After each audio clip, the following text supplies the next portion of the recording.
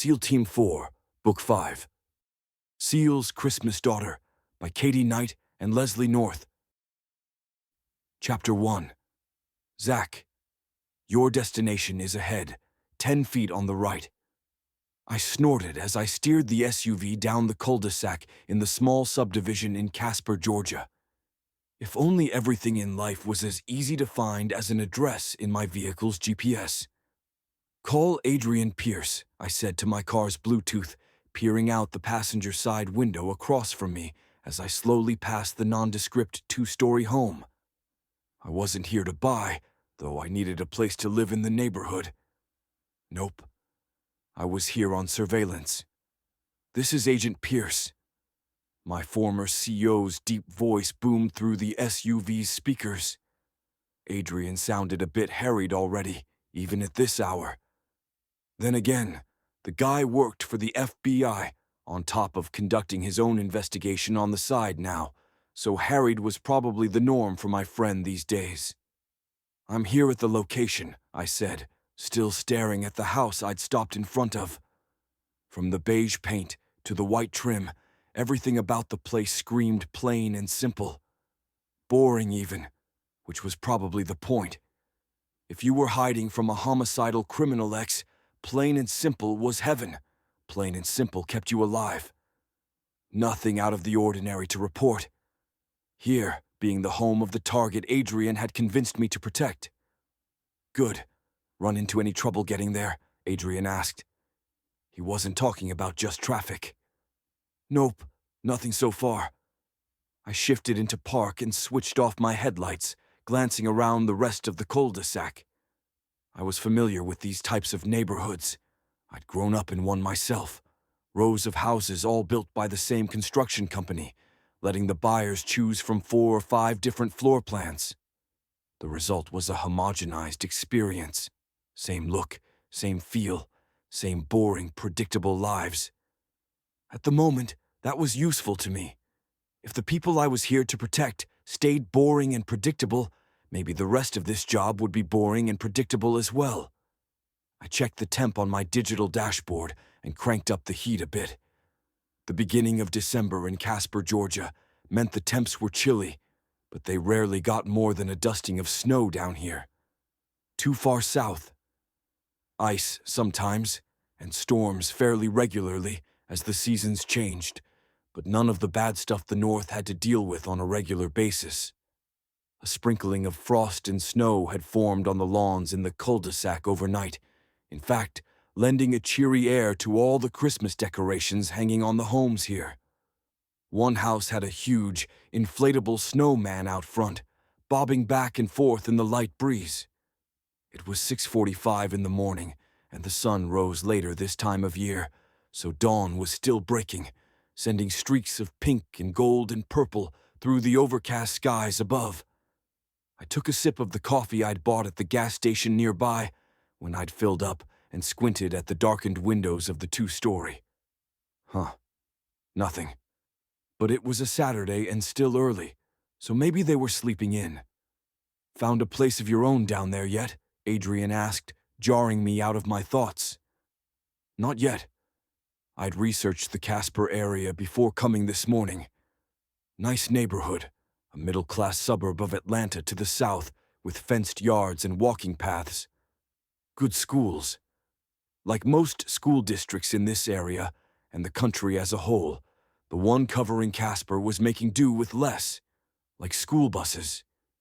They'd consolidated some routes and done away with others. Since it was a Saturday, the buses weren't running, but come Monday, I'd need to note the drop-off and pickup points for the whole subdivision. Such information could come in handy later, as I kept an eye on my assigned targets, especially the younger one, a girl aged 9. But I haven't spent a lot of time looking yet either. Don't worry, I'll find something. And until then, I'm good at the hotel. The sound of hushed conversation echoed through the phone line between Adrian and someone not on the call.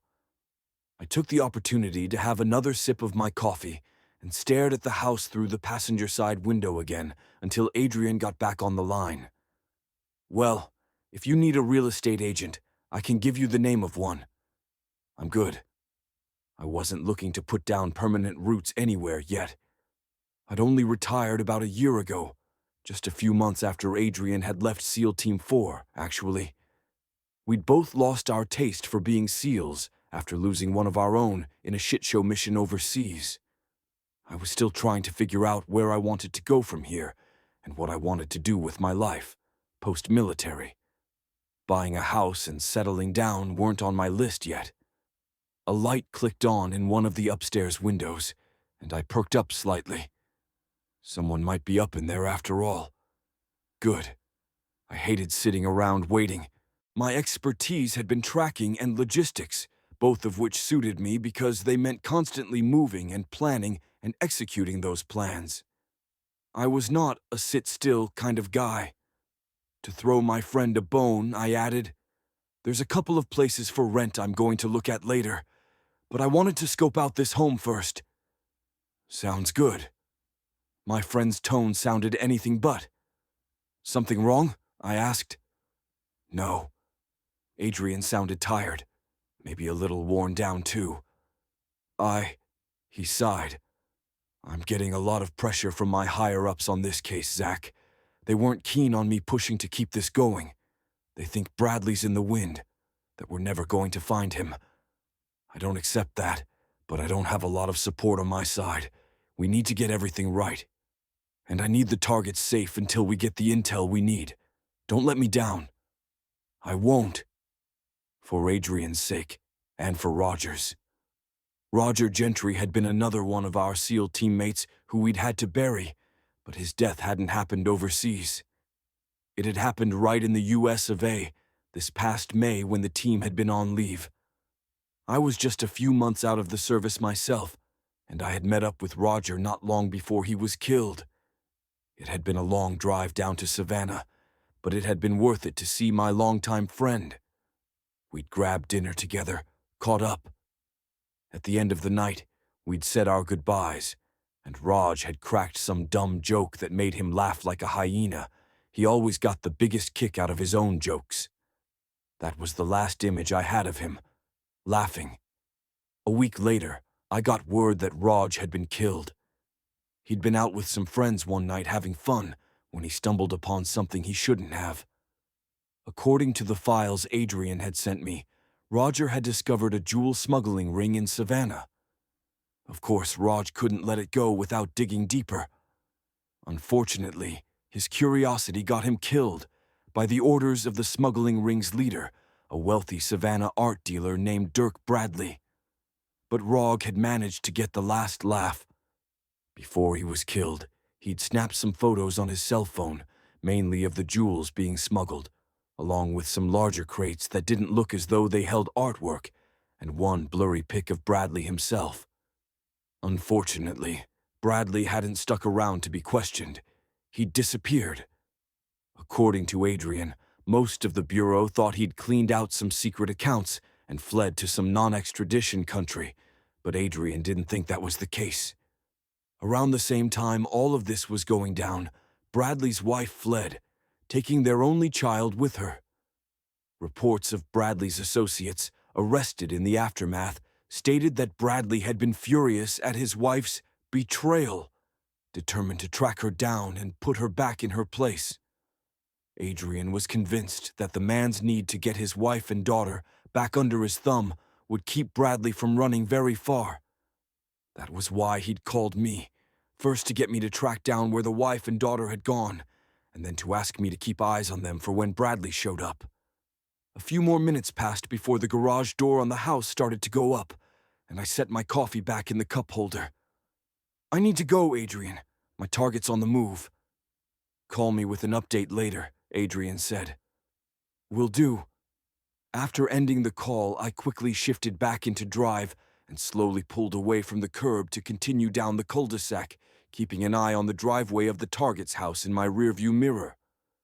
I slowly made my way around the slight curve in the road toward the house next door, and bam! My SUV jolted from the impact, and my tires squeaked as I slammed on the brakes. Shoot, I'd just gotten the thing insured, and now I'd had an accident. Bye-bye, low rates. Grumbling under my breath, I jammed the SUV into park again, cut my engine, and unfastened the seatbelt. Hopefully it was only a mild fender bender. I might not even have to report. I got out and walked around to the passenger side, where a gray sedan from the house next door had been backing out of the driveway. I didn't have time for this. My SUV had struck the rear right tire area of the gray sedan, and there didn't appear to be too much damage, thank goodness. A small dent in my bumper and a black mark on the right rear quarter panel of the sedan. If I got my hands on some tools and a buffer, I might be able to fix it myself and avoid the insurance companies altogether. My SUV's front right headlight popped out and shattered on the pavement. Or not. "I hope you have a good excuse for not looking where you were driving," a female voice said from the sedan's open driver's side door. This was followed by a giggle. Young sounding, like preteen, so not the driver. The woman shut off her car and got out, walking around to where I was standing in the illumination of the post light in her front yard. All the houses had them here, all the same style, probably a homeowners association thing. "I do not need this right now, seriously." "And you think?" I straightened from where I'd bent to pick up what was left of my headlight, my voice abruptly stopping when I saw the woman's face. Oh, wow. Number it couldn't be her. And yet, it was. Memories from a night 10 years prior flooded back into my head like a tsunami. I'd been home on leave in Atlanta. I'd gone out drinking and partying with some buddies from high school. I'd met a girl at a bar. We'd hit it off. She'd been 4 years younger and still in college, studying trees or maybe science or something, I remembered. She'd been pretty and sassy and sexy. I had been smitten on first sight. We'd shared some beers and danced the night away. Afterward, we'd gone back to my hotel room and spent the night together. No way had I been some shy virgin or anything at the time, but man, that night with her had rocked my world. Hot and passionate and sweet, all at the same time. But I'd been shipping out again the next day. It had been hard leaving. I thought I'd never see her again. Until now. "Marissa," I whispered, still not quite believing my eyes. "Zach." She was blinking at me too, her hazel eyes wide with surprise. "Oh my God, it is you." I nodded dumbly, all my senses hyper-alert now. Cold wind slapped my cheeks. The sound of the garage door next door grinding closed again. A car driving away. A whisper of nylon on nylon as the inflatable snowman bobbed and waved in a yard nearby, as if mocking me. Exhaust stinging my nose. "Say something, idiot." I had been on countless missions in my 15-year career as a Navy SEAL. I dealt with some of the most dangerous people on Earth. Yet apparently, all it took to rob me of speech and knock me off balance was one tiny woman with eyes like fire and a body I couldn't forget. Yeah, smooth. Not. Get it together, man. This was not going well. I cleared my throat and tried again. She was right. The accident was my fault. I hadn't been paying attention to where I was going. She had my full attention now. So much so that the car at the house next door to hers, the house I was supposed to be watching, had driven away without me even noticing who was in the car. Not good. Not good at all. I couldn't afford to make mistakes like that on this case. People's lives depended on it. I owed it to my buddy Roger to solve it. Owed it to Adrian, too, for hiring me. No excuses. No distractions. Throat tight, I said, "How have you been, Marissa?" Not exactly witty repartee, but it was the best I had at the moment. "I've been better," she said, gesturing toward her car before crossing her arms, her breath clouding the chilly air. "What are you doing here?" "Checking out the neighborhood. Might move here." Not entirely a lie. Not really the truth either. What was wrong with me? My ability to think on my feet was one of my best skills. Really? Marissa eyed me warily. "You check out real estate a lot at this hour of the morning?" Ugh. My cheeks heated, and I was glad for the shadows at the moment. The sun was rising, but the day still had a weird early morning gloom where everything seemed a bit surreal. Kind of like that moment. No. I gave an awkward chuckle, trying to cover my tracks. I saw a listing for around here, and with the housing market so hot right now, thought I'd better get a jump on it. Didn't realize how early it was, so... Stop talking now. Marissa watched me closely for a beat or two, and I felt those seconds tick by like a small eternity. Finally, she exhaled slowly. Are you out of the military now? Yeah. She looked me up and down. Well, Casper is a lot smaller than Atlanta. It is, but I like smaller these days. I shifted my weight to dispel some of the nervous tension fizzing through my bloodstream. Adrenaline, I told myself. Nothing more. You live here? I do. She glanced back at her car. Why? No reason, I shrugged. Making small talk. Mom, the younger voice from inside the car called again. I need to get to the library. Mom.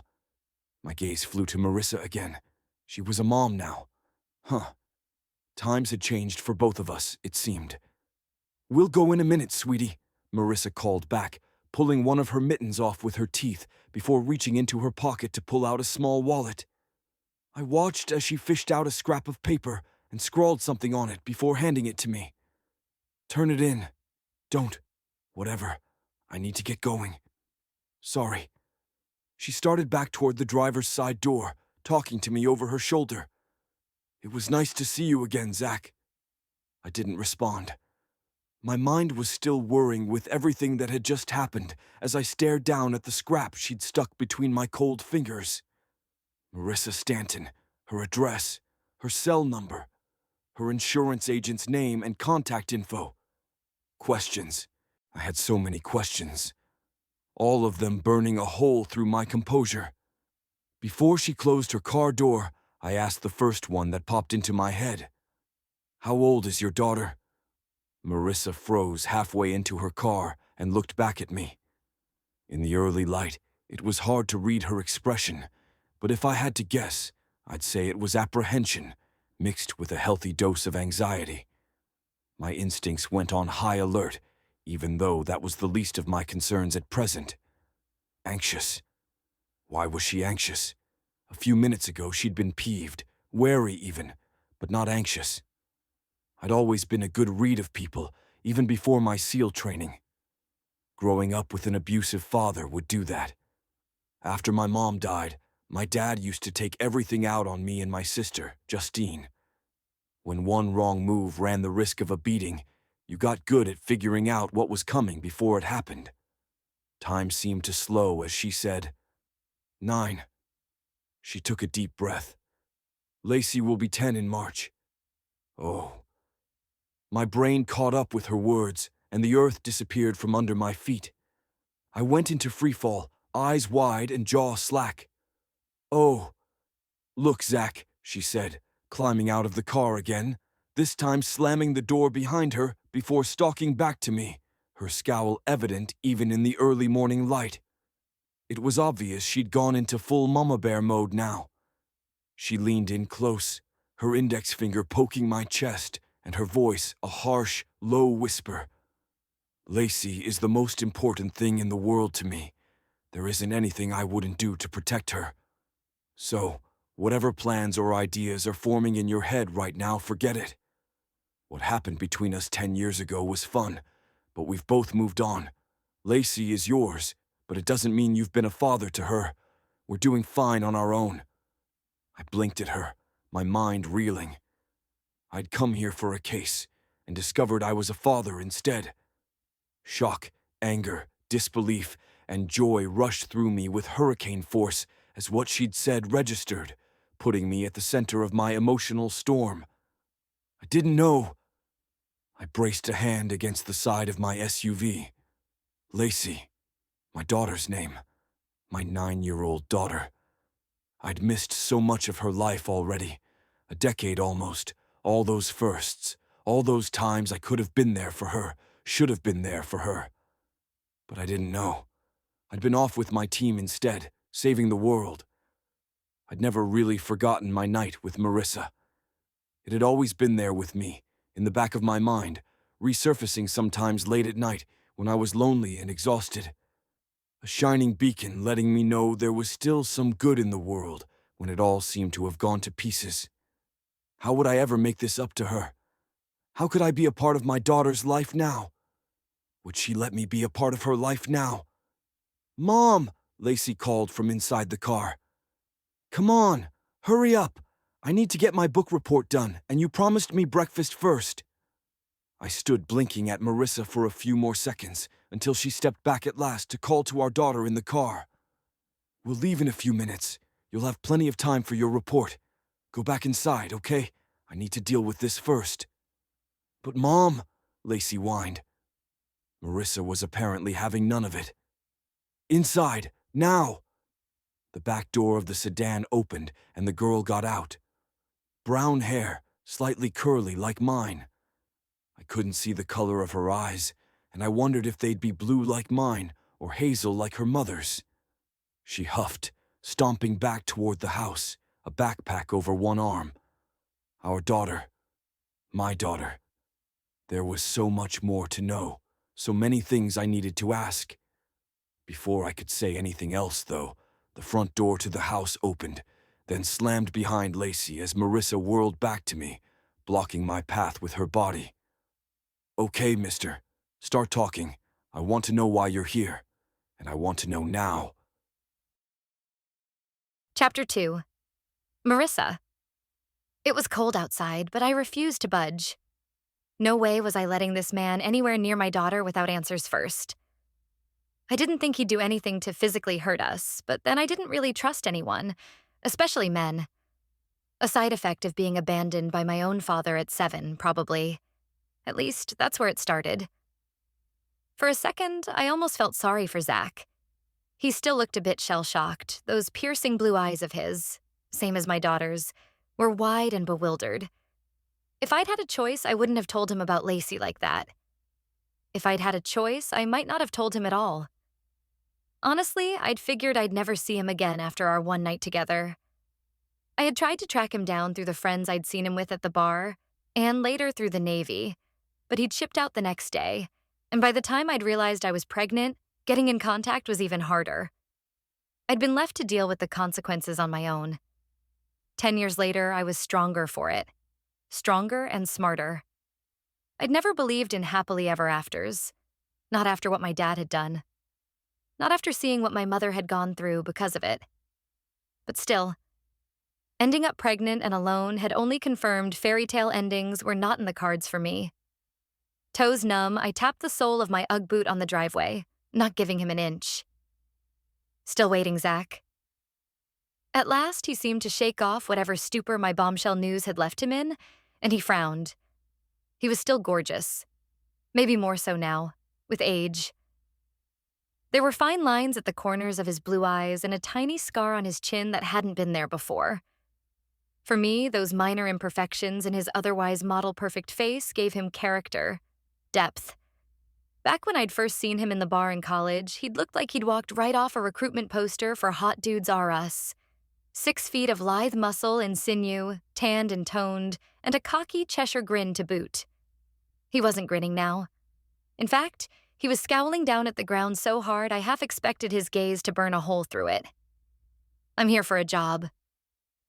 "What kind of job? There aren't any military bases close by that I know of." "I told you, I'm not in the military anymore. I retired a year ago."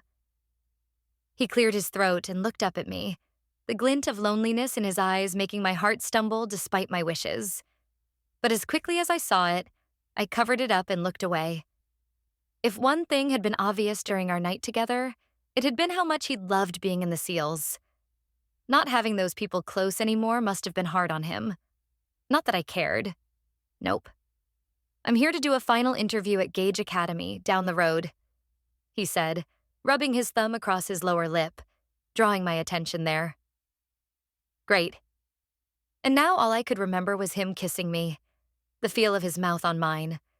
the lick of wildfire in my blood as the heat of our chemistry sizzled through my veins. I gave myself a mental shake. Down, girl, down. You don't want this guy.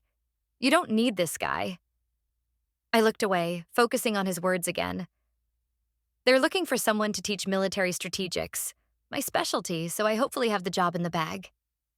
He took a deep breath. Figured I better start looking for housing and check out neighborhoods close by. On the surface, his story seemed plausible, but I'd developed a keen sense for BS over the years to protect myself and Lacey. There was still something about his situation that seemed too convenient. I squeezed my arms around myself a bit tighter, both from the cold and to hide the fact my hands and knees were shaking. The trembling had nothing to do with the temperature and everything to do with the man standing in front of me and the crazy adrenaline rush at seeing him again. I knew Gage Academy. Everyone in town did. Military prep school. Made sense Zach might teach there, I supposed. But I wasn't ready to let him off the hook yet. There were still too many questions left from our past. I felt compelled to say, I did try to contact you. After I got the positive test back from my doctor, I looked off into the horizon. Tried to get a message to you, but they said you were out of the country and unavailable, so I hadn't bothered trying again. By then, I decided being independent would be easier. Better, anyway. I never got the message. He cursed under his breath and looked away, the muscles in his neck straining beneath his fleece jacket and flannel shirt. Zach shook his head, staring up at the dawn-streaked sky. I swear I didn't, Marissa. If I'd known I would have... He cursed and hung his head again. Well, I don't know what I would have done, but I would have at least tried to call you while I could. He shook his head. I don't know. Maybe it was better I didn't know. You seem to have done all right for yourself here. And it's not like I would have been around much anyway. They move me a lot. Mission to mission. I went all over the world dealing with security concerns. After the night with you, I got shipped overseas the next day. He took a deep breath, glancing back at me. I swear, Marissa, if I'd gotten your message. His words trailed off, hanging between us, frozen. You'd what, Zach? I sighed. Come back? Sent money? Wasn't like you could up and quit. Even I know it doesn't work that way. Like you said, you wouldn't have been around much anyway. But I missed so much of her life. He was staring at the house now. The front window where Lacey had turned on the lights in the living room. The blinds were closed, her faint silhouette visible through them. Birthdays, holidays, all the days, really. I have a kid, and I never even knew it until 5 minutes ago. And you were by yourself doing everything for her. I could have supported you, at least financially. The knot of tension drained away in my upper back, and my shoulders slumped. Zach was a good guy. I'd sensed it all those years ago, and I knew it now. But what's done was done. We needed to move forward from here and figure out where to go in the future. How to talk to Lacey about all this. If we should talk to Lacey about all this. Zach must have been thinking along the same lines because he asked, do we tell her? Followed quickly by, what if she hates me? She might hate me. It's weird, me showing up all of a sudden in her life, right? She won't hate you, I said, frowning. I don't think. I mean, I never told her anything about you, specifically. Only you were in the military and had to leave. I scraped the toe of my boot on the frosty pavement and glanced back at the house. She's a smart girl, though. Way smarter than me at that age. If you're hanging around long enough, she's going to figure it out. Especially since... I sighed. Well, you both have the same eyes, and they're kind of unusual, so... The color, I mean. It's pretty obvious you two are related. So, she'll figure it out. But give her time. Maybe we feel it out first. See how she reacts to you initially, then take it from there? I couldn't quite believe what I was saying. In no way was I prepared to open up my life to Zach. And yet, what else was I supposed to do? The last thing I wanted was for my daughter to think I was hiding something from her, especially something as important as her father. Ugh. This was all so difficult and confusing, and, man, I hadn't even had my morning coffee yet. Lacey had waited until the last minute to tell Maya about her book report, so I had told her we'd get to the library as soon as it opened, which probably explained why I hadn't been as careful to check behind me before I'd backed out and, well, okay, fine. I took a deep breath and faced reality head on. Zach was here. This was happening. Deal with it. If we do end up telling her, I think we have to do it together. Unease squeezed my chest tight as Zach nodded. Relationships weren't something I was good at. And after Zach had never responded to my message, I'd basically given up hope of ever seeing him again, resolved to going it alone.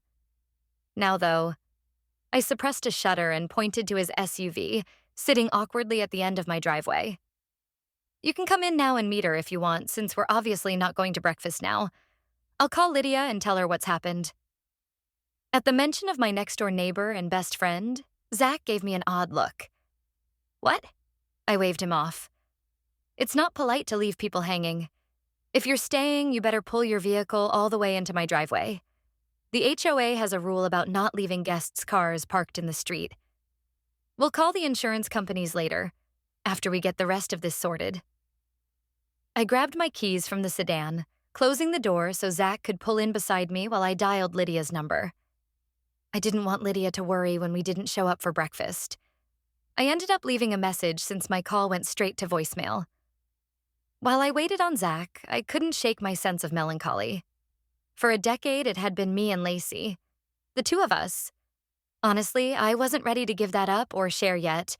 I'd worked hard to support us both, using my forestry degree to work as a specialist guide on the Appalachian Trail at nearby parks in the area, taking groups on hikes and giving seminars and advice to tourists in the area. I was good at it, and I made a decent living. I was proud of what I'd achieved for myself and for Lacey on my own. I liked my independence and wasn't about to give it up. Certainly not for a man who suddenly rammed into my life after a decade, no matter whether he was Lacey's biological father or not. Donating sperm didn't make you a decent dad. I knew it better than most. Once Zach moved his SUV, I waited on the porch, my insides churning. He'd said he'd never gotten my message. And okay, fine. If I gave him the benefit of the doubt there, he still would have been back in the area at least once or twice to see his family in Atlanta, right? Had he never once thought about our night together? Not in 10 years? I certainly had. And not only because of Lacey. Or maybe I'd read too much into it. Maybe it had only been sex for him, even though we'd talked as much as we'd made love, sharing an easy, instant rapport I'd never found with anyone else. Or maybe that was just me. Obviously, it was because of the way things had turned out. I should forget it and move on. Focus on the now. Focus on what we needed to say to Lacey. This was honestly a nightmare situation. Not to mention something still didn't sit right with me over what Zach had told me. I couldn't put my finger on it exactly, but something didn't add up. Casper was a small town with a huge rumor mill. Most places never had to post jobs because people heard about them through word of mouth, including Gage Academy, even if the teachers they hired were more specialized. And I'd not heard one peep about a new teacher position opening at the academy. And there was the whole weird expression he'd gotten when I'd mentioned Lydia, too. Zach joined me on the porch, looking as unsettled as I felt. I glanced up at him. I've got it under control. Follow my lead. We walked into the house together and stood in the foyer. My place was nothing fancy. A regular 2-story new construction with lots of cream and beige. I liked it. The place felt homey and inviting. Lacey sat sprawled on the sofa against the wall, munching on a banana, one of her textbooks on her lap and her phone in her hands. She looked over at us as we entered, her eyes darting from me to Zach, then back again, her expression confused. What's going on, Mom? Lacey, this is Zach. I hiked my thumb toward the man behind me, all too aware of his heat and the spicy, slightly woodsy scent of his aftershave. Zach, this is my daughter, Lacey Stanton. He pulled off his glove and leaned forward to shake Lacey's hand, his big tan one engulfing her smaller, pale one. It's, great to meet you. Lacey's frown deepened. Mom, I really need to get to the library. Charlotte said she'll save me a seat and…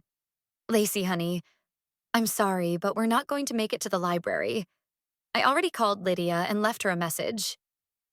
But Mom, I've got to get this report done, and Charlotte and I were going to have a sleepover later, and… Hey. I crouched in front of her, my heart in the throat. It's okay, sweetie. You can still go over and see Charlotte later. Man, were we doing this now?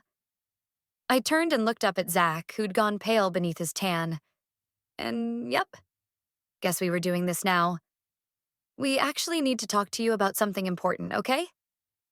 If it's about the Lawsons' dog, I swear I didn't get in their yard to pet it. I swear, Mom, Lacey said. The gate's broken to begin with, and the wind last week made it worse. It wasn't me, I swear. No, sweetie, I said, my pulse pounding so hard I could feel it in my gums.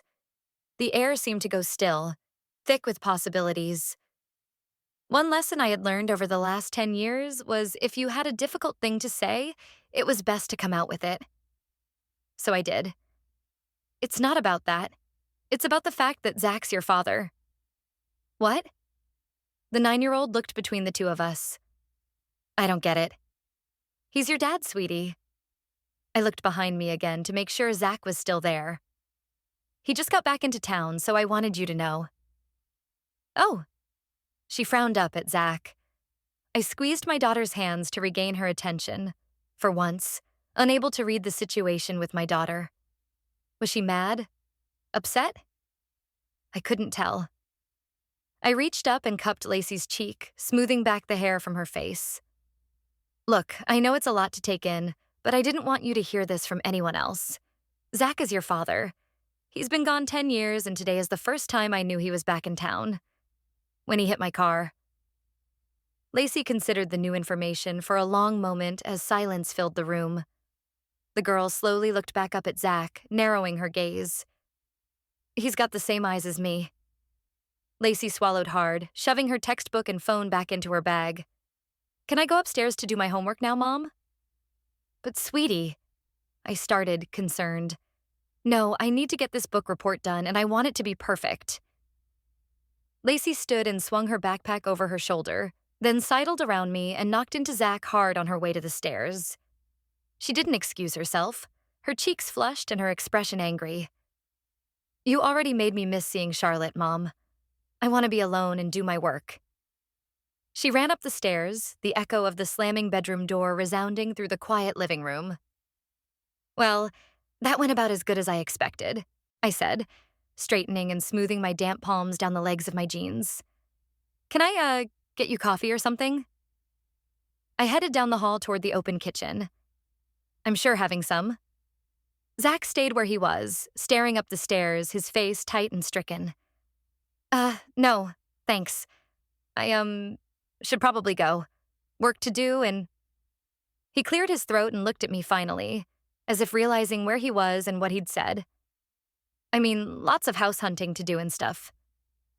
He raked a hand through his short, dark hair, inhaling slowly and deeply through his nose. I'm sorry again about your car. I'll turn this in to my insurance right away. Give her time, I called when he reached the front door. It's a lot for her to take in all at once. Heck, it's a lot for us, too. She'll get there, assuming you plan on sticking around long enough to see that happen. Chapter 3. Zach. 2 days later, I had finally wrapped my brain around the fact I had a daughter enough to be able to take the next step of getting to know Lacey better. To that end, I sat on the sofa in the same living room at Marissa's house, tugging at the stiff collar of my dress shirt and feeling about as out of place as pork at a vegan picnic. The other morning, I hadn't really been in a fit state to take in many details of Marissa's house, so now I focused on those, hoping to put a lid on my growing anxiety. A gas fireplace sat along one wall with a flat-screen TV mounted over it. On either side were shelves. Some had books, others had knickknacks. But what drew my attention most were the photos. I got up and walked over to see them more closely, picking them up one by one to study them. There was one of Marissa holding a newborn Lacey in the hospital. My heart squeezed with an odd mix of wonder and grief at everything I'd missed out on. Next was another of the two of them, but this time Lacey was a toddler in a pink coat and yellow boots, expression defiant as she held her mother's hand. I remembered a picture of myself at about the same age, with the same look on my face. My poor heart squeezed a little more, this time with nostalgia. The third photo I picked up must have been a family photo taken with Marissa's mother. I'd never met the woman, obviously, since I'd only spent the one night with Marissa. But the woman in the photo and Marissa looked very much alike. Same hazel eyes, same curly brown hair with hints of red. Lacey was there too, on Marissa's lap, her icy blue eyes identical to mine, staring back at me.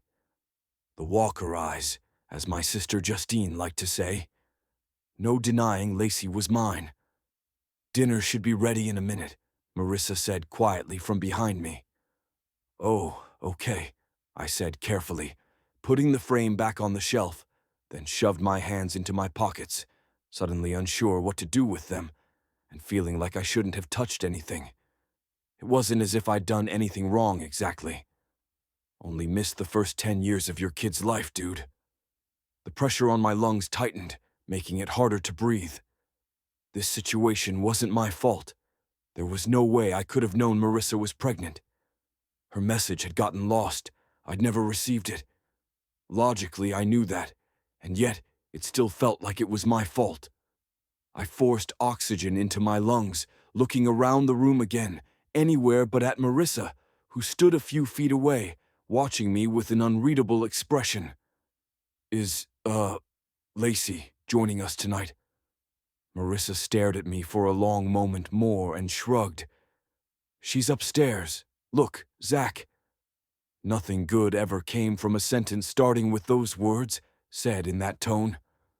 "Let's have a seat," Marissa said, gesturing to the sofa before joining me there. "I've thought a lot about how to handle this situation the past 2 days, and I've talked to Lacey several times about you too." She took a deep breath. "She's made it pretty clear she's not interested in getting to know you at this point." Oh. I did my best to keep my tone even and hide the fact my insides had basically imploded, and failed miserably, if the way Marissa winced on my behalf was any indication. "Look, I know this is hard for you. It's hard for all of us. But she's stubborn, like me," Marissa added, like that made it better. "When you called, I didn't want to tell you any of this over the phone, so I invited you over tonight anyway, because I thought maybe having you around might thaw things a bit between you two. I hope at the end of all this, perhaps you two can at least be on friendly terms with each other." Friendly terms? I looked over. Civil. Her cheeks flushed a bit and she frowned. "I know it's not an ideal term to use between a father and daughter, but it's better than nothing. We're not in some fairy tale here, Zach." Definitely the truth. More like a grim nightmare was how it felt for me. Any hopes I might have had for an amicable relationship between Lacey and me sputtered out. She didn't want to see me, didn't want anything to do with me. And to be honest, I couldn't blame her. She didn't know me from Adam. How could she? I hadn't been around. But at this point, I'd take what I could get. "Okay, fine. Civil it is." Marissa left. I waited there in the living room a few more minutes before making my way to the dining room table when Marissa called for me. Lacey did end up joining us for dinner, lasagna and a side salad, though she barely said a word to me. "How's school?" I asked, keeping my tone light. "Fine." Lacey didn't bother to look at me, focusing on her food instead.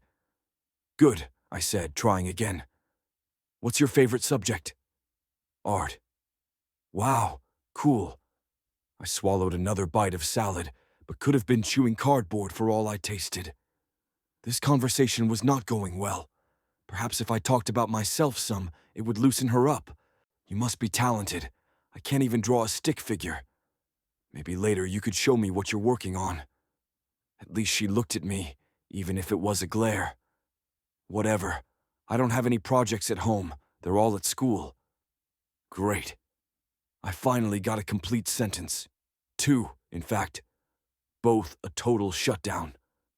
Marissa stayed quiet during our exchange, watching how things were playing out, but not interfering. Finally, the excruciating meal was over, and Lacey asked to be excused to go back upstairs after barely touching her food. Marissa said yes, putting us all out of our misery. Rather than return to the living room alone to stew, I stood to help Marissa clear away the dishes. Leave them. Marissa picked up her wine glass and hiked her chin toward the front door. I'll get them later. Let's go out on the porch. It's warm this evening, in the 50s. Probably the last time this year. We can talk some more. I followed her outside, sans wine, and took a seat in the rocking chair beside Marissa's, facing the street. Relief filled me, both for the fresh air and the opportunity to keep a better eye on the house next door. Stars twinkled above, and a slight breeze blew. December weather was so unpredictable. On any other night, I would have enjoyed sitting out here. But tonight, I wanted to go back to my hotel room and be alone with my crappy feelings. Still, she'd been a gracious hostess, allowing me to come over again, and I felt like I should say something, though I had no idea what, so it came out as a lame, "Thanks for dinner." "You're welcome." Marissa stared up at the stars instead of focusing on me. All I did was heat it up on the oven and toss the salad. It was good. Out of conversation, I leaned back in my chair and stared at the sky as well. Eventually, the gentle rocking motion worked its magic, and my tense shoulders relaxed a little.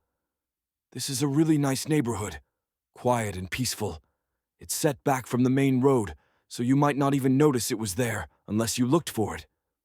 Good place to hide too, I thought, especially in my target's case. "Thanks. We like it here," Marissa said, rolling her head to the side to look at me finally. "I'm sorry things didn't work out with Lacey like you wanted." I shrugged. Sometimes life... Before I could finish whatever lame platitude I'd been about to say, a black car with dark-tinted windows rolled slowly past us on the street. It seemed odd in this neighborhood, and all of my senses went on high alert. I scowled and walked down to the curb. "Zach, where are you going?" "Go back inside." I looked back at her over my shoulder. "Now." To my grateful surprise, she didn't argue with me about it. Once I heard the door close behind her, I focused solely on the car about a half-block ahead of me. It was dark out, too dark to see the license plate number unless I was right up on the vehicle, so I picked up my pace, hoping to catch it when the car passed through the beam of one of the yard lights. But as the vehicle continued around the curve of the cul-de-sac, it picked up speed. I took off running, finally catching up with the car at the stop sign. My training kicked in. I'd left my gun locked up in my SUV tonight, not wanting to come armed to dinner with Lacey, but now I was cursing myself. The whole reason I was in town was to protect my targets, and if I was honest with myself, I dropped the ball a little over the past 2 days. It had been hard to focus on anything except Lacey. But the fact I discovered I had a daughter was beside the point, regardless of how important it might be to me personally. Cautiously, I made my way toward the vehicle, sticking to the shadows as much as possible to make it harder for whoever was in there to shoot me. Those tinted windows made it impossible to see the driver or if there were other passengers inside. I took a final quick glance back at Marissa's house to make sure she hadn't come back out again, and saw her watching me through the front windows. Good. I inched behind the idling car, making my way toward the driver's side window. What exactly I'd say when I got there, I didn't know, but I didn't have to worry about it, because with the window rolled down, a teenaged punk flipped me the finger before peeling away in a haze of smoke and burned rubber. Okay, threat level 0. I stood there a moment, allowing the adrenaline to work its way out of my system and for my breath to calm. The cooler night air felt good on my heated body, and I took my time making my way back to Marissa's, walking along the front of the house next door to make sure there weren't any other suspicious vehicles lurking around, and found nothing. Then I went into Marissa's backyard to check out what I could see of Lydia's place from there. By the time I got back inside, Marissa was waiting for me in the living room, looking more than a tad miffed. Mind explaining to me what that was all about? I tried to brush it off as best I could, going back to the dining room to carry the dishes to the kitchen. Marissa wasn't about to let it drop, though, following me. If you'd bothered to listen to me, I could have told you the car you saw belonged to the kid who lives on the next street. He's dating the girl who lives a few doors down. He's an idiot, but harmless. She'd carried the lasagna pan into the kitchen behind me and set it on the counter with more force than was necessary. But you didn't wait. In fact, you took off after it like it was full of explosives or something, all stealthy and stalky. She narrowed her gaze. Who did you think it was anyway? And why did you care? I stayed facing the sink, gripping the edge of the counter. I couldn't tell her the truth, but I hated lying to her too, especially after what had happened between us. Answer me, Zach, Marissa demanded. I think I deserve that much from you. You're freaking me out, and I want the truth. I don't believe in coincidence, and I sure don't buy you being here to teach at Gage Academy. I called there earlier today, by the way, to check if they were hiring, and they'd never heard of you. Is this some kind of PTSD thing? Jaw tight, I did look at her. You had no right. I had every right. She glanced up at the ceiling, lowering her voice to a harsh whisper. You were coming here tonight to spend time with my daughter. Of course, I'm going to check up on you. I'd do anything in the world to keep her safe, even if it means refusing to let you see her. So, you best tell me exactly why you're really here, or I swear you will never see Lacey again. Understand? Adrian had given me strict instructions to stay undercover on this. No one was supposed to know my true reason for being in Casper, for my safety as well as the safety of those I was there to protect. But Marissa wasn't budging, and if I had any hopes of staying a part of my daughter's life in the future, I couldn't lie about this. I'm working on a case, I said after a beat or two, still staring down into the sink. Security. Undercover. What? Marissa scowled. You're like a spy or something. Number private security. In this case, a bodyguard of sorts. I'm providing protection. I met her gaze in the reflection of the window over the sink. I shouldn't be telling you any of this. It's not safe. I don't care, and you better keep talking if you want to continue seeing Lacey. Since the first day, Marissa hadn't once referred to Lacey as my daughter. It wasn't lost on me. Well, in for a penny, in for a pound, I supposed. Adrian might not like it, but he'd understand. Eventually. Why not come clean with the rest? She lived next door to my target, so it wasn't like we wouldn't see each other, even if Lacey never wanted a thing to do with me. I'd still have to be in the neighborhood for surveillance and stuff, and I couldn't risk her saying something. I took a deep breath and let it out slowly. A friend of mine, my former CO, now works for the FBI. He's investigating a smuggling ring that killed a friend of ours back in May. The guy's name was Roger Gentry, and he stumbled into some criminal activity while he was home on leave in Savannah. I turned to face Marissa, leaning my hip against the edge of the counter. The man behind Raj's killing is named Dirk Bradley. I crossed my arms. I'm here to protect Bradley's wife and child. They're in hiding in this subdivision. Adrian thinks the wife might be the key to tracking down Bradley and bringing him to justice. A beat passed. 2. Marissa blinked at me, her frown deepening. So, you lied to me. Pretty sure I've established that already, I said. How dare you?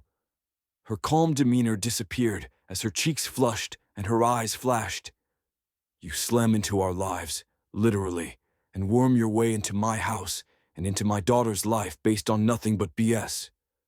That's not true, I said, holding my hands up defensively. I swear, I really am here to protect people. Think about it, Marissa. You can understand why I shouldn't even be telling you as much as I have, can't you? And I really thought the driver of that black car was up to no good, so I chased it. And what about Lacey? What about her? Was that a lie too? You wanting to meet her and be part of her life? No. I straightened. Of course not. I had no idea about her until the other day, nor did I have any idea that you live here. But now that I know, I absolutely want to be a part of my daughter's life, in whatever way she'll allow. I never imagined that I would have a family. I'd always believed it wasn't in the cards for me. But to have even a glimmer of an opportunity now, I wasn't going to mess up this opportunity. We stared at each other across the span of several feet, a standoff of sorts. Finally, Marissa asked, "Where exactly are these mysterious targets you're protecting?" "Next door to you." I hiked my thumb toward the house on the right. Marissa's eyes widened and the color drained from her face. "Lydia and Charlotte, but—" She sank into a chair at the kitchen table, her shoulders slumped. "But Lydia's become my friend. Same with Charlotte and Lacey. She never said anything about—" A few minutes passed as we both absorbed the new information. I'd spent enough time with men in combat to know bad news took some time to process. And, well, the fact Marissa and Lydia were close could prove quite useful to me. Finally, a bit of pink returned to Marissa's cheeks, and she raised her head, giving me a narrowed stare. "You know what, though? Lydia's only been here since May, and she's always acted kind of weird whenever I bring up her past. Giving vague answers, changing the subject, looking over her shoulder and stuff. I'd always assumed it was because maybe she'd been abused or something by an ex. Also explains how quiet and reserved Charlotte is for a kid her age. But knowing this now, wow, it all makes sense." I inhaled deep. "Okay, but you have to swear to me, Marissa, you will not say a word to either of them, all right? They can't know why I'm here. No one can. One person has already died, and I can't risk anything happening to you and Lacey. Understand? I won't say anything. Promise." She stood and walked over to the sink beside me to start running water for the dishes, her movements a bit jerky, like she was running on autopilot. Shock, probably. I'd seen it plenty of times, too. I had no idea. She must be so scared. If Bradley finds out I'm here looking for him, he might try to silence Lydia to keep her from sharing what she knows. "So, you have the full force of the FBI as backup?" I took a deep breath. "Not at the moment. Raj was a good friend, a former teammate. I take his death personally, and so does Adrian. Adrian most of all, I thought. My CO had always been the type to take the weight of the world on his shoulders, especially when it came to looking after his team. Losing Kyle Cuddy in the failed mission in the Republic of Wathan had hit him like a body blow, and I wasn't sure he'd fully recovered from it, even now. It was why Adrian had left the SEALs, desperate to find answers as to why the mission had gone wrong, convinced, despite everyone's arguments, that there had been something underhanded at play, that the team had been sold out. To everyone's shock, it was starting to look like he'd actually been right. Adrian had told me some, and I had heard bits and pieces of it from some of the other guys. But the general gist of it was that the mission might have actually been fouled up on purpose to make sure that our efforts to safely extract an important informant would fail. And the man responsible, a military contractor by the name of Ian Hayes, was also a reputed associate of Dirk Bradley's. One more reason to want Bradley caught. He needed to face justice for what he'd done to Raj, and if we played our cards right, we might be able to get him to spill some dirt on Hayes, too. Both of those bastards needed to go down.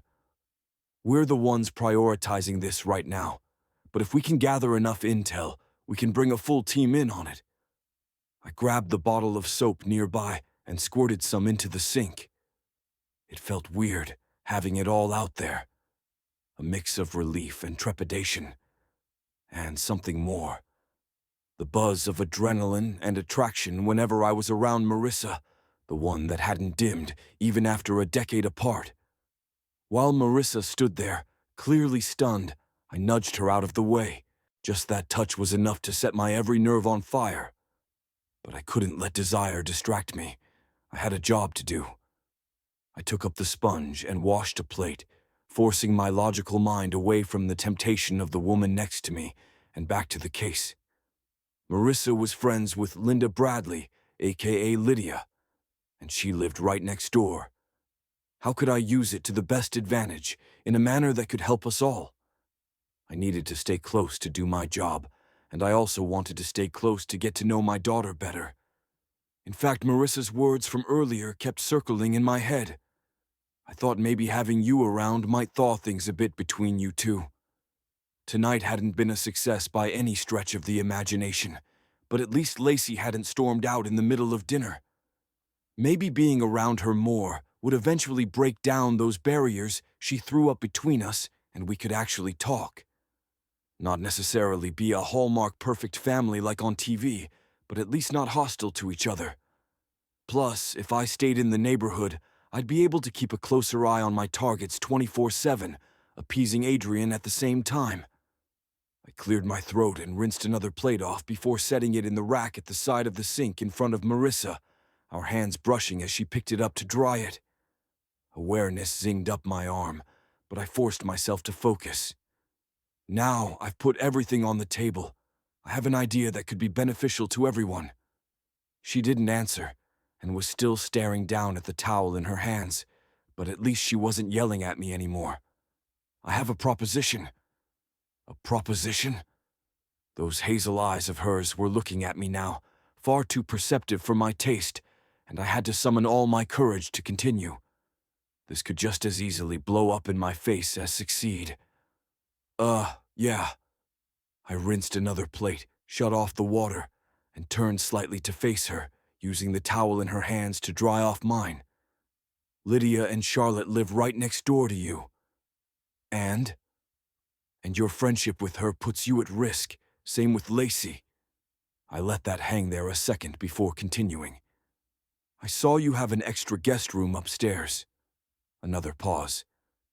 My suggestion is I move in here for the duration of this assignment. There.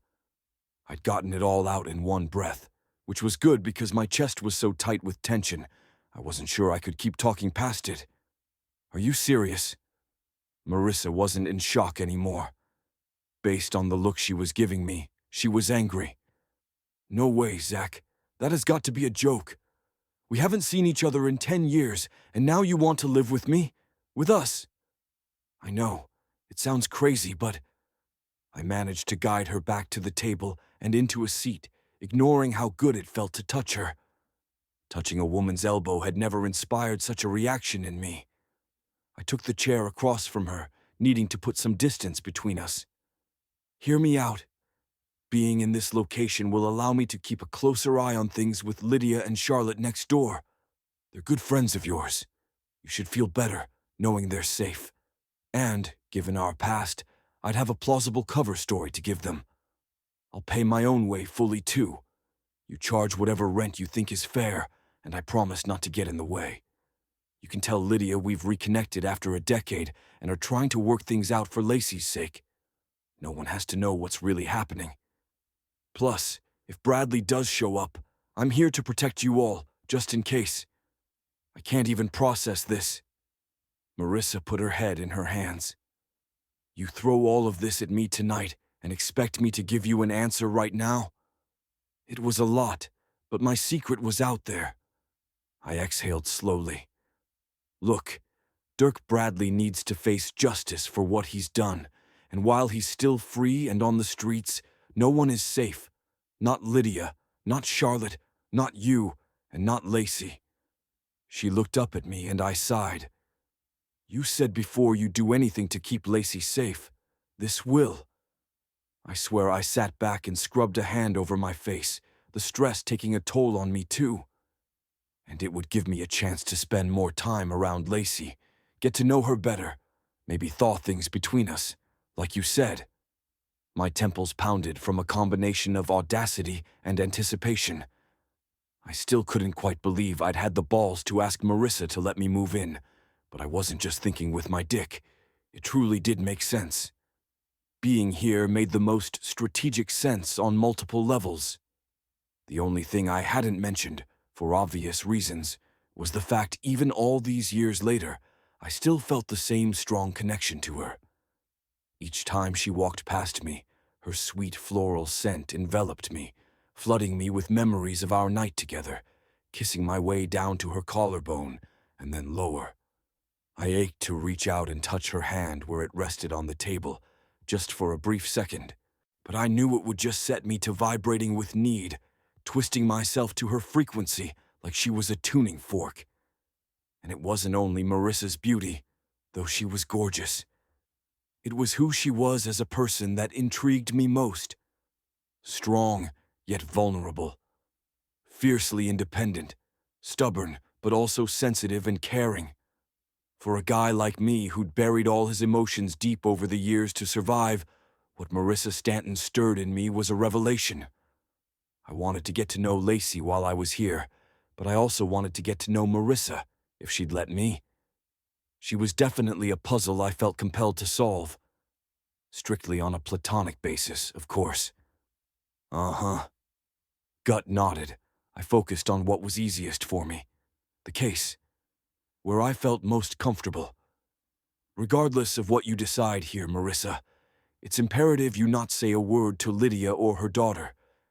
If they get spooked and run away from me, and the agency loses them off the radar again, they'll be in even more danger. I'll protect them until Adrian and his team can track down Dirk Bradley and put him behind bars for his crimes. But you have to keep this secret between us, okay? Marissa stared at me a moment, and time seemed to slow. If she refused to go along with this, I might have blown my whole cover wide open for nothing. A small eternity passed before Marissa nodded slowly, her brow furrowed. I won't say a word, Zach, I promise. But you can't expect me to give you an answer tonight about moving in. I'm sorry, but I have to talk to Lacey about it first. She lives here too, and her feelings about her dad moving in matter. I do agree it sounds safer having you in the neighborhood, but my daughter's welfare and emotional well-being come before anything else in this situation. Give me until tomorrow, and I'll let you know, okay? I stood and inhaled deeply. Fine. I should go, unless you want me to stay and finish the dishes. Number, I've got them. After grabbing my jacket, I headed out, driving to a diner in town near the hotel where I was staying. I wasn't ready to sit in my empty room alone yet. I needed to decompress a bit, and there was no better person to do that with than my little sister, Justine. I ordered coffee and a slice of homemade peach pie. I pulled out my phone to hit speed dial. Justine was 2 years younger than I was, and living in Atlanta, working as a paralegal in some attorney's office for the last year or so. Last time we'd talked, Justine had told me about the guy she'd started dating. He seemed nice enough, but for me, there'd never be a man on earth good enough for my sister. "Hey, big bro," Justine said cheerfully. "Where are you calling me from tonight? Some exotic locale?" I grinned. Couldn't help it. Our mom had died of a quick and brutal cancer when I was only 12, and Justine was 10. My sister and I had gotten through our dad's grief-fueled violent outbursts by relying on each other, and even now, we were each the touchstone for the other, for all things important in life. Talking to my little sis was like coming home. I glanced around the small, greasy spoon diner. If you consider Casper, Georgia, exotic. Wait, you're only an hour away from me. I thought you were in D.C., working on something with your old CO. I sat back as the waitress brought my pie and coffee, thanking her and waiting for the server to leave before continuing. I'm still on that assignment. I'm here because Adrian sent me. Don't think about driving over. It's too dangerous and I'm too busy at present. I'll let you know when I'm done. As I ate my pie, I told her about Casper and vaguely about the job I was doing here. Surveillance and protection duty, but no details. It was bad enough I'd told Marissa, but at least I was here to keep them safe. I couldn't do the same for Justine, so nope, no details for her. Luckily, I had other news I could share that I knew would capture her attention completely. After all, it wasn't every day she found out that she was an aunt. Wow, Justine said once I'd told her about Lacey. Don't be too hard on the kid, though. Give her time. She went from not having a dad one day to having him literally crash into her life the next. She'll need time to adjust. Hang in there, big bro. She'll come around. Maybe try to find something you guys have in common you can connect over. Listen, sis, I need to go, I said as the waitress tucked my bill under my now empty coffee cup. I'll call you again in a couple of days and let you know how things are going. Thanks for the advice. Justine laughed. No problem. And don't sound so surprised. You're not the only walker who's clever. But seriously, big bro, find something you and Lacey can do together that you both enjoy. It's the easiest way to reach a kid. I ended the call and drank the last of my coffee. I hadn't considered that angle before, but it made sense. Common interests could lead to common goals, and common goals could lead to teamwork, and eventually, bonding. Another valuable lesson I'd learned during my time with SEAL Team 4. And while this situation was completely different, the basic concepts were the same. But I needed to figure out a way to keep separate the two main objectives of my life at present. I had to focus on the job, but I also had to figure out a way to get my daughter to let me into her life. My emotions were the issue, though. Work required me to keep a tight lid on them. Relating to my daughter required the opposite, and every time Marissa was within 10 feet of me, she stirred up even more feelings I didn't know how to cope with. Add the fact I had never been comfortable with the touchy-feely part of life spelled trouble. I'd learned young being vulnerable meant getting hurt. That had always been the case with my dad anyway. In my job, letting my emotions get the better of me out in the field could cost people their lives. I could never let that happen, not if it meant Marissa and Lacey's safety. Chapter 4. Marissa. I don't understand why he wants to stay here, Mom, Lacey said the following evening. It was a school night, and she was doing her homework at the kitchen table while I washed the dishes. Why does he want to come here at all? I don't even like him. I glanced at my daughter over one shoulder, hiding a cringe, and continued to dry the dish in my hands. I felt kind of guilty, thinking maybe part of the reason why my daughter had reacted so negatively to Zach was because some of my own guardedness about the situation had seeped into it all. Not that Lacey didn't have a right to feel however she wanted about meeting her dad for the first time at 9. But still, I felt obligated to play referee now between the two of them, especially since the idea of having protection close by, if needed, was growing on me, as well as a built-in babysitter for the times when my work ran late. Zach wanted to play parent. Good. Let him. Well, for one thing, he'd like to get to know you better. My daughter harumphed, continuing to scribble math answers angrily in her notebook. Honestly, I was surprised the pencil didn't snap. I put the last plate away, hung the dish towel back over the drawer handle, and joined my daughter at the table. Lacey had always been a bit advanced for her age, which was both a blessing and a curse. According to my mom, I had been the same way at 9. So maybe going with the truth was better. Or at least as much of the truth as I was allowed to say. Hey, honey. When Lacey didn't look at me, I reached over and placed my hand over hers to keep her from scribbling. She finally looked up at me, with icy blue eyes so like Zach's my breath caught. Okay, look. Here's the real deal. I don't want to rush you into anything here. Your comfort and happiness are and will always be my top priority. She sighed and let go of Lacey's hand.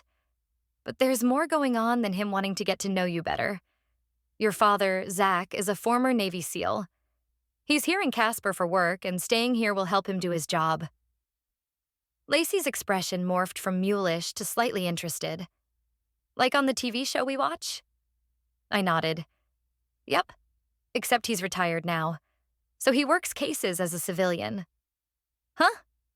My daughter frowned down at her paper, doodling in one corner. So, he's like a cop or something? Sort of. Lacey set her pencil aside at last, giving me a serious look. Well, I still don't like him. She pursed her lips, something she did when she was considering an idea. But I guess if it helps him work. Lacey held up a finger. I'm not making any promises about the dad thing, though. Deal? Deal. I smiled. What do you think about having him move in this Friday? It's game night, and Lydia and Charlotte will be over. They can meet him too, since he'll be hanging around here a lot. Then you girls can have a sleepover afterward if it's okay with Lydia. Yes, a sleepover. Lacey clapped excitedly, all hard feelings about Zach forgotten. For now, anyway. I can't wait for Friday. Unfortunately, Friday didn't turn out as well for everyone. I had hoped having Lydia and Charlotte there for game night would act as a buffer, since tensions were predictably high after Zach moved in that afternoon. But Lydia had to work at the department store, so it was just Charlotte over. And I knew from seeing Zach interact with Lacey he wasn't used to being around kids, but watching him epically fail in relating to the girls was painful to watch. Granted, tweens could sometimes seem like they came from another planet, even for me, but Zach took the awkward to a whole other level. Part of the problem was, he was taking our game of Clue far too seriously. When he wasn't being a stickler for the rules above and beyond what was necessary in an informal game, he was going off on some fact-filled tangent about CSI stuff and crime investigations that had the girls alternating between horror and eye-glazing boredom. The topper, though, came when he contradicted Lacey about a guess she'd made in the mystery they were solving. I placed my hand on Zach's arm to distract him, but quickly let him go. Tingles of heat prickled my skin from our ever-present chemistry. If he noticed, though, Zach didn't show it, his brow furrowing like he was planning D-Day. Number I'm telling you, Lacey. It can't be Mr. Mustard in the library with the fireplace poker, Zach said, frowning at the board. How do you know? Unless you peeked inside the secret envelope and cheated? Lacey crossed her arms and glared at her father. And Charlotte and I discussed it, and we think we're right. Charlotte leaned over and whispered something else in Lacey's ear, and Zach's frown deepened. I bit my lip and shook my head. It was like watching a train wreck. I wanted to look away, but couldn't. Odd seeing Mr. Cool, calm, and collected so discombobulated. Kind of endearing, too. Lacey shook her head. Just because you were a SEAL and you think you know everything doesn't mean you're right. Zach's face went slack with astonishment as his gaze darted from Lacey to me. You told her? Why not? You're her dad, and it's not like it's a secret. I shrugged, giving him a pointed look. Besides, if you two are trying to bond, knowing a little more about each other might help. I leaned closer and lowered my voice to add, I told her you're here for work, and your training helps you with your job. Oh. He cleared his throat, tiny splotches of crimson dotting his high cheekbones like he might be embarrassed. Okay. And I'm not saying it because I think I know everything, Lacey. I'm saying it because the evidence doesn't support your conclusion. When the girls gave him a dubious look, he said, I know a lot about this stuff. I could teach you about it if you want. Yeah? Lacey raised a brow at him. Like dead bodies and stuff? No. Zach's frown was back, and I could see him losing them once more. Like fingerprints in tire tracks, or footprints in bullet trajectories. Is this about your case? Lacey asked. Zach shot me another glance, and my cheeks heated. I told her you were working a security job in town. Whatever. Lacey stood, clearly done with the conversation, then reached down for Charlotte's hand. This is so lame. Come on, Charlotte. Let's go up to my room and play by ourselves. Mom, can we be excused? Go on. I gathered up the game pieces and put them away. I'll call you when dinner's ready. The girls took off. Charlotte hesitated a moment at the bottom of the stairs. I noticed, watching Zach curiously, before following Lacey up to her room. Come on, Mr. Detective, I said, nudging Zach in the shoulder with my knee. He looked up at me, and for a moment, I got lost in his gaze. Sometimes, at night, I'd dream about our time together, All those years ago. How those icy blue eyes had lit from within with fiery passion. How he'd touched me like I was a precious treasure. How he'd played my body like a fine instrument until I'd come apart in his arms over and over and... Face hot, I cleared my throat, turning away fast for fear he'd see too much. Let's go get dinner made. You can make the spaghetti sauce while I take care of the pasta and make a salad.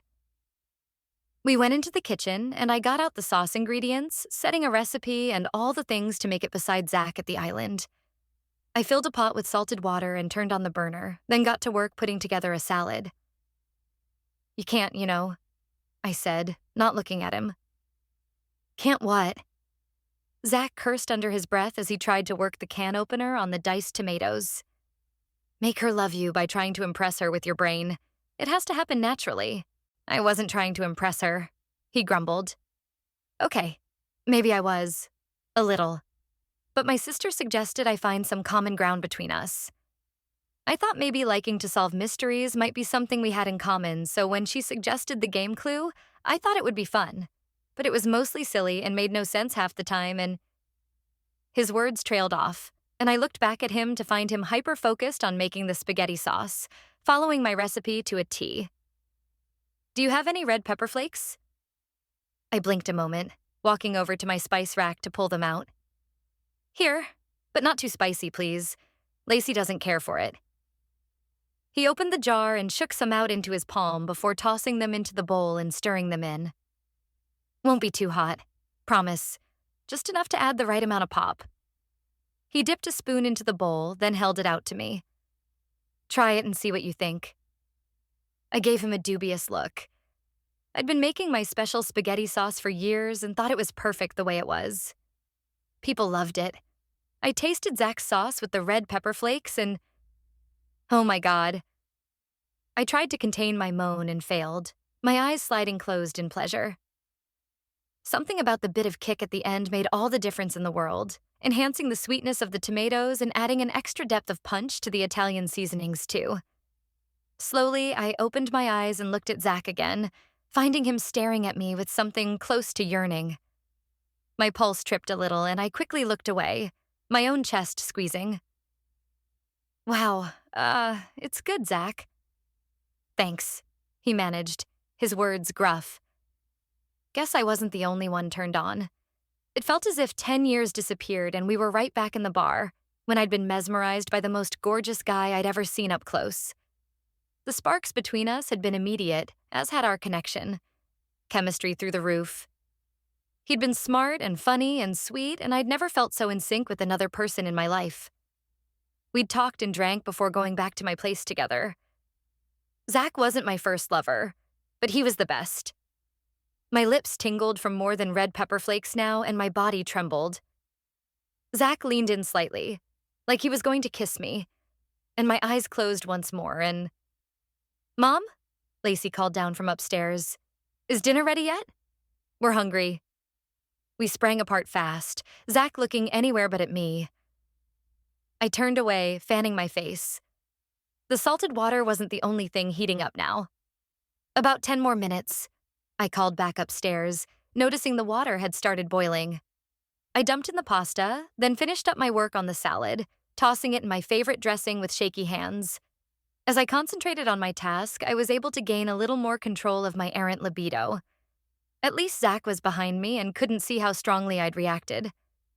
I'll, finish putting this game stuff away, Zach said, finally leaving the kitchen altogether. Probably for the best, since I wondered how I was going to get through the rest of the night with Zach, let alone the rest of his case with him living in my house. The restlessness I'd felt in the kitchen didn't dissipate quickly either. In fact, it persisted into the next week too.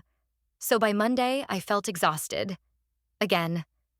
I woke up from hours of tossing and turning and hurried to get ready for work, feeling less than chipper. At least being outside helped a bit, but there was only so much fresh air and sunshine could cover. Still, I had groups who had paid for my hiking tour expertise, and I did my best to give them their money's worth of the Appalachian countryside. They all seemed satisfied when they left, so at least there was that. In the mid-afternoon, I'd promised to stop by the local shopping mall for a late lunch with Lydia at the food court before we had to meet the girls at the school bus stop. I felt exhausted and not really hungry, but we were friends and I wanted to be there for Lydia. Especially now I knew something of the truth from Zach. As I drove through Casper toward the mall on the north side, I was still trying to wrap my head around everything I'd learned about my friend. First, that her real name was Linda, not Lydia. Not a huge difference, but still. Then there was the whole thing with Lydia and Charlotte hiding from her murderous husband. Good grief. It was like all those true crime shows on TV I love to binge late at night. And honestly, if anyone other than Zach had told me that information, I wouldn't have believed it. Really, nothing about Lydia or Charlotte screamed witness protection or anything similar. But maybe that was the beauty of it. Lydia was about the most unassuming person you'd ever want to meet. Late 30s, petite, blonde, blue eyes. We had hit it off instantly as soon as they'd moved in next door. Charlotte didn't really look like Lydia, though, with dark hair and eyes. Like her father, Lydia had said. But she'd not offered up anything else about her past, come to think of it. I hadn't thought anything of it at the time, not wanting to pry, but now... Maybe there were some signs things weren't all copacetic in the Williams household. No, Bradley. It was all so confusing. After finding a parking spot and hurrying inside, I spotted Lydia at a table and went to get my food before joining her. "How's work going?" I asked as I hung my jacket over the back of my chair. "Okay, I guess." Lydia picked at the salad in front of her while conversation buzzed around us. The food court was fairly busy today, probably because of the upcoming holidays. "So, anything new with you? Any big hikes?" "A couple." I had mentioned Zach to Lydia when she'd invited Charlotte over for game night, so I suspected she was asking more about details about him. It's been a bit weird having Zach around the house, though. We're still adjusting to him staying there and all. I was hoping you'd come to game night last Friday with Charlotte so you could meet him. Me too, but work called. Lydia watched me over the rim of her iced teacup. "Do you think it's a good idea? Him moving back into your life so quickly?" "We'll find out, I suppose." I ate a couple of fries from my burger order. I'd like Lacey to have a relationship with her father. It's important for kids, I think. Oops. I stopped myself, realizing given Lydia's situation with her ex, Charlotte would hopefully never see her father again. I swallowed another bite of food and tried to quickly cover the awkwardness. The situation with Zach is complicated, though, since we haven't seen each other in 10 years. Lydia snorted and set her cup aside. One of the things we had in common was our fierce sense of independence. Now that Zach had filled in some of those blanks in my friend's past, I could see why. I'd still be careful there if I were you. I didn't want to act weird, like I knew something I shouldn't, so I played dumb. Yeah? Yes. Lydia took a deep breath, staring down at her lap. People can fool you into thinking there's something they're not. She looked up again at me, gaze narrowed. Maybe I should meet him. I'm a good reader of people. I'll give you my insights on the guy. I'll see if I can set something up. How about now? Lydia asked, surprising me. Maybe he can stop by before we finish to say hello. Bring the girls. They do love shopping. I blinked at her a moment, unsure what to say. I guess I can call him and see if he's available. I took out my phone and dialed Zach's number, waiting for him to answer. Hey, it's Marissa. I'm at the mall right now. Food court having lunch with Lydia from next door, Charlotte's mother. She'd like to meet you and wondered if you could stop by now to say hello? You could stop and pick up the girls since they love the mall. I glanced over at Lydia, who gave me a thumbs up. Great, I said when Zach agreed. See you in half an hour. Oh, and when you pick them up, tell Lacey her mom says we'll have root beer floats tonight. That's our safe word. Lydia and I will both text the girls to let them know to expect you at the bus stop. See you soon. Chapter 5. Zach. I sat at the bus stop a short time later, waiting for the girls, feeling like a nervous kid asking out his first date. I'd been out surveilling the neighborhood when Marissa had called me, so it hadn't taken me any time at all to get here. I'd parked at the curb, in line with all the other parents waiting, and stewed about my situation. Maybe this was a good thing, picking the girls up. It was my first time and all, but I could do this. I'd face down war criminals. This couldn't be worse, right? A yellow bus turned the corner and all its lights started flashing. It stopped, the door opened, and kids began pouring off. My pulse kicked up a notch and perspiration beaded the back of my neck. Why was I so nervous? I was a grown man of 35. They were two 9-year-old girls. I could handle this situation. I would handle this situation. Lacey and Charlotte walked down the sidewalk next to my SUV, and I panicked. I hurried to roll down the window and yelled, "Hey girls, come here." I cringed when all the parents within earshot immediately focused their attention on me. Yeah, way to sound like a creeper, dude. Also, good, because this neighborhood kept an eye out for strange cars and people that could help me do my job. "Lacey," I waved when my daughter kept walking. "Lacey, it's your dad. Zach, I'm over here." She whispered something to Charlotte, finally stopping and turning back to me with arms crossed and a sour expression. "What do you want?" I was tired of shouting across the sidewalk, so I shut off my engine and got out, walking over to them. Several parents were still watching me closely, so I felt compelled to wave to them. "It's okay, all. My name's Zach. I'm Lacey's father. I'm staying with Marissa at her house on Skylark Lane." A couple of mothers didn't look convinced, but eventually most of the other cars pulled away. Of the few left, I saw the women on their phones, typing away, probably texting Marissa to let her know what was happening. "Hey girls," I said, crouching down in front of them. "Marissa called me and asked me to pick you guys up and take you to the mall. Lacey, your mom said you're having root beer floats tonight. And Charlotte, your mom is there too. She and Marissa are having lunch together." I held my hand up over my eyes to shield them from the sun as I squinted at Lacey. "Marissa said you guys love the mall." Lacey eyed me warily before giving a curt nod. "We got texts." "Perfect." I straightened and led them over to my SUV, where I opened the back door for them. "Climb in and let's go." Reluctantly, they did, stowing their backpacks on the floor before fastening their seatbelts while I got back behind the wheel and started the engine. As I pulled away, I waved at the few mothers still there at the curb in their cars, but they didn't wave back. That was the good and bad thing about small towns. Everyone knew everyone else, and their business. Thankfully, as I drove along, the girls began to loosen up a bit in the back seat. I turned some Christmas tunes on the radio, and soon both Lacey and Charlotte were bopping along and chattering away. Even though it had been a few days, there were times when I was still trying to wrap my head around the fact I was a dad now. Over the years, in my mind, when I'd pictured settling down and starting a family someday, I'd always pictured it like a Hallmark movie. Real life, though, was nothing like the fantasy. My biggest regret was I'd missed so much of Lacey's life already, and I certainly didn't want to miss more. A strange protective instinct had flared to life inside me, above and beyond my usual dedication to my work or my missions. Nope. This was stronger, deeper, more primal.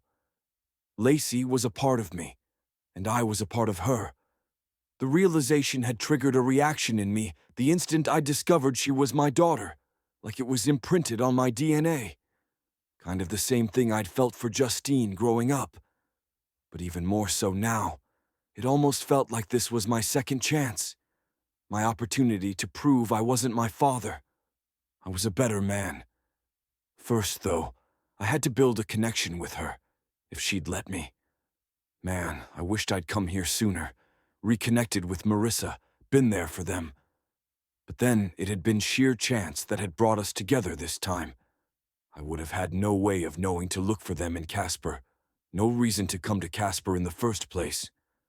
I sighed and turned out onto the main thoroughfare, heading toward Casper Town Mall. As I changed lanes and stopped for a red light, my mind went back to the game night we'd had over the weekend. Charlotte had actually seemed interested in me, way more than Lacey. I'd caught her watching me several times, and she'd asked me questions during dinner. She'd even let slip a few comments about wishing she had a fun dad to do things with, hitting me right in the feels. I'd wished the same thing growing up. My father had been the exact opposite of fun, especially after our mom had died. It was weird because Charlotte kind of reminded me of my little sister Justine in a lot of ways. Small, quiet girl, afraid of her father, needing a protector.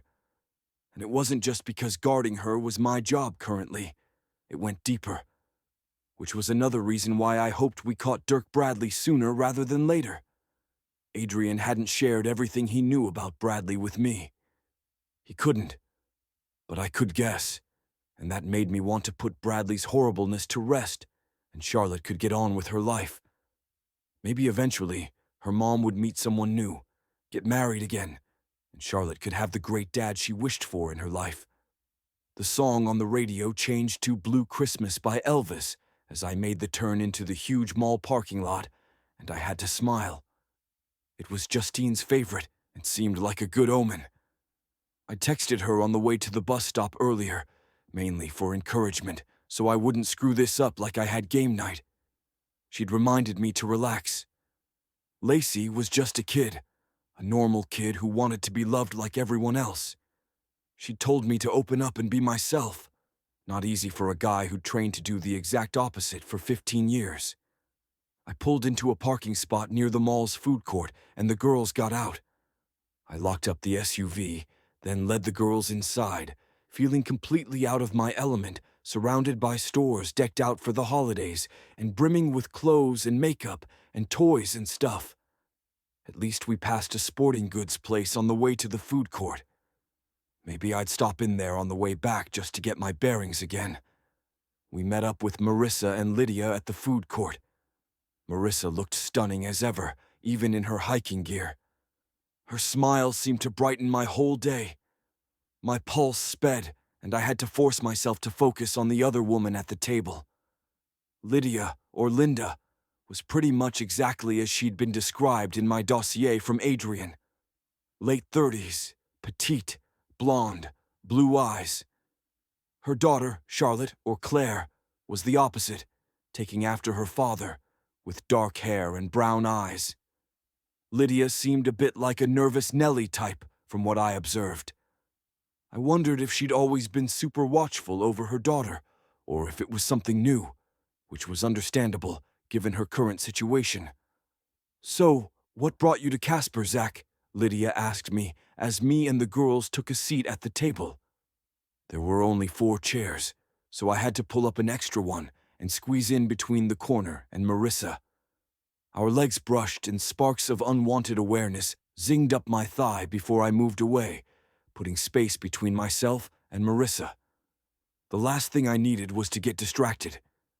Bad enough I couldn't seem to forget our almost kiss in the kitchen the other night. Teaching," I said, after clearing my constricted throat. Thankfully, I drilled my cover story into my brain, because otherwise I'd have drawn a total blank there. "At Gage Academy." Lydia nodded, narrowing her gaze. "Marissa mentioned to me you used to be a SEAL. Sounds interesting." "Interesting doesn't begin to cover it," I said. Questioning things was good. That could keep her and her daughter alive. But it's behind me now. I forced my stiff lips into a smile toward Marissa, Justine's voice echoing in my head. "Relax. Open up. Be yourself. If only it were so easy." "I'm glad to be in Casper." I flicked a glance at Marissa, running with what had popped into my head, and maybe settle down after years of traveling the world. Just floating the idea made me feel like my heart might burst. But I couldn't lose focus. "What about you, Lydia? Marissa told me about your job here. Working at the mall this time of year must be hectic." I shifted the focus back onto her, already knowing all about her job. She was a cashier at Martell's, a smallish regional department store. Worked mainly days, but some nights and weekends. I'd already scoped out the store and the areas where she worked before I'd started on this case, just in case I needed to intervene there at some point. Honestly, though, I doubted Bradley would go for such a public place if he tried to make a grab for his wife and daughter. Too easy to get caught with the CCTV cameras around the mall and the fact that most everyone with a smartphone had access to a camera. He'd wait and watch until they were alone and most vulnerable to strike. I tuned into the conversation again, just as Lydia stood to dump her trash in a nearby bin. "Well, I need to get back to the store. My break is almost over." She turned to me with a bland smile, giving zero clue to how she really felt about me. That smile probably came in very handy with her job. "Zach, it was nice to meet you. Marissa, I'll call you later." She bent to hug and kiss her daughter. "You be good for Marissa until I get home, okay?" "Okay, Mommy," the girl said, clinging to her tight. "I love you. I love you too, baby." With Lydia gone, Marissa and I started walking around the mall with the girls. According to Marissa, Lacey needed a new pair of jeans, but since we'd stopped at nearly every store to try on everything other than clothes, I figured it was just an excuse to shop. It was fine. While the girls laughed and chatted, I hung back a bit, keeping an eye on our surroundings while we tried on hats and sunglasses and stuff along the way. Good too, being able to meet my targets like this and observe them in a natural setting. And it gave me a chance to see the kind of stuff Lacey was into. Christmas would be here in just a few weeks, and now I had to think about gifts for my kid. I'd only ever had to buy gifts for Justine, and I knew her so well that it was easy to spot things that she'd like. But I still had so much to learn about Lacey's tastes, not to mention research to do on what kind of gifts were appropriate to give to a 9-year-old. Gift giving would require planning and foresight and lists. My chest squeezed with anxiety. Man, there was so much more to being a good dad than just providing and protection. Not to mention this would be the first holiday with my daughter, and I wanted to make it special. I'd have to talk to Marissa about it. Finally, we stopped at Martell's, where Lydia worked, to pick out jeans for Lacey to try on. From what I'd gathered from Marissa, she'd had a little growth spurt over the last couple of months, and now her jeans were too short. Lacey and Charlotte picked out a couple of pairs, then headed to a dressing room to try them on. Ever vigilant, I kept guard outside, not close enough to be creepy, but enough to convince anyone with nefarious ideas to stay away. Marissa shook her head, wandering over to a makeup counter to look at things. "It's okay to take a break sometimes," she said. "Not right now, it's not." I jutted my chin. There wasn't any immediate threat, really, but standing guard gave me something to do, besides just feeling completely out of my element.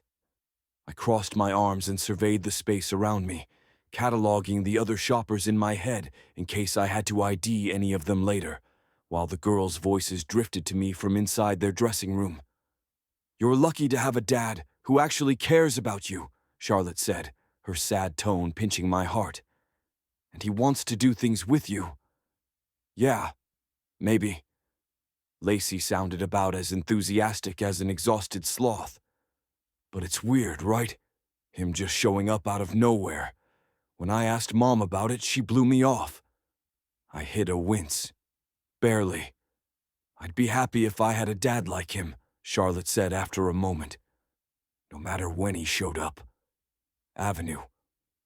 I wanted to run in there and hug her, but didn't think it appropriate, so I stood and waited for Lacey's response instead, hoping against hope she'd crack the door open for me a little.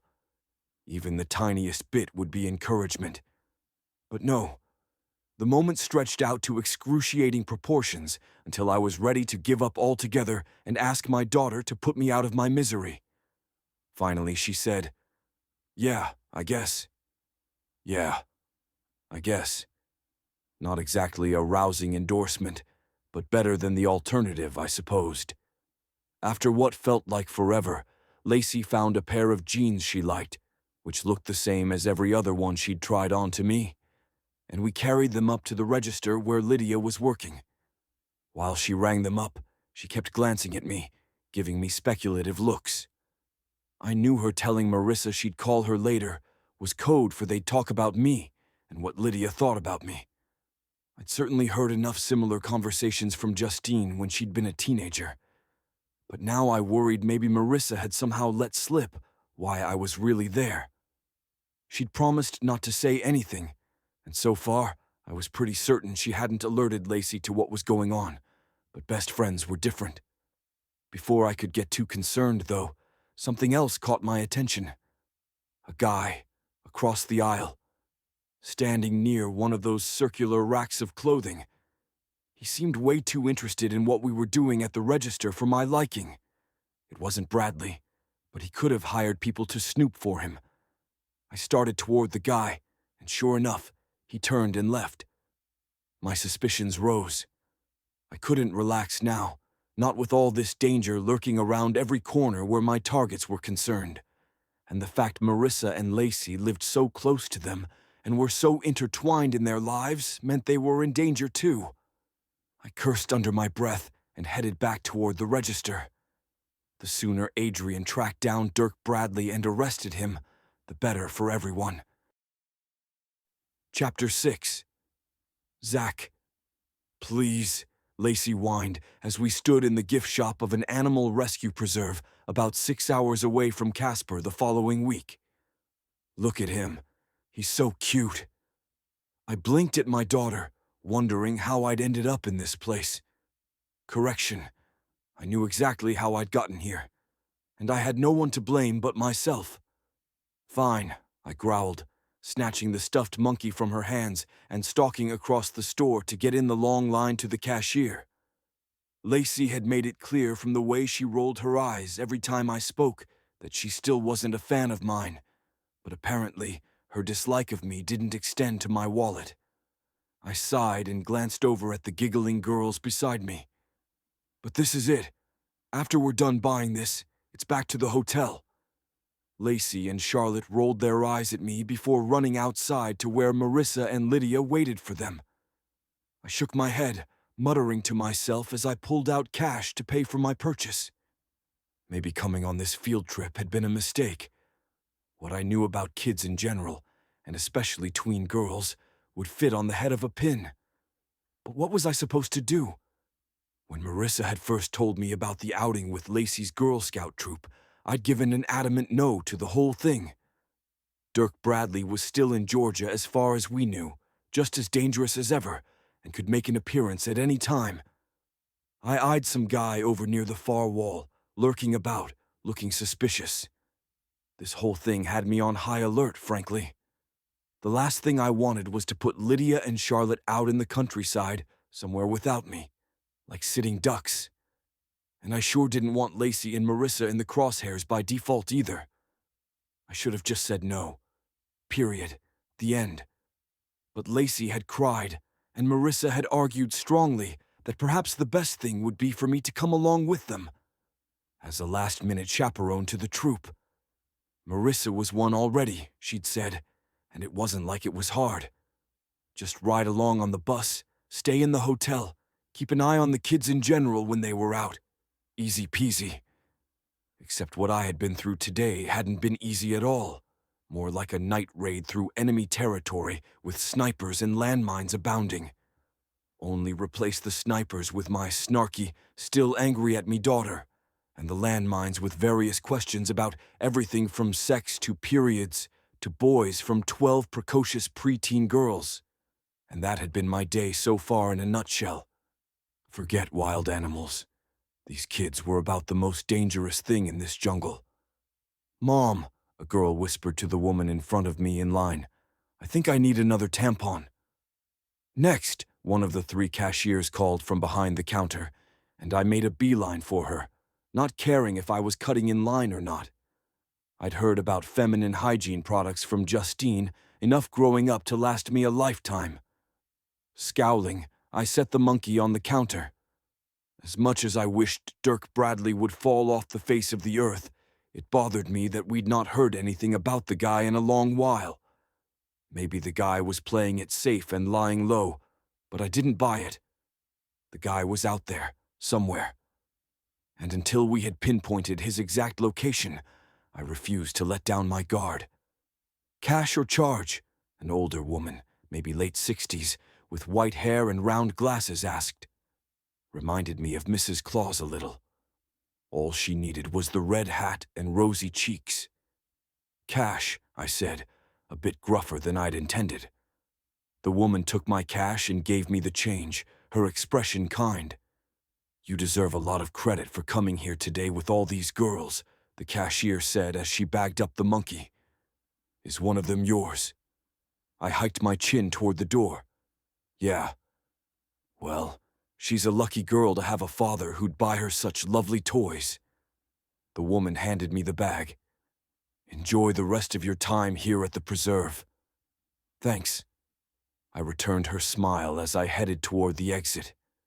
Despite my worries, if my daughter wanted the monkey, she'd have the monkey, whatever was in my power to give her. I still desperately wanted to connect with Lacey in any way she'd let me. No matter what happened after this case was over, I fully intended to stay a part of her life, but knew better than to push it. It was hard, though, deciding what to do, with me working so much and traveling and the constant threat of danger. That was no kind of life for a kid. "Here," I said as I reached Marissa and the girls, handing the bag to Lacey, then scanning the area. Standing around out here wasn't a wise idea. "Ready to get back on the bus?" Later, when we were back at the hotel, I toed off my shoes and finally relaxed on the small sofa in our room. I'd insisted we all stay in one room, with 2 queen beds, one for Marissa and Lacey, with Lydia and Charlotte on the other, while I slept on the sofa. Currently, the girls were across the hall in another room with their troop leader and Lydia, and I could keep an eye on them through the 2 propped-open doors. When we'd first arrived, and again when we'd gotten back from the preserve, I'd done a thorough check of the premises, so I was confident things were as secure as possible. The place we were staying wasn't super luxurious, but there was a mini bar in the room, which came in super handy now. I twisted off the cap of a pale ale and took a long swig. I didn't drink on the job, as a rule, but one beer would hardly knock me on my butt. I just clicked on the TV to see if there was anything good on pay-per-view, when Marissa came out of the bathroom in a pair of pink PJs that had all sorts of wicked ideas flickering through my head to make my body take notice. And suddenly I wondered if staying in the same room as Marissa was the wisest choice after all. Marissa. I hesitated at the sight of Zach on the sofa, knowing we were the only ones in the room at present. Even with the sounds of the girls filtering in from across the hall, a frisson of excitement went through me at the way Zach froze in place the minute he saw me, his bottle poised halfway to his lips, those gorgeous, icy blue eyes flaring hot. I shook it off and walked out into the room to put my clothes away. The day had been surprisingly good, spending more time together. And while I could still see things between Lacey and Zach were rocky, he was trying. It had felt good having him there. Safe. Not in a bodyguard way, but in a partner way. I still was a long way from co-parenting with Zach, but it had begun to sink in that maybe I wouldn't have to keep traveling this road entirely alone, where Lacey was concerned. Yep, that's all I meant. He could chip in, money-wise. Help out sometimes, maybe. Like picking Lacey up after school when I had a long day. Or with paying for college. Weren't the kids of retired servicemen eligible for the GI Bill, too? He'd already buffed out the mark on my car from our fender bender, so maybe he was handy and could clean out gutters or fix the back doorknob that was always sticking. Practical stuff. I ran a finger under the collar of my soft pink pajama top. When had it gotten so hot in here? With Zach seeming to take up all the space in the small sitting area, I perched on the edge of my bed, then stood again. Didn't feel right sitting there. Not with him tracking my every move and me imagining pulling him down on the mattress and doing all sorts of naughty things with him. What was wrong with me? The kids were just across the hall. The doors were wide open, at Zach's insistence. Someone could walk in here at any time and catch us. For some weird reason, the threat of discovery only made the situation steamier. "You want something from the minibar?" Zach asked at last, his voice sounding deeper than usual. I stared at him, my mind still stuck on the X-rated show in my head and my throat dry as a bone. Say something, idiot. I'll have an ale too if there's another in there. Sure. He got up and walked over to pull out a second bottle and uncapped it before handing it to me. Why don't you sit over here? You can see the TV better. Thanks. I walked over to the sofa and sank down onto the opposite end from him, every cell in my body attuned to him and standing at attention. He sat back down, the cushions tipping slightly and causing me to brush against him before I quickly scooted away. But not before I caught the scent of his aftershave, sweet and spicy and sexy. It had teased me all day, though I'd done my best to ignore it. Brought up too many memories of our long-ago night together. Stopped thinking about it. I focused on the TV instead, for lack of anything better. What are you watching? Nothing really, Zach said, reaching toward me. For a split second, I thought he was going to pull me into his lap and ravish me silly, but he grabbed the remote between us instead. He took another swig of his ale before scrolling through the selections on the TV menu. Do you like action movies? Sure. I sipped my drink, glad for the cool wetness on my parched throat. Today was fun. That's one word for it. You didn't like the preserve? I asked, tilting my head. Granted, Zach and I didn't know each other well, but I'd always figured he'd like animals. If not, it might be a problem. Marissa and Lacey both loved nature and wildlife, and even if we didn't have any pets, it wasn't because we didn't want to. I just hadn't been able to take on anything else. What about the white tigers? The animals were great, he said, sighing and clicking off the TV before setting the remote aside on the table. And those tigers were gorgeous. Reminded me of the ones I saw in Vegas one time. His small smile tipped downward into a frown. Zach shook his head, and he ran a hand through his already messy hair. I never felt like I was in sync today, and sometimes I was totally out of my comfort zone. Really? I took another drink to hide my smile. I thought you did fine, and you managed to still do your bodyguard stuff without being too obvious about it, so kudos. Zach snorted. Yeah, I did what I was trained to do. Go me. Come on, I chuckled. Give yourself a break. Handling 12 girls is a lot for anyone, especially a guy who's never been around kids. I sat back, my tense shoulders relaxing into the soft cushions. Not to mention, you just found out you're a dad. And my kid still wants nothing to do with me. He held up a hand. Wait, unless she wants me to buy her something, then she's all over it. I laughed outright. Welcome to my life. Seriously? Zach rolled his head to look at me from his chair beside the sofa. I thought you guys were close. Oh, we are. I took a deep breath. But Lacey's getting to the age where she'd rather be with her friends than me. I shrugged. And she's getting pretty good at manipulation, too. Getting? Zach took another swig of his beer. She's better than some hostage negotiators I've trained with. We both chuckled. Silence settled for a minute. Not awkward now, though. Comfortable. Easy. Each of us sitting quietly, lost in our own thoughts. Thanks for buying her the monkey, I said at last. She hasn't stopped talking about it since we got back. Eh? Zach lifted a shoulder. It was nothing big, and she liked it. So she should have it. Anything for my girl. His words made my chest squeeze tight with sweetness. It was the first time I'd heard Zach call Lacey his girl. He really was a good sweet guy, despite his hard candy exterior. Quiet descended again. The only sounds from the minibar cycling off and on and Zach picking at the label on his bottle.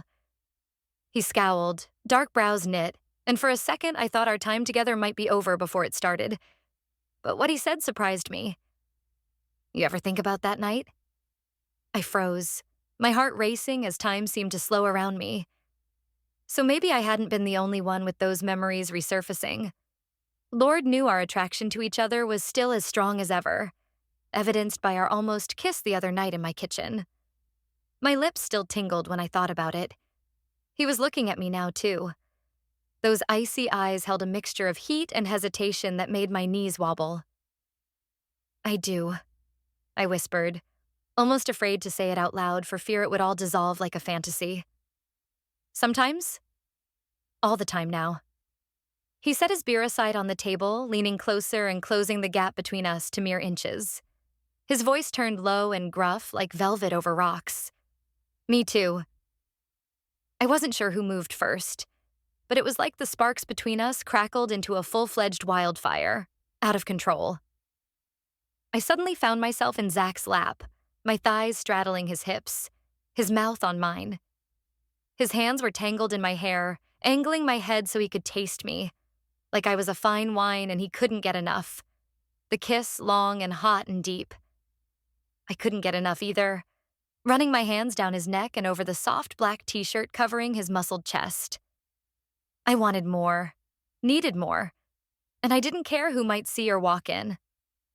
I wanted skin on skin, heat, hardness, pressing against me, pressing into me, surrounding me, stealing my breath and my heart and drowning out all those pesky warning bells clanging in my head, warning me to slow down, to step back, to think before I acted. Our first night had been the same. A flash fire of epic proportions, going 0 to 1,000 in 2 seconds flat. He was flame and I was gasoline, combustible, completely untamable. But something had changed everything between us and always would. "Wait," I said, scrambling off him so fast I nearly ended up on my butt on the floor. I stood on unsteady feet, bracing a hand on the arm of the sofa, my breathing ragged and my face hot. Zach looked as stunned as I felt, his eyes glassy with need and his lips parted and swollen from our kisses. "What's wrong?" I turned away, tugging down my shirt and hugging my arms around myself. "I'm sorry, but I can't do this." He opened his mouth to speak, but I held up a trembling hand to stop him. "We're not reckless 20-somethings anymore. We can't just sleep together and forget all about it. At least I can't." I cursed under my breath, then faced away from him, because if I kept looking at him, I'd end up back in his lap and that wouldn't get us anywhere good. This is too much like our first night together. All passion and promise and no thought of the future. And I've got way too much on the line now to act first and think later. "Right." Zach scrubbed a hand over his face before downing the rest of his ale in one long gulp. I did my best not to watch the sleek muscles of his tanned throat work as he swallowed. I felt raw and vulnerable and twisted 10 ways from Sunday inside. But I had to get this out. Had to make him understand. It would be too easy. Falling into bed with you again. Falling for you, period. But where would that leave me? You finish this job and vanish again, just like before, and I'm left to pick up the pieces and figure out how to go it alone again, raising Lacey. I straightened my disheveled hair as best I could, glancing toward the still open door and the sounds of the party winding down across the hall. "I'm sorry, Zach. I can't." I sighed and stood, setting aside my half-finished bottle of ale. "There's no point in us starting a relationship if Lacey won't accept you into her life, so..." His stricken look pinched my heart, but it had to be said. I walked over to my bed and got under the covers before turning away from him and whispering under my breath, "I'm sorry. For everything." Chapter 7. Zach. Mommy. Mommy! Charlotte burst through Marissa's front door ahead of Lacey and me, and bolted to the living room where Lydia and Marissa were visiting. It had been a few days since we'd gotten back from the animal preserve, and I had met the girls at their bus stop. I'd been on my rounds of the neighborhood, and it had been easy to walk with them back to Marissa's place, making a pit stop at the mailbox next door to get both women's mail.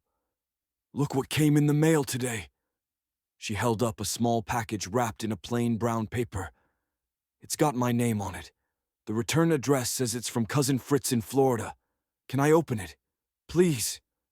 She drew the last word out into a high-pitched squeal I was becoming all too familiar with. It was the same tone Lacey had used on me back in the preserve gift shop, and the same one she employed every time she wanted something new.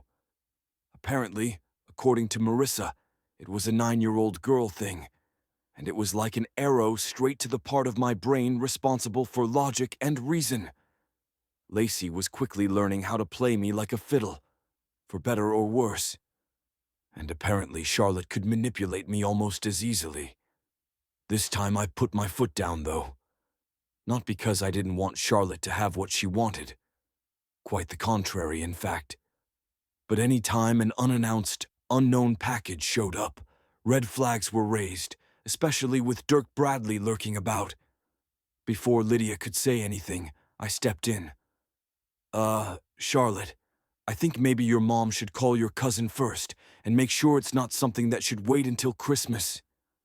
I was proud of myself for covering so quickly.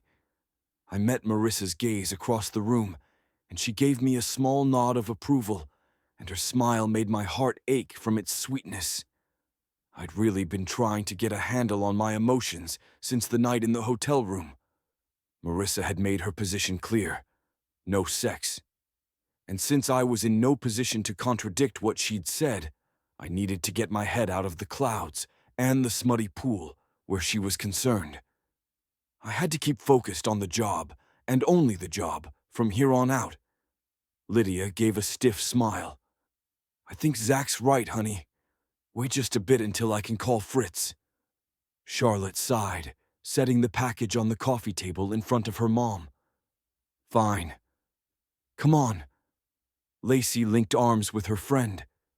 Let's go up to my room.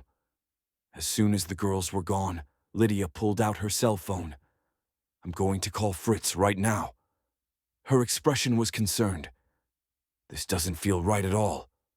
She stood. I'll go to the kitchen so I don't disturb everyone else. Marissa waited until her best friend was out of earshot before saying, I hope it's actually from him and not something awful. Me too. I sat down in a chair diagonal from her as the girls came running back downstairs again and made a beeline for Marissa. They always seemed to be doing something, going from one thing to the next, at whiplash speed. I had thought keeping track of logistics on intricate missions had been hard, but running logistics had prepared me exactly not at all in regards to raising young girls. Lydia returned a few moments later, still looking worried. I talked to Fritz, and he said he did send Charlotte a gift. She frowned down at the package. But that looks awfully large for a book. Agreed. I sat forward again, staring at the thing on the table like it might explode any second. I think I should open it. I looked up at Lydia, who nodded. Okay, good. If you ladies would step back a bit, just in case. In case what? Marissa said, her brows knit. You don't think it's dangerous, do you? Not sure, but better safe than sorry. I waited until both women had retreated toward the kitchen before carefully picking up the package. First, I listened. No ticking. Thank goodness. Next, I inspected the thing from all angles, just plain brown paper with no signs of tampering. Finally, I opened it to reveal a doll inside, and not like a Barbie either. This one was fancier, one of the expensive antique types. Huh. I took the thing out of the package, checking it out as well before setting it down on the coffee table. Definitely not a book. You can come back in now. Oh, what a beautiful toy, Lydia said once she returned to the living room. After a glance at me, she picked the doll up. I wonder who sent it, since Fritz said his gift was a book. No idea. Still suspicious, I went through the wrapping again for some sign of who had sent it, but there was nothing. Do you have any idea, Lydia? Her smile faded, and her face paled. She quickly set the doll back on the table like she'd been burned. No. No clue. More alarm bells sounded for me at her reaction. She thought it had come from Bradley, obviously. I concurred with her assumption. Given Dirk Bradley's primary business involved antiques and jewels, it would be easy enough for him to get his hands on an expensive doll. The girls chattered excitedly about a dance the school was having. I had reluctantly agreed they could go, because apparently that's what I did these days, but given this new doll development, I was rethinking my decision. Mom? Lacey climbed onto the sofa next to Marissa. Can I wear my new red outfit to the dance? The whole class is going to be there, and I want to look good. Of course, sweetie. She brushed a stray lock of hair from Lacey's forehead. I can try putting those new cool braids in your hair too, if you want. I watched enough YouTube videos to get the technique down pretty good. Can you do mine too, Marissa? I'll be over here before the dance anyway, since my mom has to work, so, Charlotte pleaded, a rarity for her. Lacey and I can be twins.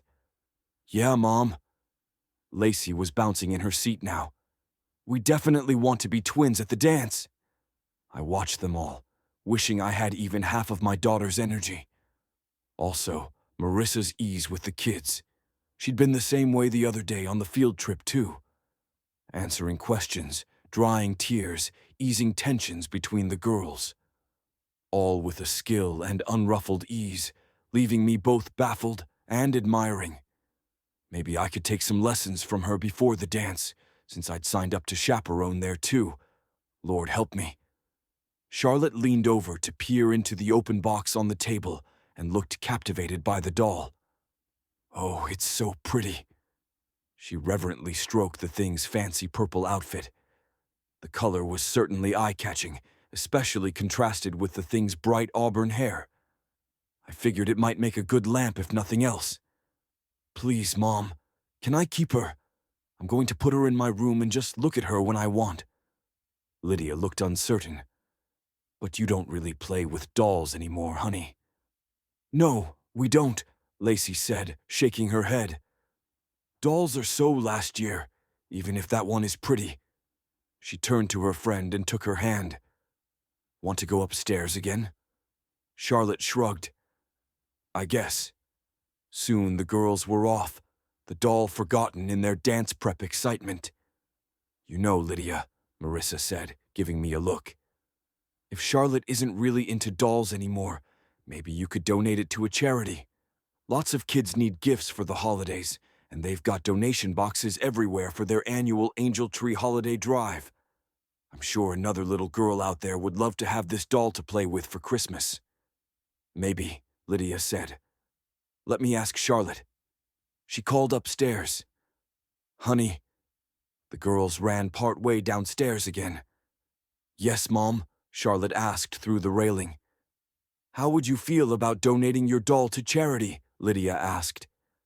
Since you won't play with it, we don't have to rearrange all the things on your bookshelves to make her fit. Lacey nudged Charlotte in the side. Hey, isn't there a donation badge for the Scouts? Marissa's smile tugged at my heart. I do believe there is, Charlotte. Oh, I could get another badge. The girl's brown eyes widened. Okay, yes, let's donate her, Mommy. I want a new badge for Christmas. All right, Lydia grinned. There's a drop box at Martell's. I'll take her with me tomorrow and put her in. Yay! Both girls clapped and laughed, running back up the stairs. I sat there, still marveling at how swiftly it had ended, and how deftly Marissa had steered the girls into doing exactly what she wanted them to do, while still making it sound like it was their idea. I guess there was more than one way to solve a problem. Man, I had a lot to learn on the parenting front. Hopefully I'd be around Marissa long enough to pick up her tricks. And more. As if sensing my thoughts, she looked over and gave me a little wink, like it was the most natural thing in the world. And for the first time in a long time, I felt the ball of tension inside me unfurl. Maybe, just maybe, I could make this whole civilian life and fatherhood thing work after all. Chapter 8. Marissa. The following Tuesday night, I arrived home to find Zach in the kitchen and the wonderful smells of baked cheese and garlic in the air. I'd called earlier to let him know I was working late and had been pleasantly surprised to have him offer to make dinner. He'd done great with the spaghetti sauce and continued to surprise me with all his unexpected skills. Hey, I said, after hanging up my coat in the closet and towing off my shoes before walking into the kitchen. "Whatever you're making, it smells wonderful." Lacey looked up from the dining table where she was doing her homework. "Hi, Mom. How was work?" "Good, sweetie." I kissed the top of my daughter's head, then went over to lean my hip against the counter near where Zach was working at the stove. "Anything I can help with?" "Are you good at word problems?" he asked, giving me a side look and a half smile. "If I have 12 watermelons on the back of my truck and I'm traveling at 60 miles an hour toward a town 35 miles away," Lacey read off the paper in front of her. "But I make 2 stops along the way to sell 5 of my watermelons and have 2 returns of 6 watermelons each. How many do I have at my second stop?" I blinked at Zach and shrugged. "How about I set the table instead?" Zach chuckled. "Thanks. Why do I have to do this stuff anyway?" Lacey grumbled as she gathered up her schoolwork to put it in the living room. "Who cares about watermelons anyway?" "Math is important, sweetie." I set out the plates and silverware, doing my best to sound serious, even though, honestly, I felt pretty much the same way my daughter did, at least about word problems. "You'll use it every day for all sorts of things," Lacey scoffed. "Sure, they said the same thing about memorizing those dumb poems too, and I haven't used them once." I laughed because, well, Lacey had a point. Sort of. Learning those poems was to help you build your memory, not about the poems themselves. "What do you want to drink?"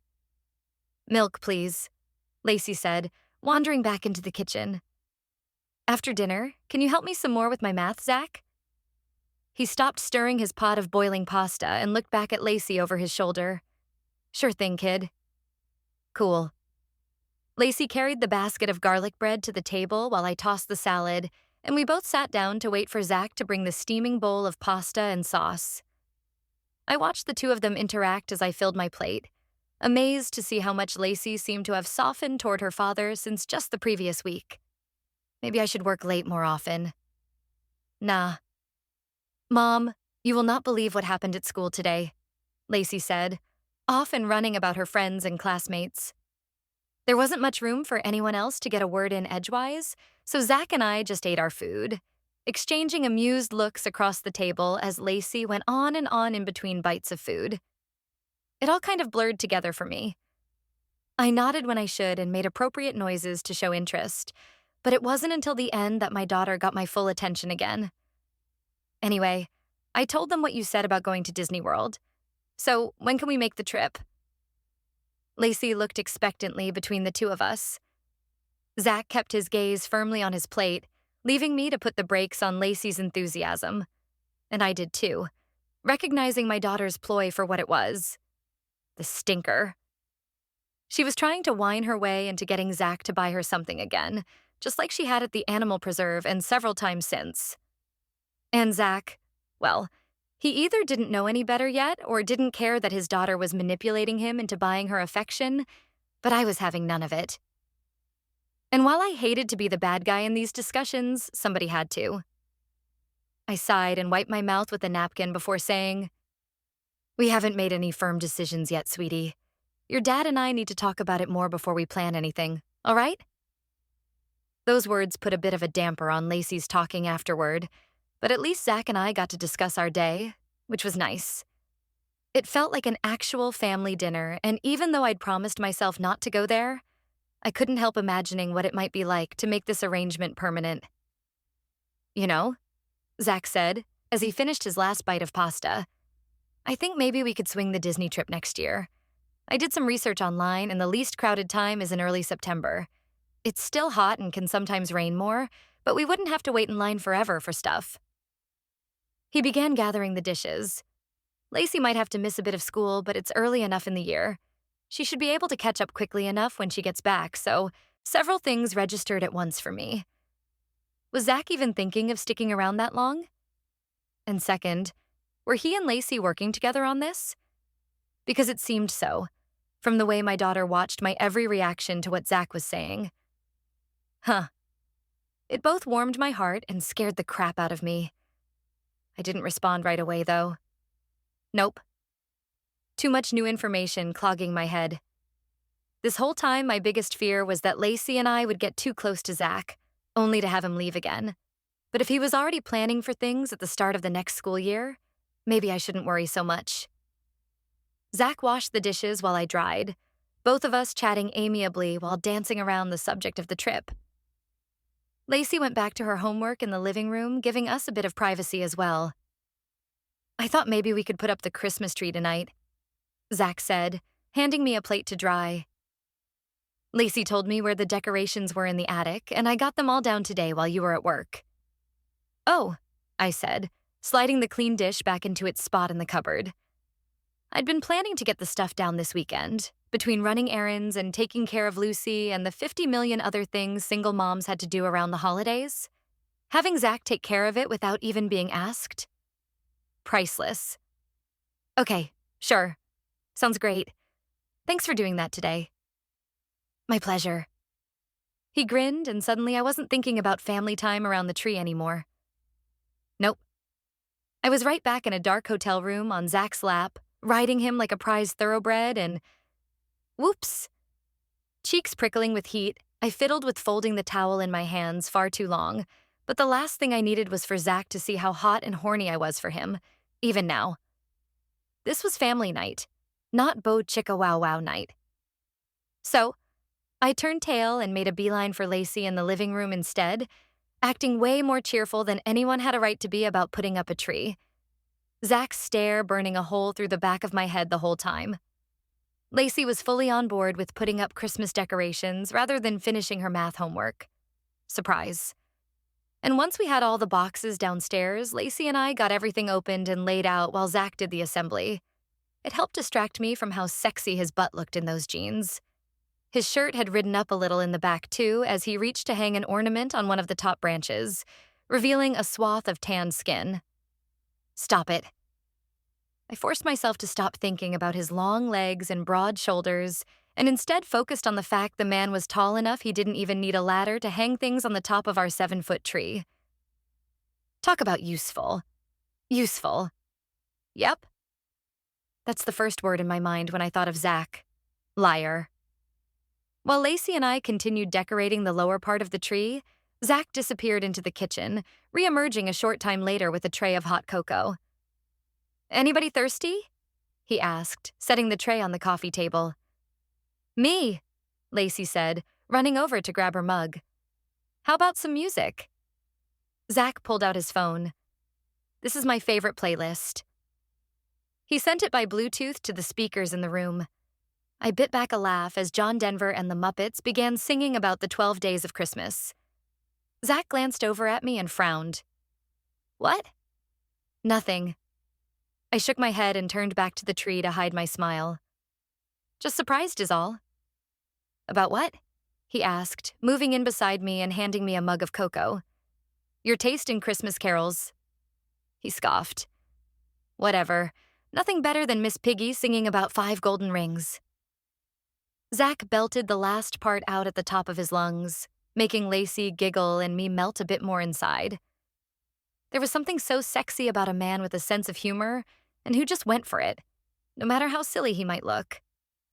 All this family together time had me thinking about the what-ifs, or more precisely, about the what-afters. While we'd slept together and had a kid together, we still had so much more to learn about each other. It was silly to dream about forever when our pasts were such empty slates, right? So, once I got Lacey off to bed, I sat down with Zach to ask him some important questions. And sure, even though I kept staring at his lips more than I should have, I still needed to know where we stood before we moved forward, whether to Disney World or the bedroom or anywhere else. He refilled our cups of cocoa in the kitchen and took a seat at the opposite end of the sofa from me and admired the tree. We'd shut off the rest of the lights, casting the room in a romantic glow. Man, he looked good tonight. All soft flannel shirt and a hint of stubble on his jaw. And was there anything sexier than a man who cooked and helped around the house? I was tempted to throw caution to the wind and climb on top of him again, this time not stopping until we were both satisfied.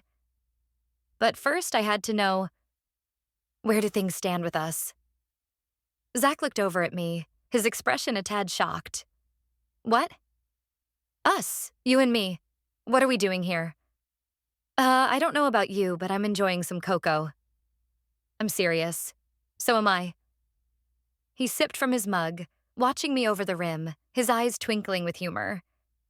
When I didn't melt into a puddle of goo, due to sheer willpower, he relented, setting his cocoa on the coffee table in front of us. Sorry, I'm not really sure how to answer that question at present. I see. All those butterflies of hope inside me crashed and burned. It was all just fun and games to him. Do you? He asked, dead serious now as he leaned forward, resting his forearms on his knees. Because most of the time I feel like everything's upside down. One minute I think I know what's happening, and the next, I'm completely lost. And I hate it. I've always been very clear on my direction in life. I pride myself on it. And now I'm here, with you and Lacey, and... He threw up his hands and flopped back against the sofa cushions. I've got no clue what I'm doing. Zach rolled his head to look at me. Look, Marissa, I don't know what's going to happen here, with this job or with us. But what I do know is I want to be part of Lacey's future. And yours, he said, quieter now. If you'll let me. He took my hand between us on the sofa, his thumb tracing tiny circles on my palm. Goosebumps prickled up my arms, and I suppressed a shiver of joy. I set my cocoa aside and closed the gap between us, so close our lips were almost touching as I whispered, I might let you. His mouth was on mine, light and sweet at first, then more demanding as the kiss deepened. I was just about ready to stand up and pull him with me, leading him upstairs to my bed, when footsteps thumped down the carpeted stairs and we pulled apart fast, breathing heavy and flustered. Forgot to get a drink, Lacey called as she ran to the kitchen, thankfully clueless about what we'd been doing and how my heart felt like it would thud right out of my chest from need for the man at the other end of the sofa. Chapter 9. Zach. Friday afternoon, I sat in the Hound Dog Saloon on the outskirts of Casper with my old friend Adrian. The guy had called to say he was in Atlanta and wanted to meet up with me on his way back to Washington. Said he had some interesting intel for me. So, rather than getting ready for the dance that night, here I sat, nursing a warm beer while the girls were in school and Marissa was at work. Hopefully the meeting wouldn't take too long. If I played my cards right, I could be back at the house before the bus even left the school, and no one would be the wiser. Or not. Word has it, Bradley is headed to Casper. Sounds like he may have traced Lydia and Charlotte here, Adrian said. Well, crap. Granted, if Lydia had truly wanted to disappear, she'd have chosen to leave the state, or possibly gone to the police for help. Then again, people like Bradley had a far reach into the pockets of anyone willing to take a bribe. I shook my head. The last thing I wanted to do was break a promise to my daughter, since we were just starting to get to know and trust each other. But if Bradley had found them, I needed to keep my guard up now more than ever, including keeping the girls and Lydia away from the dance and under my secure protection.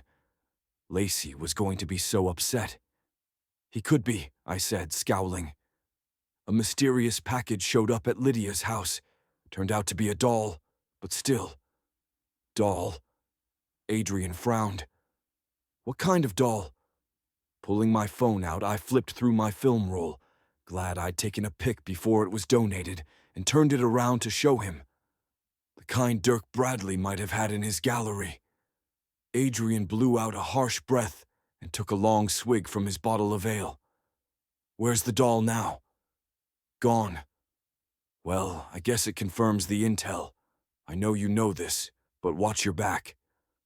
Always. Any chance the higher-ups are taking this more seriously? Adrian snorted before sobering. I suspect there's more going on. Anything I should know about? I'll let you know as soon as I find out. You familiar with the Friendly Stay? Yep, it's where I lived when I first got into town. I took a deep breath, rubbing my eyes. If Bradley's in Casper, he's gotta be there. It's the only hotel in town, unless he knows someone here. Hard to say. The guy has contacts everywhere. Adrian snorted. But maybe you'll get a lead on his whereabouts. Maybe. My shoulders drooped. Shoot, I had some plans tonight. Plans important to someone I care about. But now I need to rethink those in light of this new information, especially if you think he intends to grab them. I do. And, sorry. Adrian sat back, stretching out his long legs. Sucks disappointing people we care about. Probably why most of us don't have a life outside of work. True. This new life came out of nowhere and blindsided me when I got here, so I sighed and told Adrian all about Marissa and Lacey.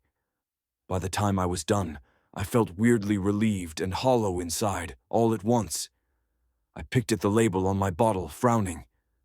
Admittedly, if it hadn't been for Bradley, I might never have known I have a daughter. I just wish him making an appearance would have happened at a different time. Adrian sat forward again, shaking his head. Dude, I'm sorry. I can't imagine what it must have been like to find out you had a kid after all this time. It was a shocker, not gonna lie. I chuckled, remembering the first day in Marissa's driveway when I'd hit her car and Lacey had stormed off back into the house.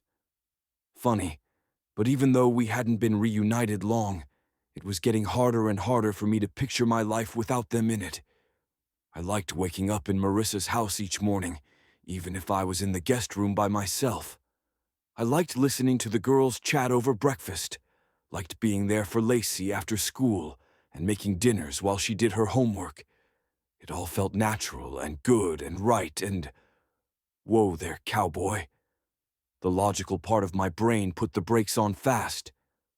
But, Adrian said, watching me closely. The guy had commanded a SEAL team, and he'd made it through FBI training, for Pete's sake. Perceptive as usual. I should have been more careful. When I didn't say anything else, my friend prodded a little harder. Come on, man. We've been through a lot together. Seen more and lost more than any human should have to in one lifetime.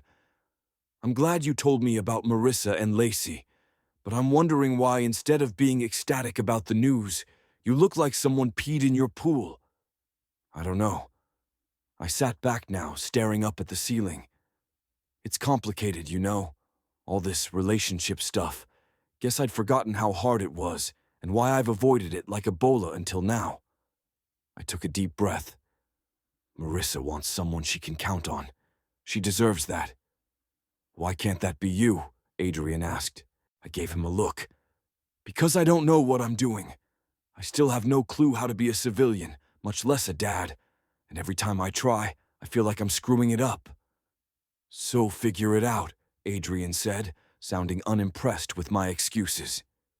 You never backed down from challenges before. Why would you turn tail now? Just because it's hard? Screw that. The only easy day was yesterday. You know that. I didn't want to admit that he was right, so I didn't say anything. But Adrian wasn't through. You know who would have given anything to have a shot at normal? Frustrated, I flopped back in my chair. Number who? Roger. Shoot. In all this craziness, I had all but forgotten about my poor friend. Roger was the reason I'd come here to begin with. Roger was the reason we were going to catch Dirk Bradley and put him behind bars for the rest of his natural-born life. How could I have forgotten about Roger? Now I was a horrible friend as well as a crappy father. I downed the rest of my beer in one long gulp, hoping the alcohol might drown out the clawing guilt inside me. It didn't. Damn it. Exactly. Adrian set his empty bottle aside, giving me a steady stare. Look, I know you're going through some stuff right now, and none of it is easy. I can't claim to be an expert on romantic relationships or being a parent, but… Adrian inhaled deeply. Life's too short, man. Take happiness and run with it. You can figure out the rest as you go. And yeah, you'll probably screw up sometimes and beat yourself up over mistakes that you make. But wouldn't you beat yourself up more over giving up? Do you really want to let Marissa and Lacey down like that? Especially now, when they're living right next door to danger. My head was too busy swimming from the churning emotions inside me to concentrate on Adrian's words. I needed to get clear and focus, especially if Bradley was going to make an appearance on Lydia's doorstep soon. So I did what I had to do first. I pulled out my phone and hit speed dial for Marissa. "Hey," she said a moment later. "What's up?" I winced, even though I knew she couldn't see me. "Listen, I really hate to do this, but we need to cancel the dance outing tonight." "What? Why?" "Something has come up. I need you to make up some excuse and keep the girls and Lydia inside tonight. Preferably with you, okay?" She sighed, clearly as upset as I was about all this. "Well, guess I can tell them I'm not feeling well, and you had to go out of town or something. I'll ask Lydia to come over with Charlotte to spend the night." "Thanks. I'll expect an explanation, Zach." Marissa ended the call and I slipped my phone back into my pocket. "Done. Sorry again." Adrian slipped his coat back on, holding out his hand. I took it, and we shared a quick bro hug. Soon we're going to catch Bradley and put him away so he can't hurt anyone ever again. And once we get the SOB talking, maybe we'll finally have enough evidence to go after Hayes and get some justice for Kyle. "Yeah," I agreed. "We'll get the bastards. Both of them." I smacked my friend on the back once more. I walked Adrian out of the saloon, watching until the red taillights of his Uber disappeared around the corner before going back inside. Whenever I felt confused or uncertain about anything outside of work, I focused on the job. It always centered me, so I called the Friendly Stay Motel. "Hi," I said, once a woman named Betty answered. "I'm hoping you can help me, Betty. I'm looking for a friend of mine who's staying at your hotel, but I don't have his room number and he's not answering his cell." "Oh, well, I'm afraid we're not allowed to give information out, sir," Betty said. "Sorry," I said in my best coaxing voice. "I'd hate for you to get in any trouble at all, not on my account. But maybe you could tell me if you've seen someone around with his description, at least if I give it to you. That isn't forbidden, is it?" The woman cleared her throat, her smile evident through the phone line. "No." "Good. My friend is about 6 foot, dark brown hair, brown eyes, 40s. Always dressed nice in a designer suit, like a businessman. Seen anyone like him around lately, Betty?" She seemed to think about it a moment. "Nope. No one matching that description, I'd remember. Not surprising. If Bradley was trying to avoid getting spotted, then it was very likely that he had changed his appearance, but it was worth a shot." "Okay. No problem, Betty. If you do happen to see anyone meeting my friend's description, could you give me a call at this number? I'd really appreciate it." "Of course," Betty said. After ending the call, I sat in my car a while, watching people come and go. Adrian had said Bradley was on his way to Casper, but he could arrive any time, from tonight to next week, or even later. Plus, there was the very real chance he was staying in one of the other small towns nearby. I started my engine and drove to the nearest store, carrying surveillance equipment. My own stuff was top-notch and always ready to go, but it never hurt to be extra prepared. I drove back to Marissa's afterward and found Lacey glaring daggers at me from the kitchen. Apparently, she'd heard the news about the dance. "Hey," Marissa said, snuggled into a corner of the sofa under a blanket. "How was your meeting?" The look in her eyes asked another question entirely. I gave a firm nod. "Everything's under control for now." "Good." Her tense shoulders visibly relaxed. "You need some more water, hun?" Lydia asked from her seat at the opposite end of the sofa. "Hi, Zach. Too bad about the dance tonight." "Yeah, too bad." I looked over at Lacey again, but she was ignoring me now, apparently, concentrating on the puzzle she was doing with Charlotte at the table instead. I took off my coat and hung it in the closet, before taking a seat in the armchair diagonal from the ladies to whisper, "How mad are the girls?" Lacey's pretty upset, Marissa said quietly, watching her daughter a moment before adding, "She was really looking forward to going with you, but I understand why you couldn't take her. Lacey doesn't, but I do. I should talk to her." I hung my head, not knowing what to say. Sorry, I'm such a bad dad. How did people do this for 18 years? The heartache, the disappointment, the constant struggle. Before I could get up and walk to the kitchen, though, Lacey stomped in with Charlotte on her heels. She stood before me in her pink poodle PJs, seething with preteen outrage. "I hate you." "Lacey!" Marissa sat up, frowning. "We don't say that to people, especially your father."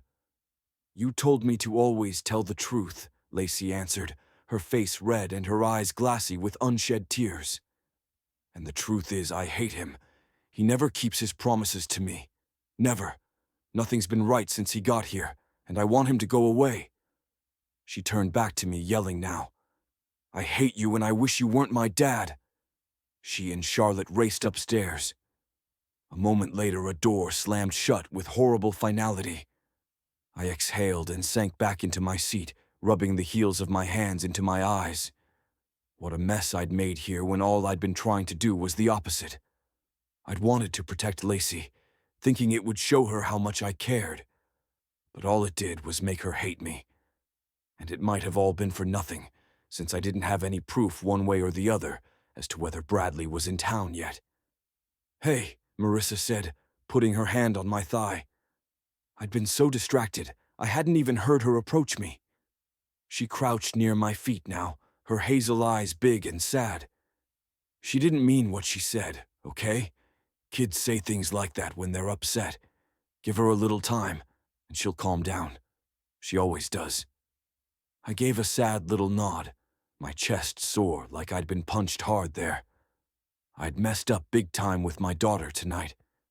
I'd known how much the dance meant to her, but I'd had to put caution in front of her wishes. It was the nature of my job, and always would be. The fact Marissa had taken my side and understood why I'd made the choice I had helped ease the pain a little, and kind of made me feel like we were a real family, in a weird sort of way. But would we ever be able to make this family unit work? Or was I really just making life harder for Lacey by trying? Chapter 10. Marissa. The next morning, I was determined to get things back on track between Zach and our daughter. I felt bad, knowing he was doing important work, but I couldn't tell Lacey the truth about it. In fact, I still didn't have all the details. I really wanted things to get back to the way they'd been, with a tentative trust building between our trio, almost like a real family. I sighed and stirred the scrambled eggs I was making in the pan. Weird how just a few weeks ago, any thoughts of the three of us becoming a family would have freaked me out entirely. But now, a buzzer sounded, and I flipped the turkey bacon in the microwave and set the timer for another 30 seconds. I'd kind of forced myself to stop worrying about it so much. I wanted to just enjoy what time we had left together. And if he stuck around after the case? The toast popped up, making me jump out of my thoughts, and I buttered it and put it on a plate before setting it on the table. Since Lydia and Charlotte had stayed over, I had a full house and thought it might be nice to make breakfast for everyone. "Morning," Zach said, slumping in first. He looked like the Walking Dead, with dark circles under his eyes and rumpled hair. I was used to seeing him military perfect each day, so it said a lot about his mental state. He made a beeline for the coffee maker, mumbling something about the food smelling good. Before I could say anything to him, the girls pounded down the stairs. Charlotte was her usual, quiet self. Lacey looked nearly as bad as Zach, still sullen and grumpy as she glared at him once more before slumping into a seat at the table beside Charlotte. Finally, Lydia appeared, the only other person in the room who wasn't under a thundercloud. She took one look around the room and smiled at me. "Need any help?" "Sure. If you could plate the bacon while I get the eggs into a dish, that would be great. Thanks." The two of us got the food on the table, and I poured everyone a glass of orange juice before taking my seat between Zach and Lacey, Warzone Central. Good thing I had a plan. "So," I said, after snagging 2 strips of bacon, then passing the plate to Zach, who snagged some as well because, hello, bacon. I'm feeling a lot better this morning, thanks to Lydia for sitting with me last night. I glanced at my friend across the table. Anyway, I thought maybe today we could all go hiking on the trails at Foster Park. Weather's warmer and the fresh air might do us all some good. What do y'all say? More grumbling from Zach, and this time Lacey chimed in. Charlotte shrugged, then nodded. Lydia said, "Sounds good to me, as long as Charlotte wants to go." "I want," Charlotte said as she chomped on a piece of bacon. Lacey perked up a little, thankfully, but was still not her usual talkative self. Good.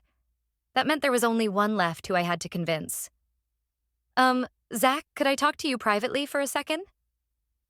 He gave a curt nod and we went into the living room. I kept my voice low so the others couldn't hear. "I thought maybe it might be nice to get outside for a bit, get some fresh air. Would you be okay with that?" Zach scrubbed a hand over his face. "I don't know. Probably not a good idea." I sighed. I'm afraid if we have to stay cooped up indefinitely, we'll all go stir crazy. This seemed like the safest option to me. We won't be around lots of other people, so you won't have to worry about losing us in a crowd. You'll be right there with us the whole time. And it's not a place anyone is expecting us to be. Please?" He looked uncertain for a moment, but then he nodded firmly. "All right." Great. I'd spent a good long time last night thinking about what we could do to get my two grumpsters talking again, and figured walking through nature might be just the thing. Besides, getting some exercise might help burn off any lingering anger and hurt, and would help burn off all the delicious food we were eating. 2 hours later, we were surrounded by forest. The smell of wet soil and dried leaves surrounded us, and bird calls filled the air. Nature seemed to have worked her magic, at least a little, since the thick tension shrouding our group had lifted slightly, leaving me breathing a little easier. And while Lacey and Zach still hadn't reconciled, at least our daughter was having fun with Charlotte and Lydia, running ahead a bit on the trail, and giving me and Zach a bit of privacy to talk. "These hikes are a lot easier with adults around to supervise," I said, trying to get him to smile. He'd combed his hair and his color had improved so those dark circles under his eyes didn't look as stark, but he still seemed too morose to me. When he didn't respond, I decided to give him a little more encouragement, leaning in to nudge him with my shoulder as I said, "I'm saying I like having you around." He sighed and stared ahead at the girls and Lydia, giggling and pointing at something in the trees ahead. "Well, you'd be the only one." "Seriously, don't worry about Lacey." At his wary side glanced, I added, "Honestly, if I had $1 for every time she's told me she hates me after I told her no, or made her do something she didn't want, I'd be sitting on a beach in Hawaii somewhere." "I don't believe you." "It's true." I stepped over a log and waited for him to do the same. Raising kids isn't all sunshine and rainbows. Sometimes it requires tough love, and usually it's the parents who do it. Mom and Dad split the duty, but since it was always just me, I got it all. Double dose. There was one time last year when Lacey didn't speak to me for like a week because I wouldn't let her go to a sleepover at a girl's house. I didn't know the parents and didn't feel comfortable letting her stay there, so we had a big blowout fight and she stomped off to her room, swearing I was the worst mom ever. Zach gave me another side glance. "Really? All the times I've seen you two together, you make it all look so easy. Like some kind of perfect postcard or something." I busted out laughing, the sound bouncing off the trees around us and startling some birds into flight. "Believe me, we are far from perfect. But whenever things fall apart, we pick up the pieces and put them back together again. Because that's what you do in families." I stopped, realizing what I'd said, and looked over at Zach. His expression had gone unreadable. Oops. I hadn't meant to let it slip, but my life had gotten a whole lot easier and better since he'd come into the picture. Yes, he took things too far sometimes and was way too overprotective, like he'd been about the dance. But with his background and training, I understood what made him tick and could cut him some slack there. What I secretly hoped, and now could admit to myself, was when his work assignment was all over, maybe Zach and I could try out this family thing for real. And not just as a cover for a case. But instead of picking up on the idea, he stared blankly ahead, refusing to meet my gaze. It stung, but I could tell he was hurting so. Instead of pressing, I slipped into my role as trail guide and started pointing out things as we hiked, easing us away from such a touchy subject. We wandered down the path and came out of the young deciduous forest onto a meandering, elevation-dropping trail and reached the shores of a creek. It was actually more than just a creek, as Zach's gasp confirmed. "Wow," he said, gazing across the boulder-strewn rapids to the opposite shore. "This is impressive." "Right?" I smiled and checked on the girls. "Be careful down by the water. You don't want to fall in." "We are, Mom," Lacey called back, rolling her eyes. "We're not babies anymore." "I know." I sighed. "Sometimes I wish you were," I said quietly. "How long does this creek go for?" Lydia asked. "Couple miles," I said, shading my eyes with one hand as the sunlight sparkled off the water in front of us. "There's a waterfall, too, up ahead." "Cool." "And an old abandoned mill," I said to Zach as we started up the trail again, veering right and back into the woods once more, only to emerge a little later in a clearing with some red brick ruins. "This used to be a multi-story factory," I said, pointing at the one still freestanding wall. "It was destroyed in the Civil War by Union troops during the march to Atlanta." The girls and Lydia rejoined the group, and the four of us continued toward the waterfall. "Mom," Lacey said, pointing at a snake in the grass. "Is that a rattler?" "Yikes." Lydia froze in place. I bit my lip to hide a smile. Lacey had seen a documentary on public television a while back on snakes, and now every time my daughter saw one, she jumped to the conclusion that it was venomous. Our group stopped, and I moved a little closer to peer at the poor little snake hiding in the brush. While we did have some dangerous kinds in Georgia, this one was harmless. "No, sweetie, just an eastern water snake. They'll bite if cornered, but they aren't venomous." "Huh." Zach leaned over my shoulder to look, his warmth making me shiver with awareness. "Interesting. We had a guy on my team get bit once by a sand viper on the Sinai Peninsula." All females, including me, gasped. "What happened to him?"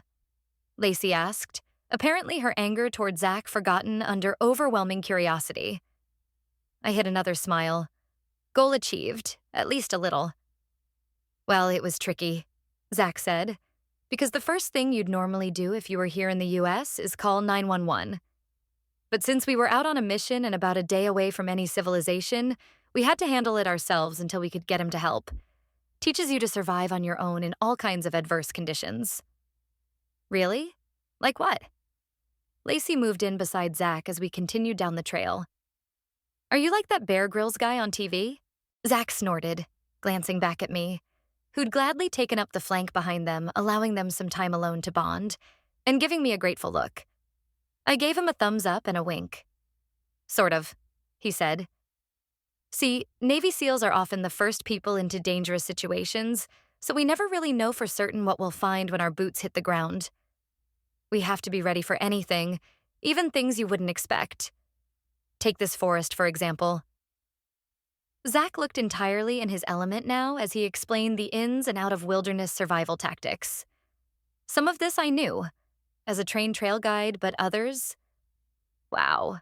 Brand new information. Very interesting, too.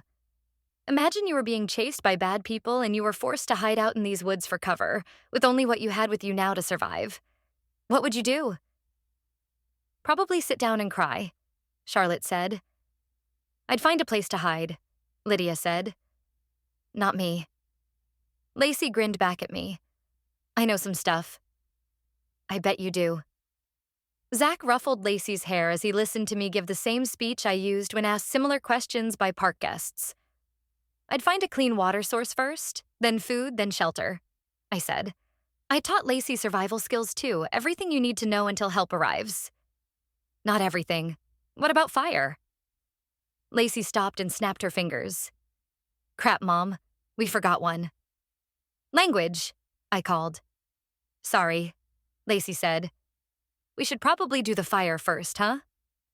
"Only if it's safe to do so," Zach said. "If someone's after you, you don't want to alert them to where you are. Get safe first. Worry about the fire later. Okay, what next? Well, food and water is good, but you need shelter first, after fire. Or before, depending on the situation. They moved on ahead, out of earshot, and an odd sense of pride filled me as I watched my daughter and Zach talking, totally absorbed in their conversation. Chips off the same block. I'm glad they made up, Charlotte said, surprising me. You are? I asked. Yeah, Lacey deserves a good dad. Aw, sweetie. I put an arm around the girl's shoulders and squeezed while Lydia and I shared a look over Charlotte's head. Someday they'd have a better life because of Zach. Once everyone was safe. You know, you deserve a good dad too. My dad isn't a nice man.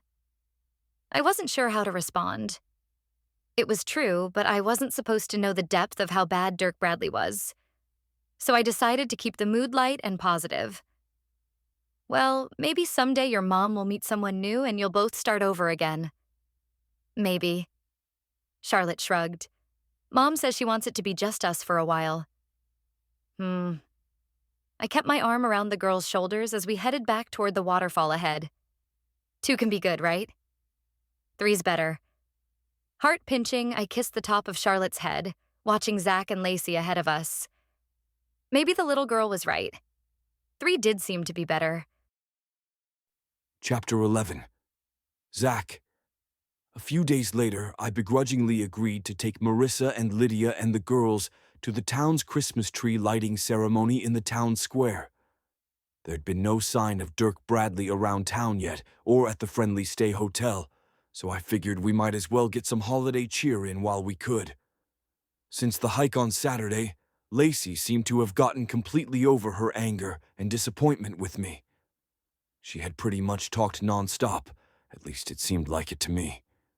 She'd asked me every conceivable question about my SEAL days, and I'd helped her with her math homework again. Win-win in my book. It felt like a real family, and I liked it. A lot. Way more than I ever thought possible. And now I'd started to wonder about the future. Maybe Adrian had been right. Maybe I could figure this family thing out after all. We strolled through the crowds, stopping at various vendor booths lined up around the perimeter of the square, selling everything from food to handmade jewelry. Marissa had been particularly taken with a set of amethyst earrings and a matching necklace and bracelet. I planned to come back later, after I'd gotten them safely home, and buy them for her, along with a cute pair of monkey earrings for Lacey. Christmas was coming and I needed gifts. Besides, ever since the day at the animal preserve, my daughter had been crazy about monkeys.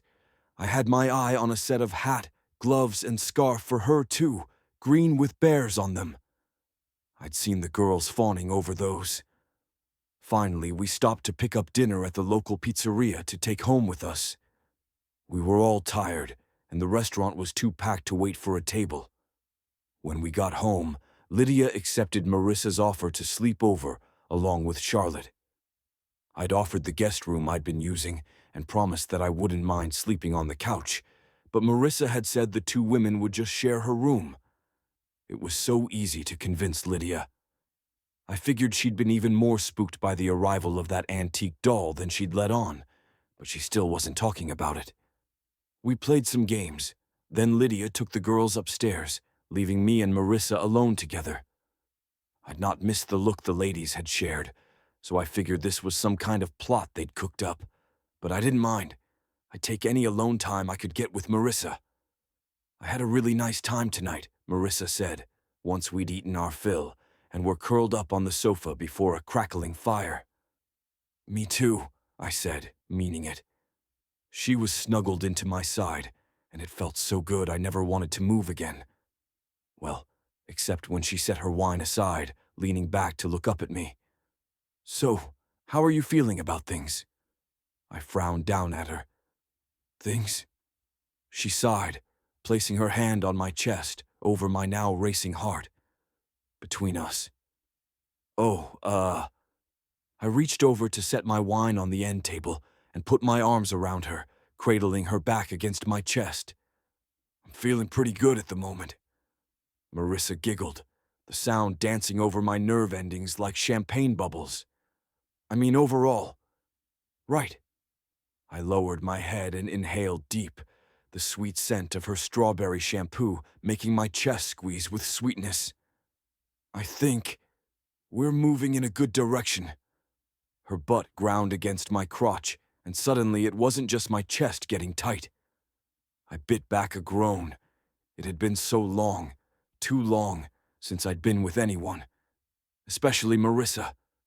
But my body remembered hers like it was yesterday, my blood singing in my veins and desire throbbing in my gut. I think so too, she said, turning around to face me, and I saw the same need burning inside me on her face. She kissed me, and I forgot about everything except this moment, this night, this woman. Another night with Marissa was actually the best early Christmas gift I ever could have received. I growled low in my throat, cupping her cheeks and deepening our kiss, desperate, wanton, leaving no doubt what I wanted to happen tonight. United States. Together. In my guest room bed, or on the couch, I didn't care which. We'd walked away before, but there'd be no escape now, unless she said no. In response, Marissa wrapped her arms tighter around my neck, and yep, this was so happening. 10 years we'd waited to be with each other again, and now all those pent-up yearnings and fantasies drove me to clutch her tighter as I picked her up and headed for the stairs. I vaguely registered that we passed under a sprig of mistletoe hung in the foyer, but we didn't need it. We'd be lucky to make it to bed.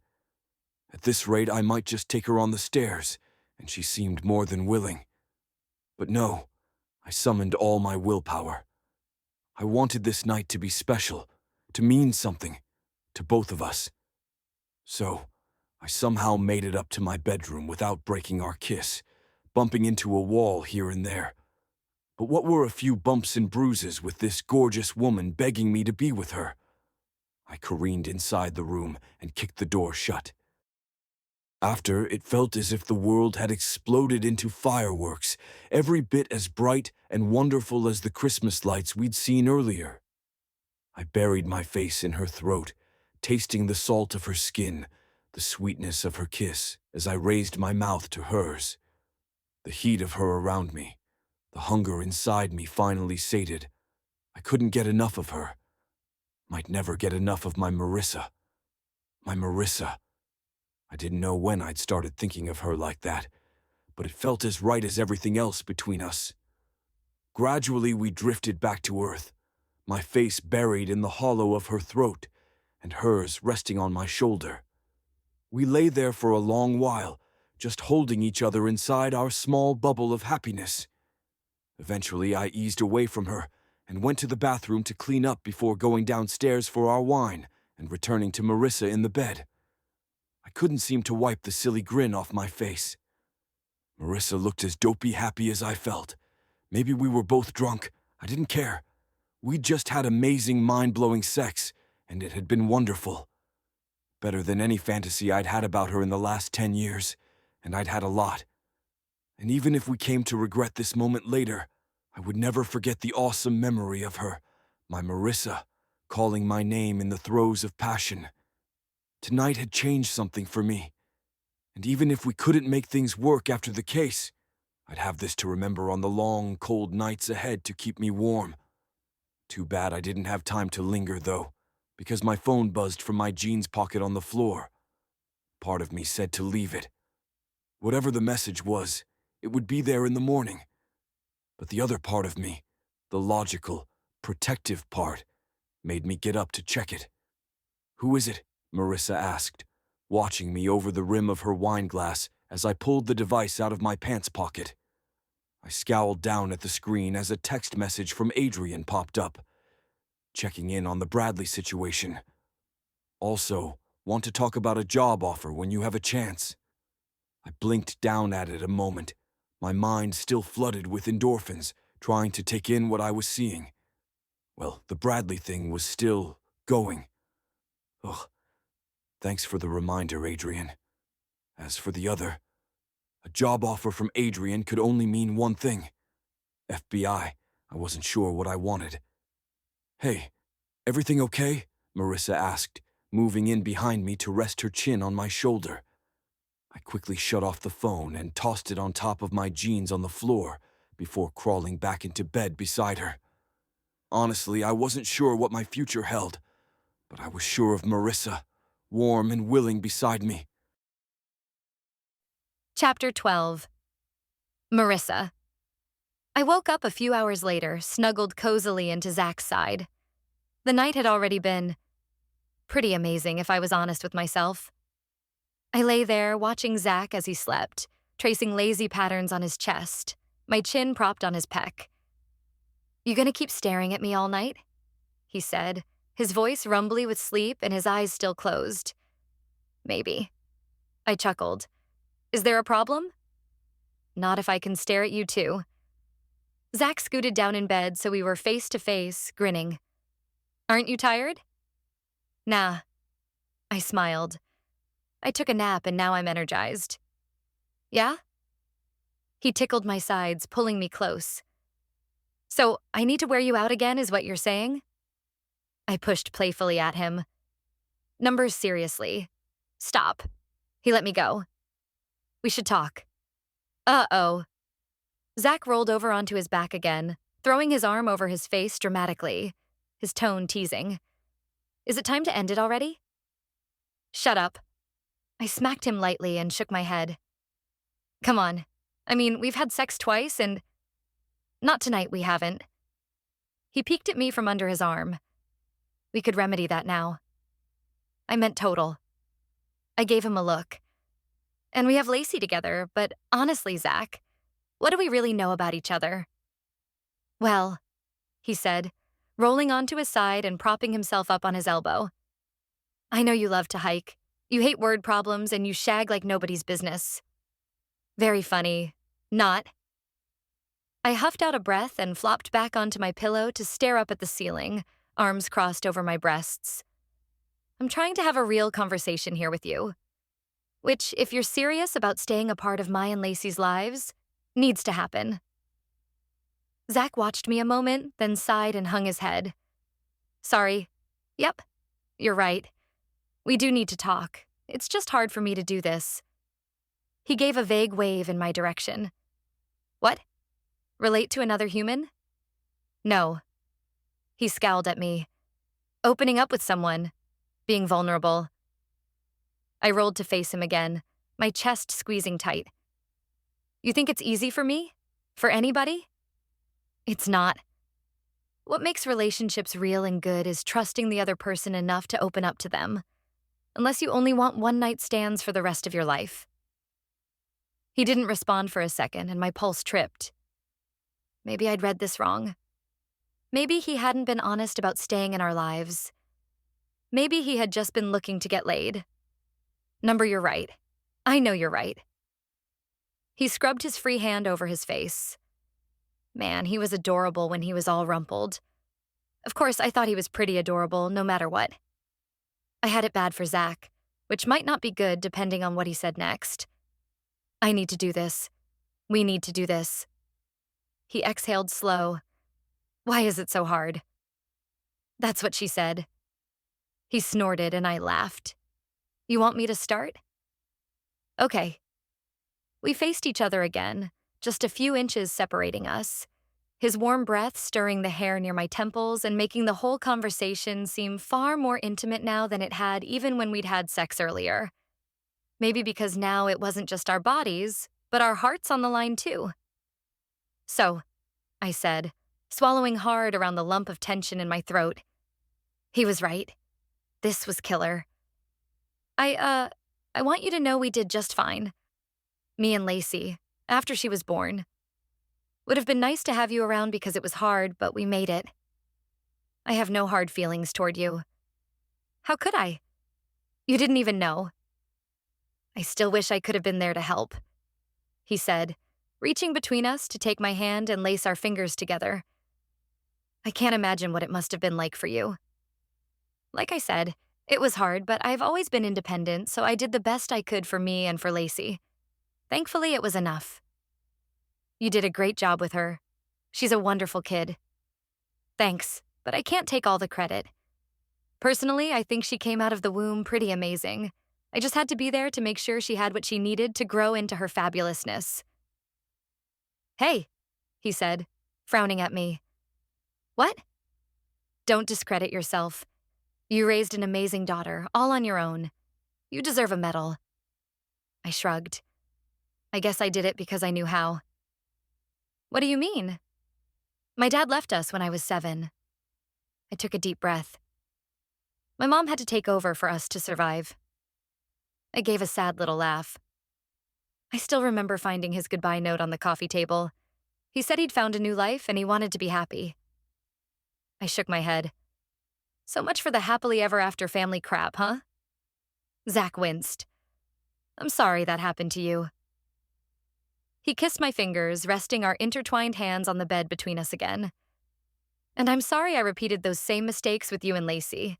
It wasn't the same, I said, my heart heavy yet buoyant all at the same time. Not really. I mean, like I said, you didn't know about the baby. You went back to SEAL Team 4 because it was your job. And when you did find out, you were right there with us. Are right here with us. I bit my lip before saying anything more, not wanting to push him too hard, yet needing to know. What?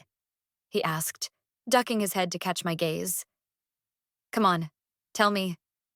I thought we were being vulnerable here. We are. It's just... I sighed. Fine. Best to get it out all at once and be done with it, so I did, my words tumbling over themselves. Look, Zach, I like you. A lot. I care about you way more than I ever expected or even wanted to, but now I need to know what you want. I want to have a relationship with you, but if you don't want that, you need to tell me now. Lacey needs a dad who's committed to making this family work, and... My voice trailed off as I stopped for much-needed oxygen. We blinked at each other for a long moment, and my stomach dropped to my toes. I'd gone too far. Said too much. Any second now, he was going to bail. Get up and leave. Walk out and never return. Just like my father. Right, Zach said at last. You should probably know some stuff about me too, so you understand where I'm coming from. I nodded, breath held, afraid to say or do anything for fear he'd bolt. Zach inhaled deeply, paused. My mom died when I was 12. Afterward, my dad went off the deep end, like just completely lost his mind at even the smallest thing.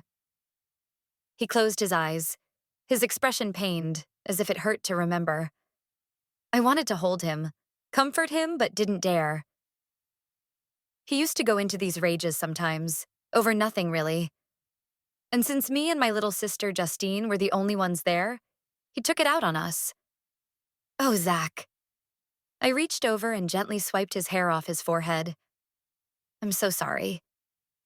It was what it was, he said, lifting one shoulder slightly. There was one time when my sister accidentally left the door open, and our dog got out. She was only 10 and didn't know any better, but my dad went ballistic. I couldn't let him hurt her, so I took the blame. A muscle in his cheek ticked near his clenched jaw. He beat me pretty good that time. No broken bones, but I was bruised for weeks. Better me, though, than Justine. He could have put her in the hospital, or worse. Cheeks damp with tears, I squeezed his hand tighter. Zach, I had no idea. You should have gone to someone, told them what was happening. They could have helped you. Helped your dad. No one was going to help us. Besides, what would they do? Split us up and put me and my sister in foster care? No thanks. He shook it off. It wasn't always so bad. Just the days when his grief took over and he drank. Looking at it now, I think he had depression. He didn't really know what he was doing, especially when he drank. We got through it. We survived. I wanted to tell him life was about more than just surviving, but he continued before I could. Anyway, it's important to me to be there for Lacey now. I want to be the kind of father to her I never had. Fun, supportive, caring, nurturing. Make sense? Perfectly. I cupped his cheek, leaning in to kiss him, slow and sweet. Thank you for telling me. And thank you for telling me about you and Lacey on your own. He rested his forehead against mine. It's nice, talking about stuff. See? I said, grinning. I told you it would help. Know what else would help? Zach leaned back slightly, tumbling me under him in the bed before I knew what was happening, making me squeal and laugh. More sex. He nuzzled my neck only to be interrupted by his stomach growling loudly. Zach laughed into the side of my throat. And maybe a sandwich. I giggled, arching into him. I think both of those things can be arranged. Chapter 13. Zach. Monday afternoon, I had just finished my security patrols around the neighborhood, this time on foot. I liked the physical exertion of walking the same paths Dirk Bradley might be taking to scope out the area.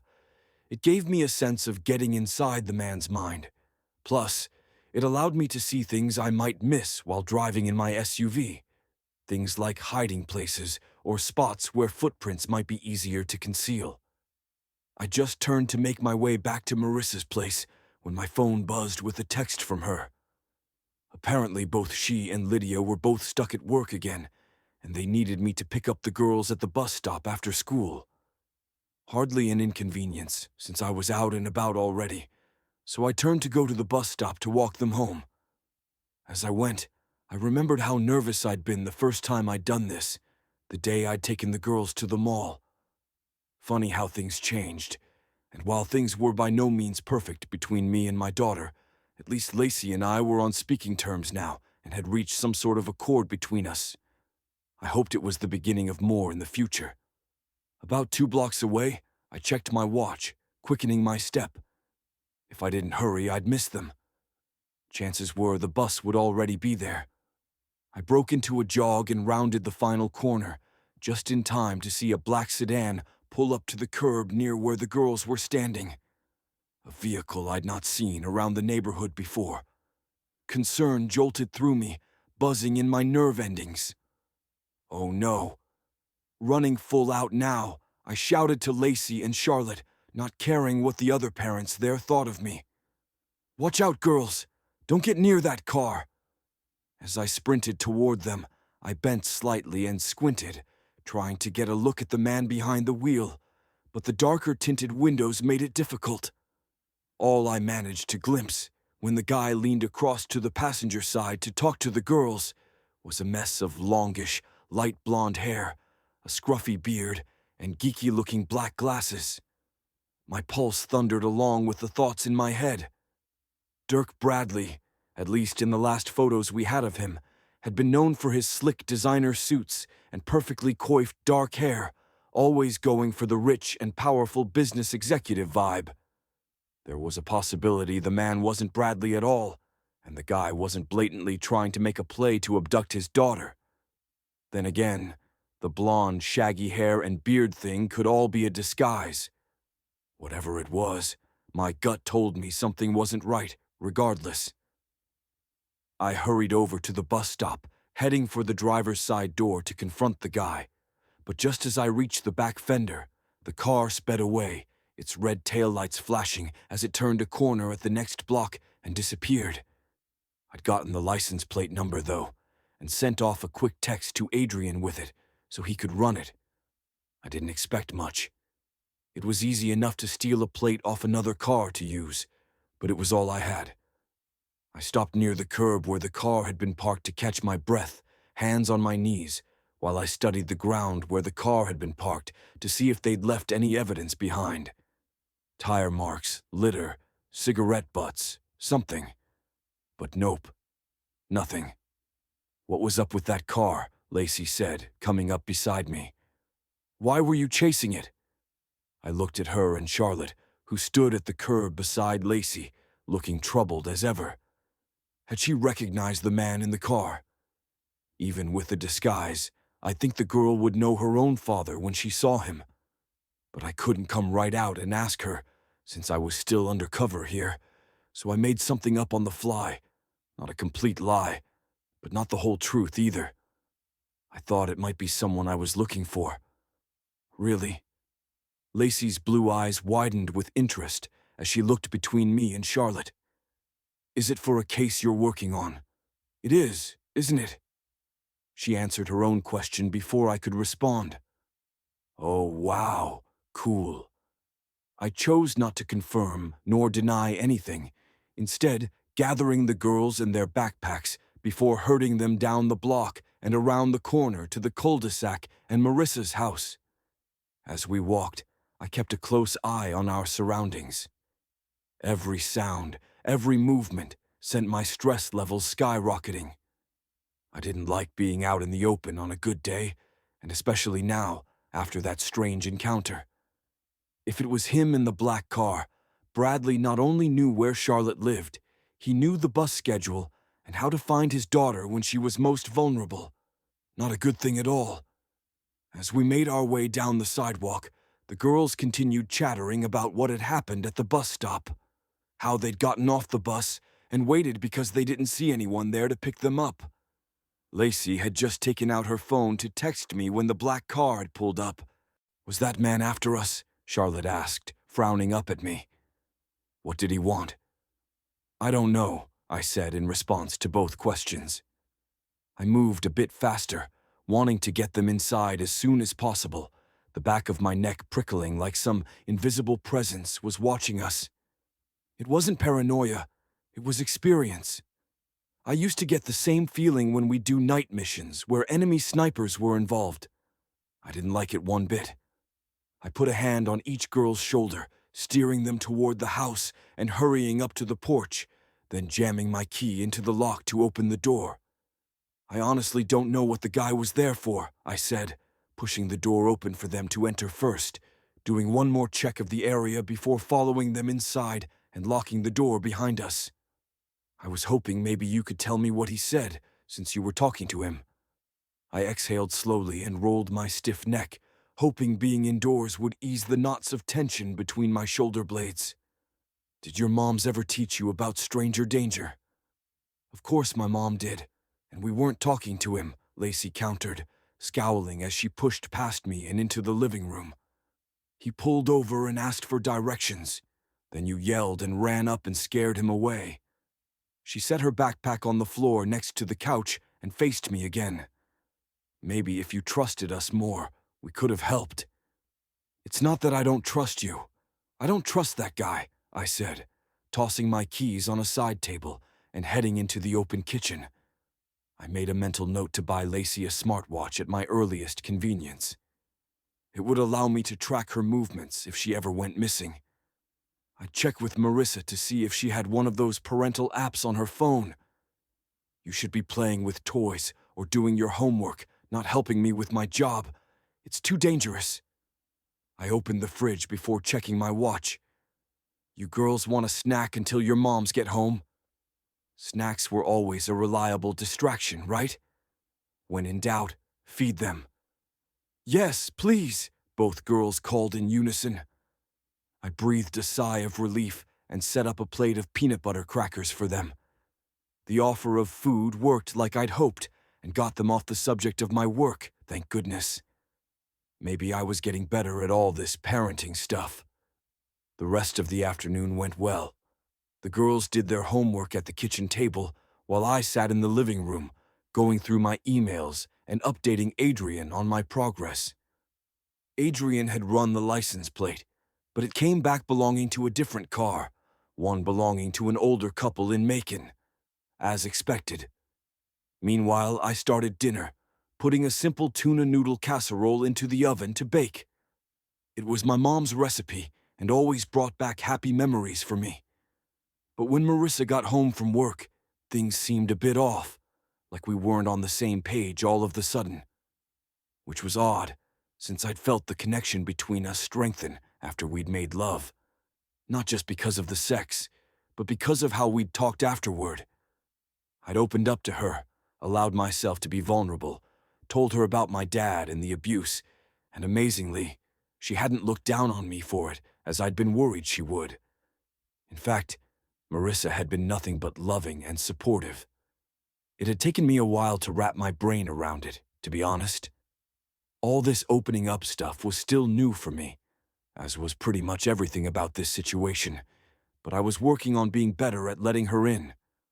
"Hey," I said, wiping my hands on a dish towel and resting my palms on the breakfast bar. "How was work?" "Busy." She leaned over the bar to give me a quick kiss before Lacey rushed in to hug her, Charlotte trailing close behind. Marissa was still obviously the girls' favorite, though I felt I was making inroads with them too. I wasn't looking to be friend and father of the year here. I just wanted Lacey to give me a chance. Over the past few weeks since I'd moved in, life had fallen into a nice rhythm of busy days and quiet nights, and surprisingly, I didn't hate it. Not at all. In fact, I kind of liked the stark contrast from my busy past life. A nice change of pace, and one a part of me thought I could embrace. And maybe that's why the appearance of the black car today had been so jarring. It was a reminder this was all an illusion. Danger still loomed out there, and my real reason for being here was to stop it, no matter how real playing house with Marissa might feel at present. "Mom!" Lacey said excitedly, drawing me out of my head. "You will not believe what happened today." Marissa smiled at me over the top of our daughter's head, pulling back to crouch in front of her. "What?" Instead of something funny or challenging they'd experienced at school like I expected, Lacey and Charlotte launched into the tale of the black car at the curb, embellishing the story from what they'd told me, to the point it all sounded more like an action movie than real events. The guy pulled up and was all like, "Do you need a ride home?" And I immediately told him no. "Mom, stranger danger, just like you taught me." She shot me a look. "I even had my hand around my house key like you taught me, with the sharp part through my fingers, ready to poke his eyes out if he tried to touch me." Lacey squared her shoulders. "Zach ran up, and the guy took off, tires squealing just like the car chases on TV. Marissa straightened, her expression alarmed. "Why didn't you text me right away?" "Okay. First of all, that isn't how it happened." I held up my hands defensively and took a step back, catching Lacey's eye around her mother. "For one thing, you didn't tell me he offered you a ride." Lacey shrugged. "He might not have said it that way, but he was thinking about it." Apparently, she was psychic now too. I returned my attention back to Marissa, who had her arms crossed and was giving me an annoyed stare. "Anyway, after you texted me, I headed straight for the bus stop to get the girls. When I was about a block away, I spotted the strange car. I yelled and ran to catch up with the guy, but he took off." "Girls," Marissa said, not taking her eyes off me. "Why don't you go in the living room to work on your homework? I need to talk to Zach in private for a second." After a bit of whining, Lacey and Charlotte gathered their stuff from the table and went into the next room, giving us adults a little more room to talk between ourselves. She stepped closer to me and lowered her voice. "Was it Bradley?" "Don't know," I said quietly, walking over to check on the casserole in the oven and adjust the timer. I did get a license plate number and turned it in to Adrian to run, but that was a miss. I sighed. From what I could see of the driver, he didn't match Bradley's description either, but it could have been a disguise. Crap. Exactly. I rested my hips back against the edge of the counter, and Marissa came over to wrap her arms around my waist, resting her head on my chest. It felt nice, normal. I tucked her closer and kissed the top of her head. "Things have been so good lately. I was hoping maybe all the mess would just go away." "I know, me too." The minute the words left my mouth, I realized they were true. And it unsettled me even more than the fact Dirk Bradley was after my daughter's best friend. I took a deep breath, inhaling the sweet scent of Marissa's shampoo and the lingering hint of woodsy outdoors on her clothes. "Don't worry, okay? I've got the case under control." Marissa nodded, but didn't say anything. She rose on tiptoes to kiss me once more, slow and sweet this time, then headed into the living room to the girls to settle in and hear more about their day. I stayed in the kitchen, making a salad with the veggies I found in the fridge and doubting my choices. Not about the guy in the black car, though. Maybe the dude had needed directions and had totally innocent reasons for stopping two young girls on the sidewalk to ask them, even though there were also adults around, but I wasn't taking any chances. The fact the license plate had been stolen shored up my suspicions. I scowled as I tossed lettuce and carrots and dressing together in a big bowl. No, I had suspicions about that car, but I didn't have doubts. I was sure there was something shady about it, something that could and would put me on my guard. My doubts were about myself, and whether I could actually do family life, be a good father to Lacey, and a good husband to Marissa. If things kept going as they had been, we'd eventually get there. I'd not had good role models growing up, so how could I be sure I wouldn't repeat the same mistakes my father had? Granted, my dad had been grieving and struggling with substance abuse, but it didn't change the fact he'd failed his kids. The last thing in the world I wanted to do right now was fail. Not with this case, and not with Marissa and Lacey. Chapter 14. Marissa. I sat in the living room with the girls, but my mind was still back in the kitchen with Zach and what he'd said. The whole incident with the car had shaken me. I'd meant what I'd told him. Ever since the night we'd made love, things had seemed almost idyllic. Like one of those sappy shows on TV where things went wrong sometimes, but everything still worked out okay. And perhaps it was naive of me, but I'd actually begun to think maybe, just maybe, we might make this work. Maybe I'd been wrong not to believe in fairy tale endings. I'd never say it out loud, though. Didn't want to jinx it. As the girls rattled on about the bus stop incident, my thoughts swerved from romance to danger. Zach had told me not to worry, and I trusted him. Mostly. Maybe the driver of the black sedan had just gotten lost. Wasn't uncommon for people to get turned around, especially in our subdivision since it joined up with two others and street names changed between them all without warning. Or maybe the person who'd pulled up to the curb had been a relative, picking up a kid after school as a favor. That happened too. I tried not to dwell on it, since there wasn't much I could personally do anyway. Zach was here to protect us, and I needed to let him do his job. Even if my mother's intuition still said there was more going on here than we knew. While the girls, thankfully, switched from talking about the bus stop debacle to what had happened at school, my phone vibrated in my pocket, and I pulled it out to see another text from Lydia. She asked if Charlotte could stay with me and Zach a while longer since she was still stuck at the store. Martell's was slammed with the holidays approaching, and overtime was mandatory. I texted back that of course Charlotte could stay. Zach had dinner almost ready, and Charlotte was welcome there anytime. It was one of the benefits of living next door to my best friend. We covered for each other when needed. Besides, from my experience of Zach's cooking the past few weeks, he'd probably made enough food to feed a small army. Or at least a hungry SEAL team. I helped the girls with their homework until Zach announced a short time later that dinner was ready. It smelled amazing, and my stomach growled. I'd missed lunch because I'd covered an extra hike for a coworker who'd gone home sick.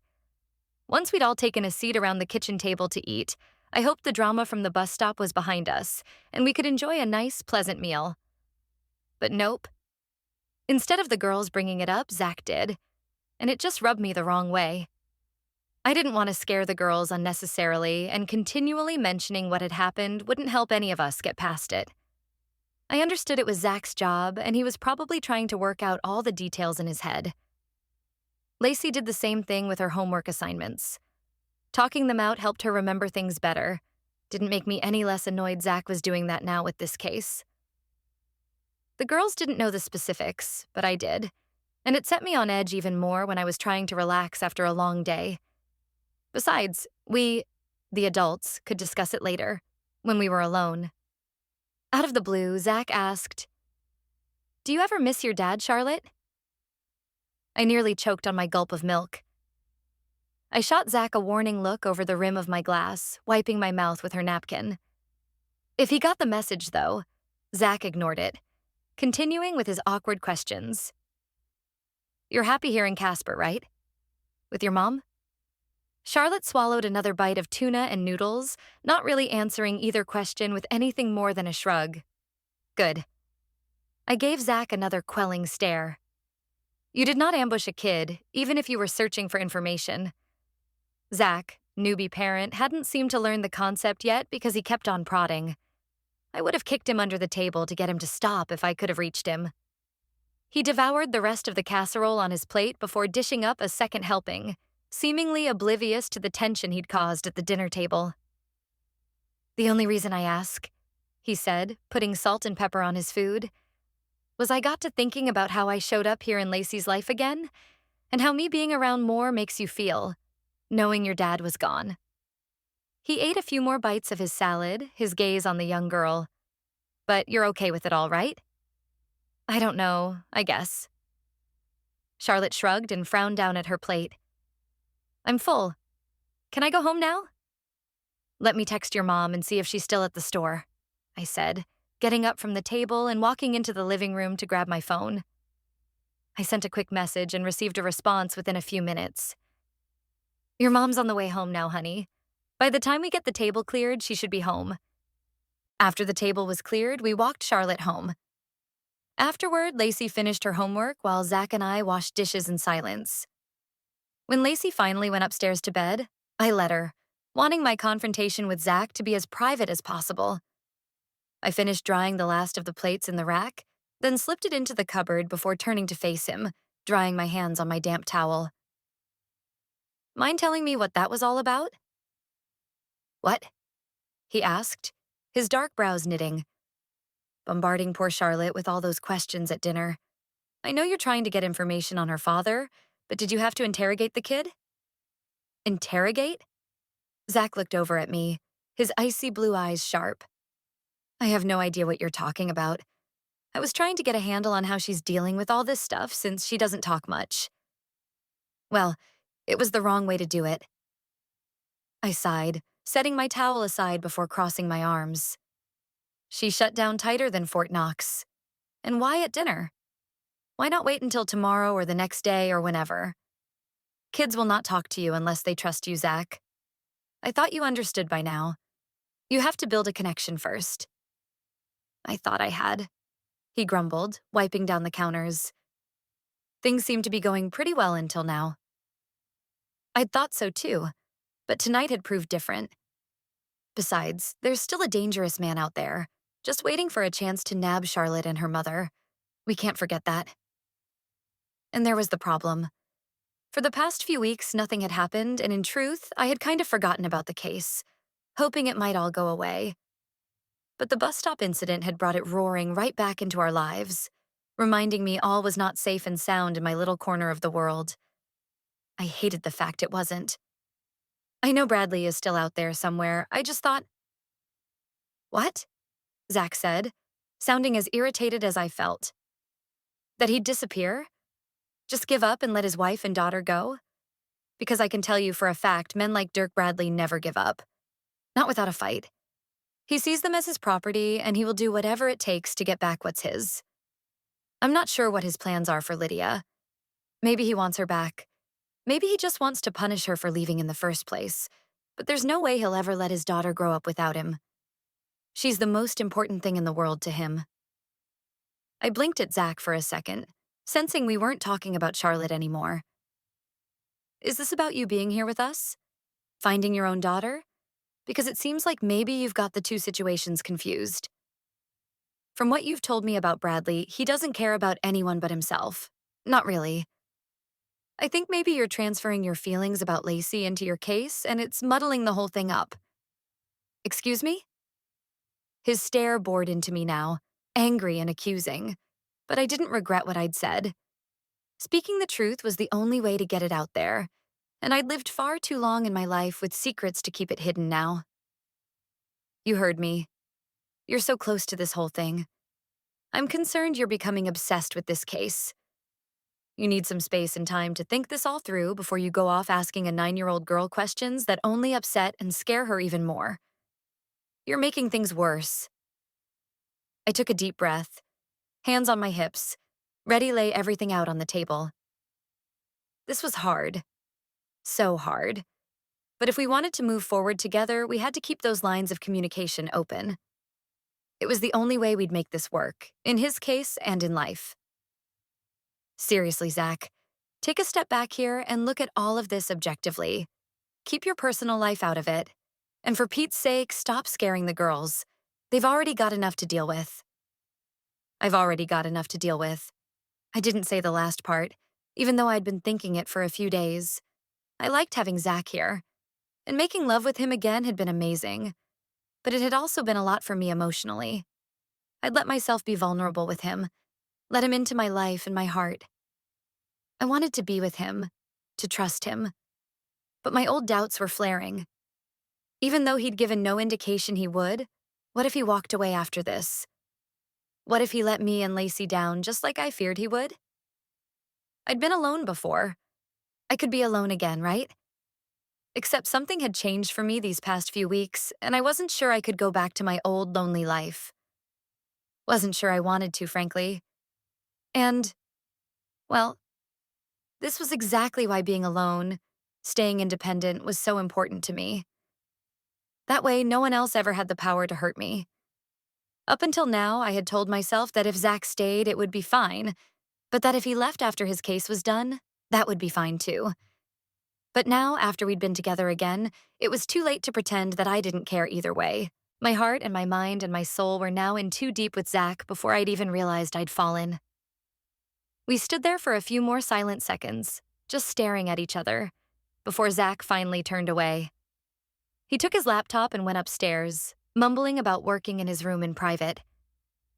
I showered and changed into some comfy sweats, then went downstairs, feeling like I was going to burst if I didn't talk to someone about what had happened.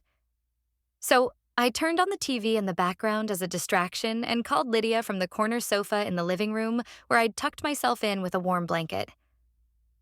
I sighed through the phone line to my bestie, swiping a hand through my still damp curls.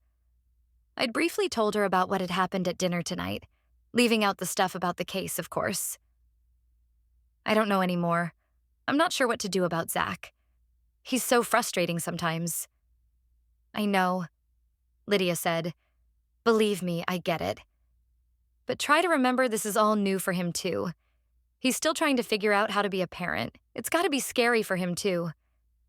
Lydia's smile was evident through her voice. Honestly, I think it's kind of cute, him trying so hard to be good with you guys. I sighed and closed my eyes, snuggling farther into the cushions. I don't know. Just give him time to learn, Lydia said. He's trying. Yeah, he was. I chatted a little while longer with Lydia before ending the call. I sat downstairs, staring up at the ceiling for a long while as the light from the TV flickered overhead. Maybe Lydia was right. Maybe I did need to give Zach more time to adjust. I sighed and rubbed my tired eyes. Or maybe letting all this drag out was just going to make it harder when it all ended. Because in my experience, good things always ended. Chapter 15. Zach.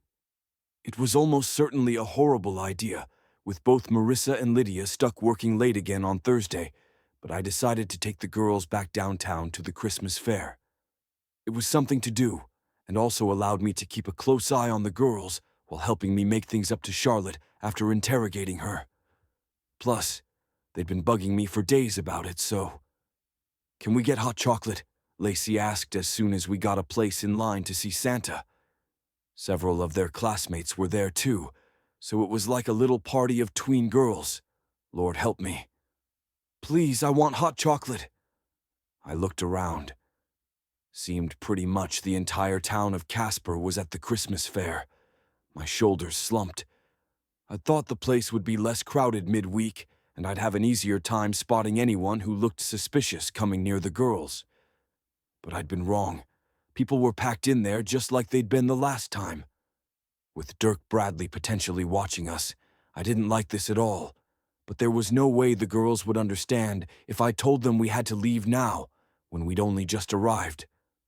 "Where's the truck?" Lacey pointed toward a food vendor across the square. "Make sure you get the little marshmallows on top, please." "Fine, come on. But if we get out of line, We might not see Santa, Mr. Walker, Charlotte said, the corners of her mouth turning down. Please don't make us leave, see? She took a step forward. It's moving already. I'm sure you'll still see Santa, I said, flustered. I sounded like an idiot, glancing back at what looked like a never-ending line of people waiting. I checked my watch and squinted at the sign posted near the North Pole village ahead. Santa's visiting hours ended in 30 minutes. Shoot. Charlotte was probably right. If the girls got out of line now, they'd miss jolly old St. Nick. Please, Lacey asked. We promise we'll stay right here. She leaned to the side to look around me. And there's no one at the hot cocoa truck now. You could be there and back in a few minutes. I sighed. I did not want to leave them alone, but Lacey was right. There was no line for cocoa, and I had a clear line of sight to the girls from the truck. If anything should go wrong, I could race back in a flash to handle it. Fine, but you need to swear to me you'll stay right here until I return. We'll stay here in line, the girls said, each holding out a pinky finger for me to shake. I did. Promise. Thanks, Dad, Lacey called as I started toward the truck, and I stumbled a bit. Wow, it was the first time she'd called me Dad, and it changed me. Unfurled a rush of warmth and satisfaction I'd never expected from such a small gesture. It meant the world to me, and my heart melted. I didn't even feel the chilly breeze as I headed for the food truck, unable to wipe the silly grin off my face. It was fine. All of this would be fine. It wasn't like I was going far. Besides that, we were with each other, and I could see them from across the square, for Pete's sake. And my daughter had called me Dad. Huge. While I waited for my hot chocolate order, I turned slightly to keep an eye on the girls while my mind replayed my argument with Marissa. Obsessed. That's what she'd said. Which was ridiculous because I wasn't obsessed with anything except doing my job. Trying to catch a killer so everyone was safe again. If anything, I'd been feeling like a slacker lately, trying to balance my job with my newfound fatherhood and this thing between me and Marissa. It had started out as fun and friendship, but now felt like so much more, at least to me. And, "Order for Walker," a woman at the other end of the food truck yelled. Here, I got the drink tray and paid for my stuff, only taking my eyes off the girls for a second. But when I turned back, I couldn't find them. The line had moved. Crap. I pushed my way out of the crowd, balancing the drinks in my hands, mumbling vague apologies as I went. When I got across the square, I scanned the line of kids and adults, all waiting to see Santa. No girls. My stomach dropped to my toes. No way would they just leave. They wouldn't. I trusted them. Finally, after what felt like a small eternity of heart-stopping seconds, I spotted the top of Lacey's hot pink knit hat. Whew. Okay. Good. I could breathe again. But not for long. Because in the same second I spotted the girls, I also spotted a guy dressed all in black talking to them. Without another thought, I dumped the drinks tray in the trash and took off toward the man, slipping my gun out of the holster at my waist and holding it low and close so as not to spook anyone in the crowd. The man moved closer toward the girls, and adrenaline surged in my bloodstream, sending my pulse skyrocketing. If anything happened to the girls because I'd gone off to buy drinks, I would never forgive myself. I ran faster, yelling at people to get out of my way, time slowing as I got near to the line and saw the guy reaching out toward Charlotte and... "Stop!" I yelled, startling the people nearby and sending the man scurrying away. "Dad, where are the hot chocolates?" Lacey gave me an annoyed look. I blinked once, twice, my breath ragged once I reached them. Through the crowd, I saw the back of the guy's black jacket as he ducked into a car that soon sped away. Shoot. I tried to read the license plate number, but only got the first 3 letters. IZM. Not enough to go on. "Dad?" Lacey said again, more insistent this time. "Did you hear me? Where's the hot chocolates?" Shaking my head, I slipped my gun back into my holster without being seen and exhaled slowly. A big group got there right in front of me, so the line was too long. "We'll go get some later, after you see Santa, okay?"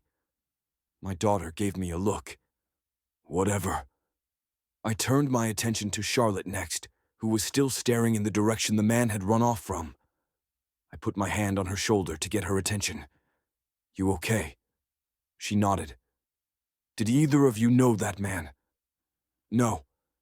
Charlotte moved forward in line. "Why?" We inched nearer to Santa's workshop. "What did he want?" I asked. "Directions," Lacey said. "But like I told Mom the other night, stranger danger. If I don't know them, I don't talk to them." "We moved closer to Mrs. Stevenson instead," Charlotte said, indicating the mother of their classmate in front of them in line. Relief spread like molasses through my body, weighing me down. I'd never been more grateful for Marissa's excellent parenting skills in my life. "Okay, good." After a second to calm down, I asked, "So, neither of you recognized the man who came toward you?" Both girls shook their heads. "Right." Which probably meant it was someone other than Dirk Bradley, since I assumed Charlotte would recognize her own father, even if he was in disguise. It also meant it was someone different from the bus stop guy, because they'd recognize him also. Crap. How many people did Bradley have working for him? Or was this all some weird set of coincidences? I shook my head. Nope. No way this was a coincidence. The noose of danger tightened around my neck, making it hard to swallow. I needed to find Bradley and end this before someone I cared for was hurt. Or worse. We eventually made it to the front of the line to see Santa, and I waited off to the side while each girl went up to tell the man in red what she wanted for Christmas. My nerves were still on high alert, and I kept scanning the area for anything that appeared off, but nothing pinged my radar. Maybe I was being paranoid now, or maybe I was leaning too far into my role as dad and not enough into my role as protector. Or vice versa. It was all so confusing and chaotic, and it gave me a headache. By the time we got hot chocolates, and I listened to the girls go on and on about visiting Santa and what they wanted to do over the 2-week holiday break and what their friends were wearing that day, I thought my head might just crack down the middle. I took a couple of ibuprofen in my SUV on the way home before pulling into the driveway of Marissa's place. The girls both got out, and we walked Charlotte next door. Lacey waved goodbye, promising to text her later before Lydia shut the door. We went inside to find Marissa in the kitchen.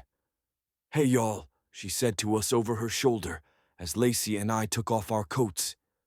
"How'd the Santa visit go?" Lacey ran in to give her mother a hug and tell her about the afternoon in the town square. She mentioned the man who had tried to ask them for directions, but she didn't linger on it, not seeming to think it was important. When she'd finished a full run-through of everything that had happened, she went into the living room to unload her backpack and start on her homework. I hung our coats up in the closet, then wandered over to the fridge to grab a bottled water. "I'm glad you were there today," Marissa said, gripping the spatula in hand until her knuckles were white. Her face had gone pale, and her eyes looked haunted. I could see she was scared, even if she didn't say it. "This is all getting way too close to home."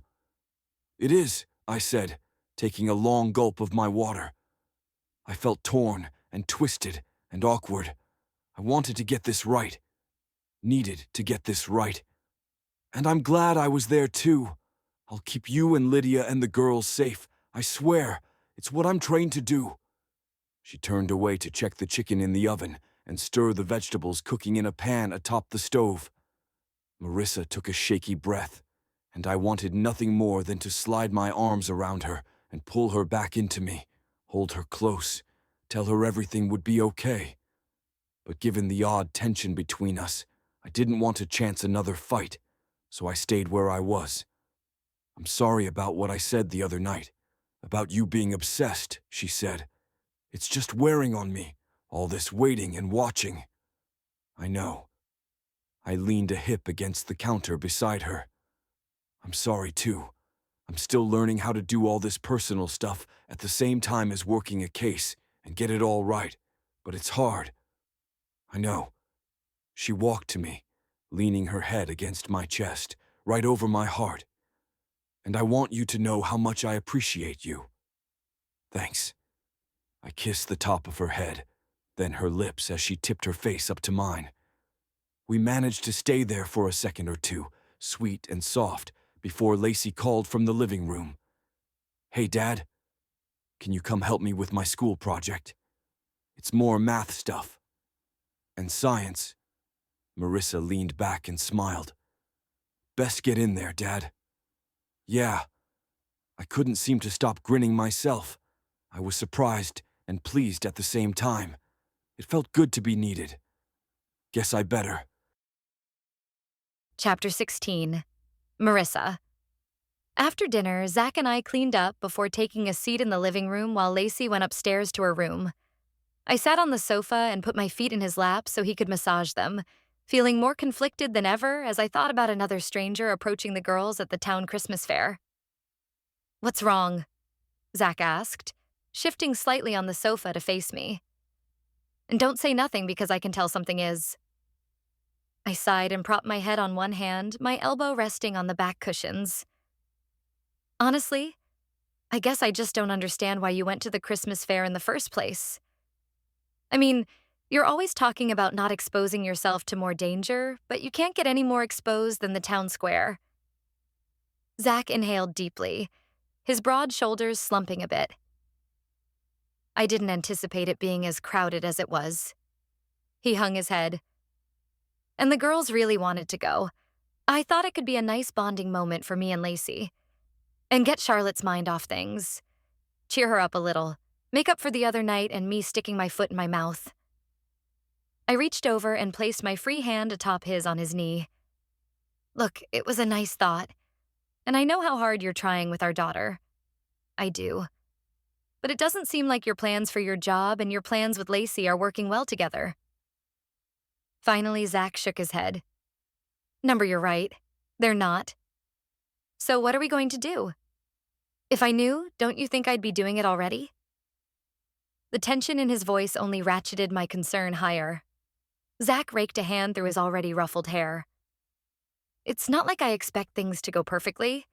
Back when I was a SEAL, we always had contingency plans and fail-safes and everything else we could think of to make sure the mission was accomplished and we all came home. And even then, we didn't always succeed. But the stakes were never this personal. More than any mission, it's deeply important to me to not screw this up. But I feel like I'm making mistakes all the time, no matter how hard I try to get everything right. He pulled away from me, and this time, I let him. I sat back and crossed my arms, hurting for him, but knowing this was something he had to work through for himself. Besides, this wasn't easy for me either. On the professional side, I knew how hard he was trying, but I couldn't tell him that his mistakes didn't matter. Not when it was me, my daughter, and our friends who might suffer from them. And on the personal side, well, for 9 years it had been just me and Lacey. I was having a bit of a hard time sharing my daughter with another parent. I wasn't jealous. But up until now, I'd always been the one Lacey turned to for help.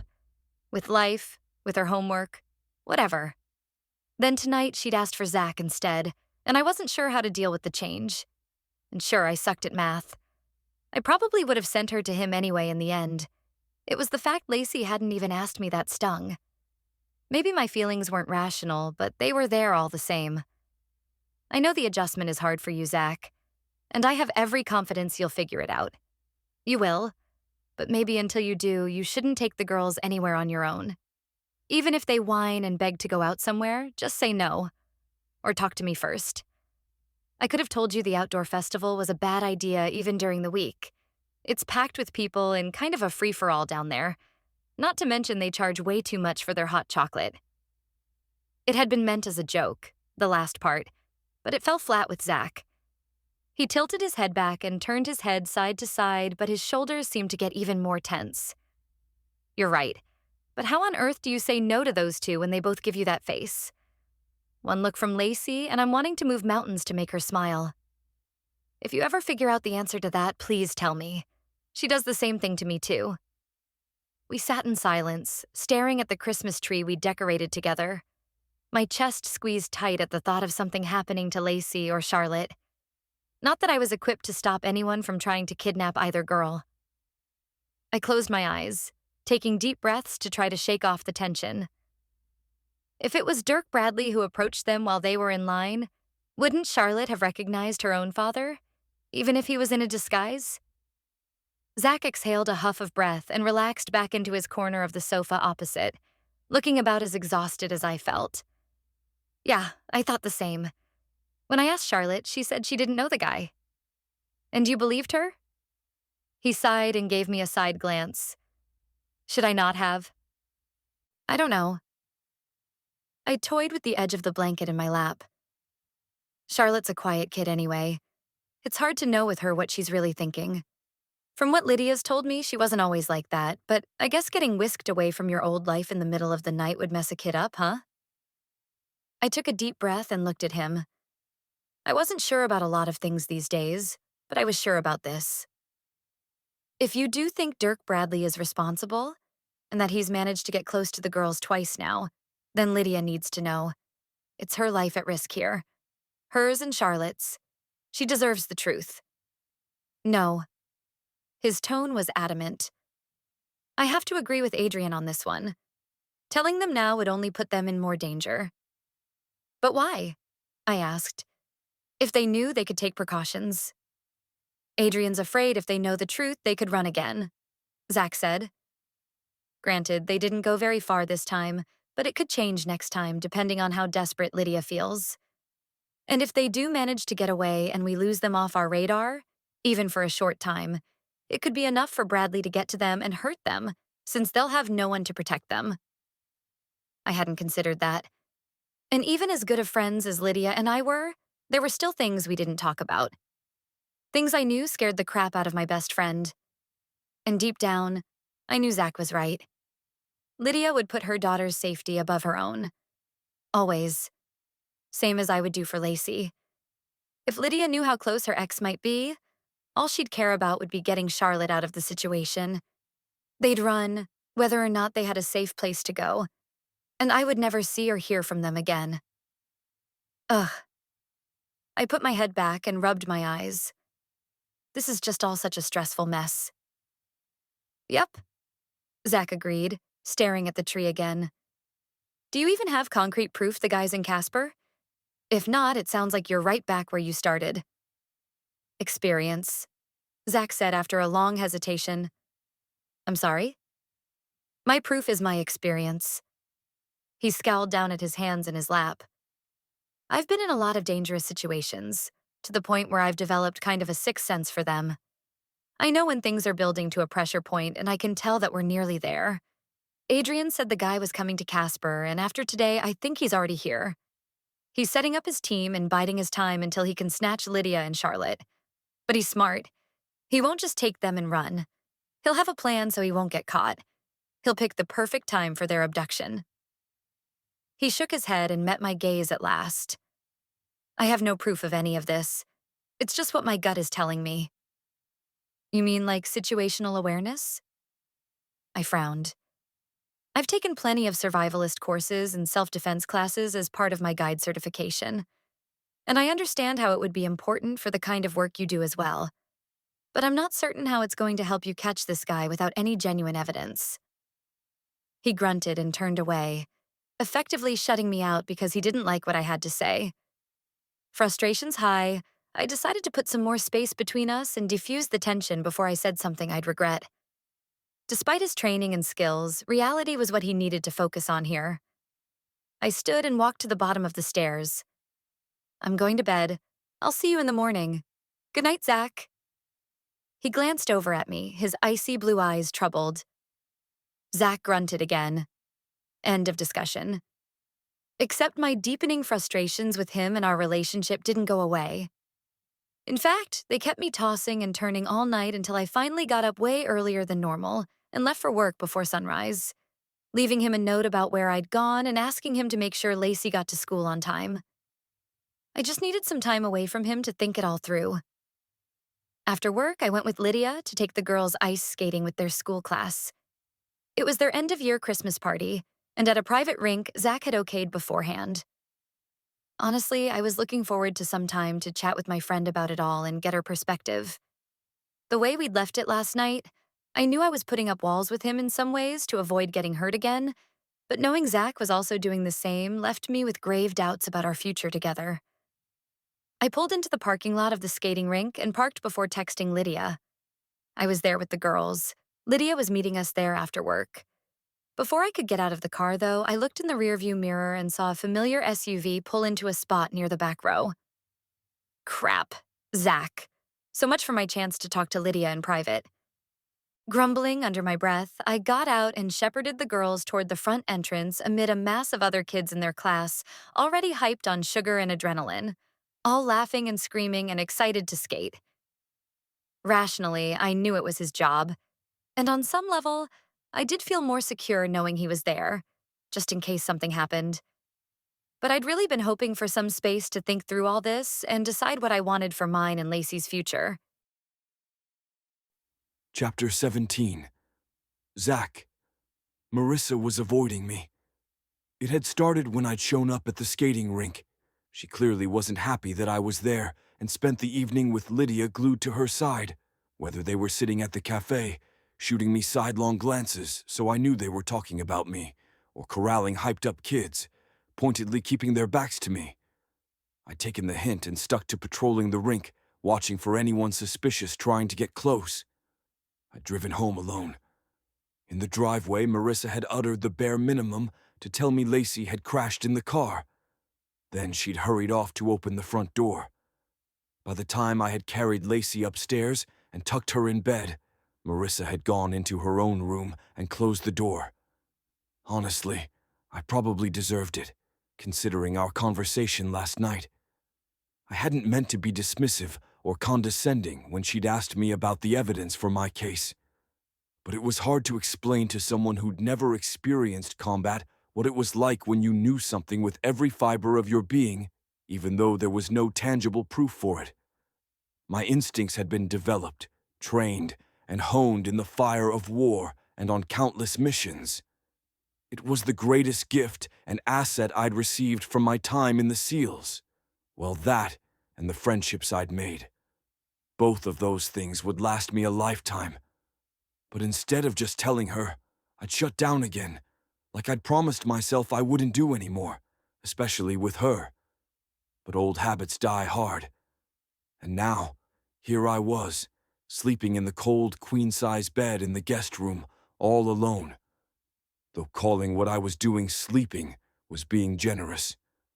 More like lying there in the dark, staring at the ceiling, and replaying every word of our conversation last night.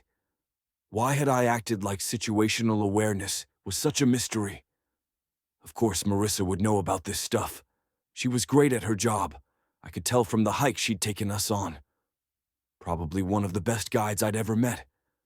I still couldn't exactly say why I did it. Of course, the fact I had so much going on in my head, too many concerns, too many regrets, probably didn't help either. I took a deep breath and ground the heels of my hands into my tired eyeballs. I hated how things were presently between us, but I wasn't sure how to fix it. Or maybe it was better to say I wasn't willing to fix it yet. I knew what she wanted. Complete honesty and openness. True vulnerability. A partner who would be in the parenting trenches with her for the long haul and beyond. But this was all new territory for me. A guy who'd built his walls high and thick after taking one too many beatings from his father. Adrian would likely offer me a job after this case, if all went well, and I had no clue how I would respond, or what I wanted to do with the rest of my life. So yeah, everything was in a holding pattern for now, and while my desire to be a part of my daughter's life going forward had not wavered, my confidence in my ability to be there for Marissa in the way she needed me to be had taken a significant hit. I was well and truly lost in this relationship, and I knew it. Trouble was, I had to keep it together. Had to keep going and stay vigilant because somewhere out there was Dirk Bradley, just waiting to strike the moment I wasn't paying attention, or worse, wasn't even there. The whole shit show was a lot to deal with for a guy who tried to be in control of all things at all times, especially myself. I hadn't meant to anger Marissa by showing up at the skating rink, but I obviously had. Maybe she thought I didn't think she was capable. She put a lot of stock in her independence and self-reliance. Or maybe she thought I didn't trust her. She'd said as much when I'd shut down on her the other night. She wanted me to trust her, to open up to her, to respect her. And I could see how she might have gotten the idea I didn't, the way I'd treated her the last few days. But I agreed with Adrian and honestly believed not telling Lydia and Charlotte about Bradley being in town was the right call. I rolled my head and looked at the digital alarm clock on the nightstand beside my bed. It felt like hours should have passed since I'd lain down, but only 20 minutes had ticked by. I sat up and hung my legs over the side of the bed. Deep down, I'd begun to wonder if part of my issue with both the case and with Marissa was I wasn't used to trusting civilians on my missions. And half of my brain viewed this job as a mission. But the other half of me, my heart, knew what was happening with Lacey, and Marissa was something else entirely. I also knew in my soul if I wanted things to work out between us, I would have to trust Marissa. If I wanted a shot at forever with her, I'd have to put my heart and my life in her hands. Neither of which came easy for me. I was tired of staring into the darkness, so I got up, pulled on some sweatpants, and wandered downstairs to the kitchen for a bottled water. I'd just cracked open the lid when the sound of shattering glass split the quiet of the sleeping house. This is it. I bolted upstairs and dug into my duffel bag for my gun safe, pulling out my service weapon and racing for the front door. Didn't matter that we'd had a frost and I had a bare chest and feet. The sting of the cold on my skin kept me alert, spurred me on. The sound had come from next door, I was sure of it. Somewhere near the kitchen window on the side of Marissa's house. I just eased out onto the porch and was about to shut the front door silently behind me, so as not to wake Marissa and Lacey, only to hear a voice behind me, groggy with sleep. What's going on? Marissa. I pivoted fast, holding my finger to my lips for her to stay silent, seeing her eyes widen at the sight of my gun. I leaned back inside the house to whisper, "Breaking glass next door. Stay here and call the police. Don't come out until I give you the all clear. Understand?" She nodded, her face pale with fear. Fear was good in this instance, if it kept her inside and away from danger. The last thing I wanted to do was turn away and leave her alone, her eyes dark with worry. But I had no choice. I exited her house, keeping my back to the wall as I inched toward the side yard between Marissa's place and Lydia's. A dog barked somewhere in the distance, and I strained to hear anything at all from next door. All my senses were hyper-focused, my chest tight with adrenaline. At the corner, I took a deep breath and centered myself, eyes closed. When I opened them a split second later, I darted around the corner, gun up and ready, just in case. Squinting into the darkness, I saw it. There, near the back of Lydia's house. A shadowy figure stopped and stared directly in my direction, silhouetted from behind by an overhead light shining on the walking trail between the houses, making it impossible to make out the intruder's face. "Stay where you are! Hands up!" I yelled, heading for the stranger. Of course, whoever it was didn't heed my orders, bolting instead across the backyard and vaulting the chain-link fence before sprinting away down the sidewalk and disappearing into the distance. I stopped, my heavy breaths frosting on the night air, the cold pavement beneath my bare feet, rough and painful. Lydia's backyard streaked with yellow as the lights came on inside. I wanted to punch something. Namely, whoever the intruder was. The guy got away. Again. "Zach, what's going on?" Lydia called from the back door. She looked from me to the shattered glass sparkling on the back porch at her feet. What's happening here? I looked back at her over my shoulder. Stay inside, I called back. Lying to them, even for their own good, was getting harder and harder. Maybe it was finally time to tell Lydia the truth about her ex.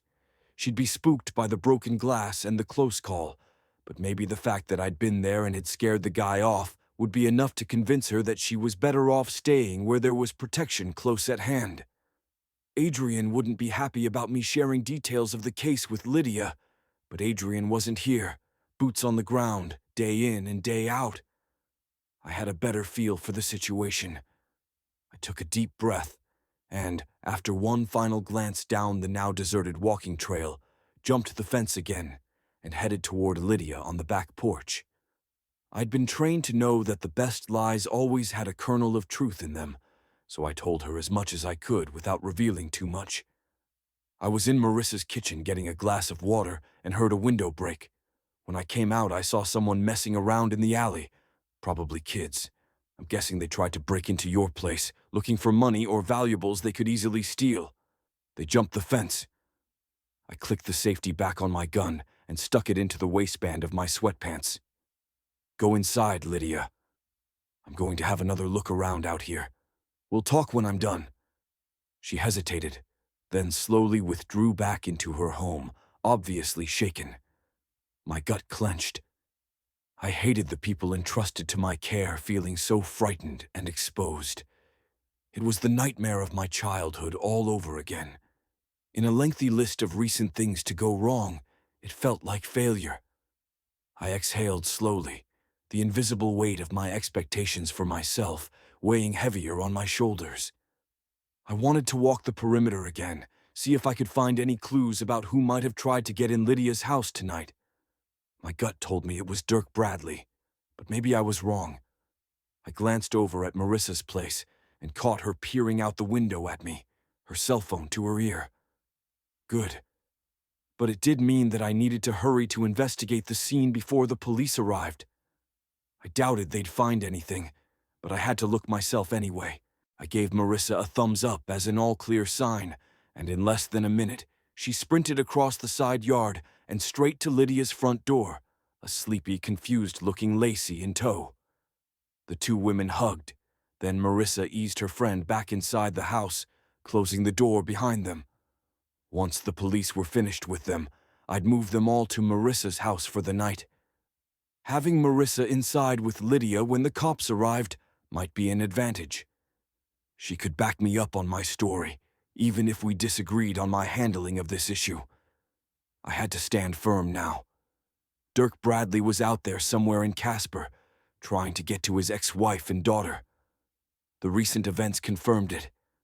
I had to keep them safe until we caught the guy, no matter what. The sound of sirens pierced the night, drawing nearer. I sped up my search, though the fact I'd left my own phone back in Marissa's house meant I had no flashlight with me to use, which would have made things a lot easier. But it didn't really matter anyway in the end. Just as I'd suspected, there wasn't any trace left behind by the intruder, other than the glass on the back porch. Whoever it had been was either extraordinarily lucky or a professional who knew to stay off the damp ground and frozen grass. As Lydia's driveway filled with cop cars, red and blue lights blazing in the dark night, I slipped away in the shadows. Chapter 18. Marissa. Mom? What's going on? A sleepy Charlotte asked, coming downstairs. It's okay, I said, patting the couch beside me for her to take a seat. On my other side was Lydia, pale and obviously shaken that someone had smashed her window, possibly wanting to break in. I kept my arm around my friend's shoulders while tucking Charlotte into my other side. Lacey was huddled into the chair, still half asleep and frowning. There was just an accident. Accident? Charlotte scowled, scrunching her nose, her tone groggy. Incident, I clarified. I can't believe someone tried to break in here, Lydia said, shaking her head. This neighborhood is so safe. It's why I chose it. Someone broke in? Charlotte's eyes widened as she gained full alertness. Why? Do they want to hurt us? Ah, sweetie. Number yes. Heart aching, I pulled Charlotte into my other side on the sofa, kissing the top of Girl's head and rubbing her arm to chase away her trembling. If Lacey had been in the same situation, I'd want someone to give my daughter comfort as well. You're fine, honey. Zach chased them away, whoever they were. And the police are here. No worries at all. You're safe now. Both you and your mom. I didn't find anything outside, Zach said, stalking in through the damaged back door. Other than the broken window. Maybe the cops can get some prints from it. Maybe. I watched him over the top of Charlotte's head. If you need to talk to them outside, I can sit here with Lydia and the girls. Why would I need to talk to them outside? He asked, giving me a confused look. Because I gave him a pointed look, trying to convey I needed his help to keep the girls calm, that we shouldn't discuss any details in front of them if we didn't have to. But he wasn't taking the bait. I don't know. I just can't believe this is happening again. Lydia whispered to no one in particular while Charlotte sniffled softly, her tears soaking into my pink PJ top. It broke my heart to see them in such pain. I gave Zach another pointed stare. This had gone far enough. It was time to come clean. To everyone. About everything. Get law enforcement fully involved and up to speed on what we were dealing with before someone got hurt. Or worse. Zach moved closer, his expression tight and his voice low. Actually, I would like to speak to someone in private. Marissa, can I see you a minute, please? Maybe it was the adrenaline of the moment, but I was done. Done with keeping secrets from my best friend, done with covering the truth with lies, and done with hiding what Zach was really doing here. Just done. I passed the girls off to Lydia and stood, following him to the far corner of the room, while Lydia got up to answer the front door for the cops. What is it? I asked, glancing back at Lydia talking to a uniformed officer while the girls watched wide-eyed from the sofa, clinging to each other. Quit trying to get me to say something I shouldn't in there. We have to stay united on this now, more than ever, with the police involved. No. I crossed my arms and gave him a look. I'm done with this, Zach. This has all gotten way out of control. Who knows what could have happened here tonight if you hadn't run over here to stop it? I leaned closer to hiss. You keep telling me you have this under control, but from where I'm standing, things look very much not under control. This is a very delicate job. Zach gritted out, glancing toward the front door as more cops streamed inside the place. If I decide to tell them, it needs to be done a certain way so they don't get scared and take off for parts unknown. If that happens, you'll be putting your friend and her daughter at even more risk. I threw my hands up in exasperation. But this is getting bigger than you can handle alone. You said Dirk Bradley is on his way here, and he's got people working for him too. You said so yourself. You're outmanned and outmaneuvered. I'm not putting my best friend's life or her daughter's at stake because you don't trust anyone. His icy blue eyes flared with hurt and outrage, but I stood firm in my decision. Tonight, Dirk Bradley had come far too close for my comfort. Literally. A crime was committed here, Zach. I know. He gritted out. His lips compressed into a thin line. But telling Lydia and law enforcement won't help. Guys like Bradley don't care about the law. They think they're above it. Spilling our case to the cops and getting them involved will only drive Dirk Bradley deeper underground, making him harder to track and capture. Or worse. It's not unheard of for members of law enforcement to accept bribes to look the other way or provide intel. Do we need to be concerned about that? He shrugged his shoulders. At this point, I can't rule that out. People like Bradley can do what they do because of their connections. As for Lydia, if we tell her what's really going on and she runs, he could potentially find them before I can. I'm trying to keep them safe. It's my whole purpose for being here. Let me handle telling them the truth, okay? When and if I see fit. I won't risk something bad happening to them. Crimson dotted Zach's high cheekbones and his nostrils flared. He was furious, obviously, but it didn't stop his words from stabbing me deep in the heart. I never wanted to be responsible for another person's death, let alone Lydia's and Charlotte's. I'd been so sure of my stance on this a few minutes ago, but now I doubted myself. Maybe he was right. Maybe I should keep my mouth shut. At least until I was sure telling Lydia wouldn't do more harm than good. But it ate away at me. The lies. Mainly, it ate away at all my daydreams of the future, the life Zach and I could have had together. The way he was acting, no way could I see us having a happily ever after now. Maybe that possibility had never really existed. Over and over, life had shown me that happily ever afters didn't exist for people like me, even if I wished for one with all my heart. Things wouldn't work out between us. Couldn't work out. Zach was only here for the job. His statement just now confirmed it. My whole purpose, he'd said. The truth was right in front of me, and I needed to face it now. Finally, once this job was over, he'd be gone. He might want to stay in Lacey's life, but not in mine. I'd be left behind to pick up the pieces. End of story. Why had I ever thought this would end differently? Sir? Ma'am? A uniformed officer walked over to us. We need to take statements from both of you, especially you, sir.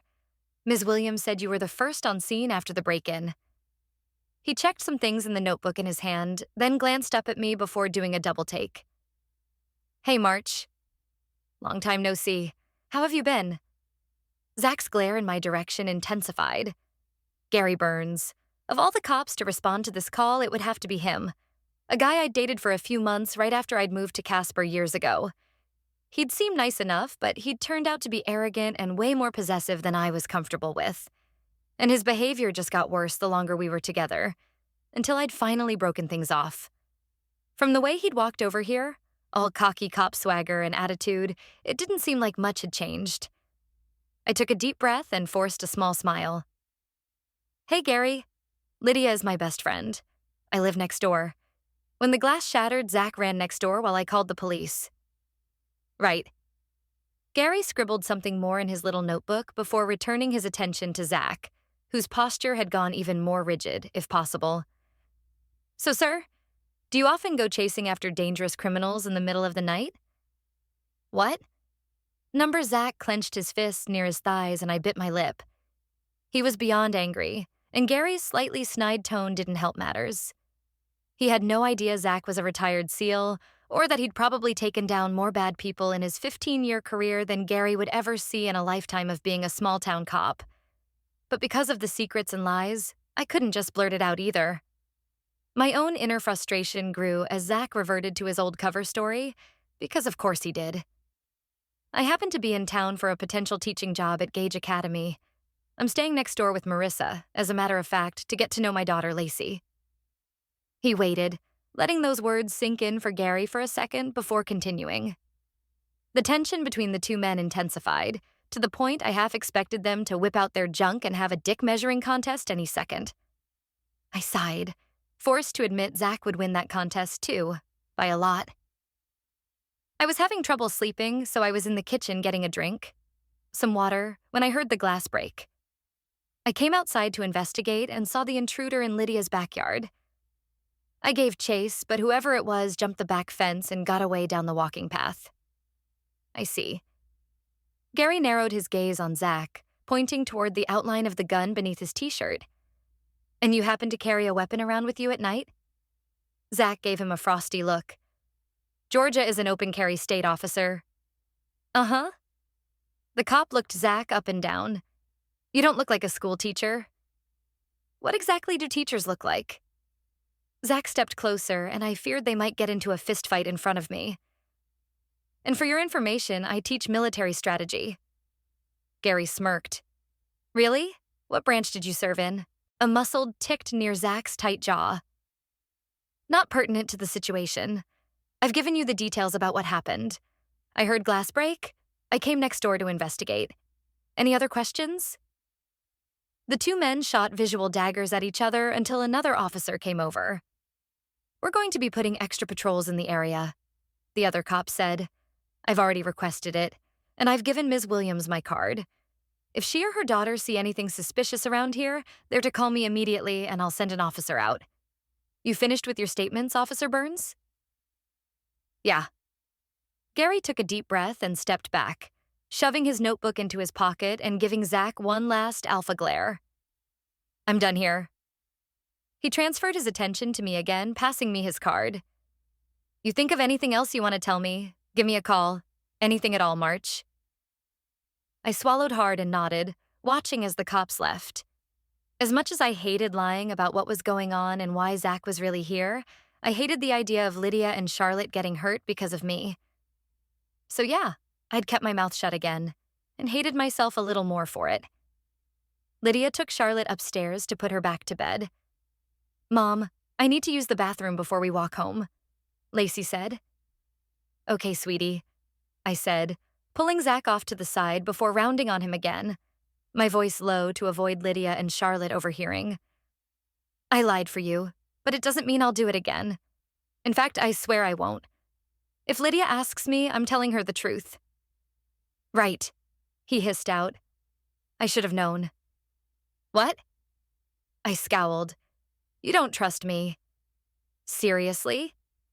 I gave an unpleasant laugh. "You're one to talk about trust, mister. It's a two-way street, you know. You don't trust me either. Not really.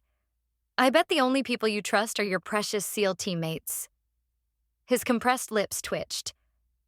"Those precious teammates," he used air quotes for effect, "as you call them, saved my life more times than I can count. They had my back every step of the way. Which is more than I can say for you." Ouch. Hurting and raw, I turned away and headed for the door, my eyes stinging, but I refused to cry. Zach wasn't worth my tears, even if my soul screamed he was. Lacey came out of the bathroom and I waved her over, then opened the door, the blast of cool air chilling my already frozen heart. "We're going home. You do what you want. You always do." We headed out into the frosty night, and I did my best to remember none of this was real. Not Zach's made-up story. Not our relationship, which had probably always been fake on his end. Just a ploy to give him a reason to worm his way into my house and keep a better watch over Lydia.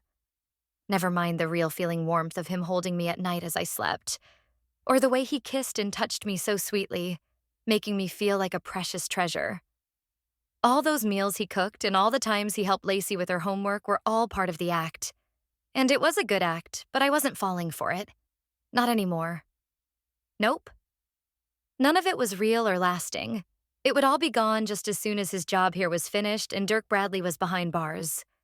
For some reason, it didn't make me feel any better. In fact, it only made me feel worse. Chapter 19. Zach.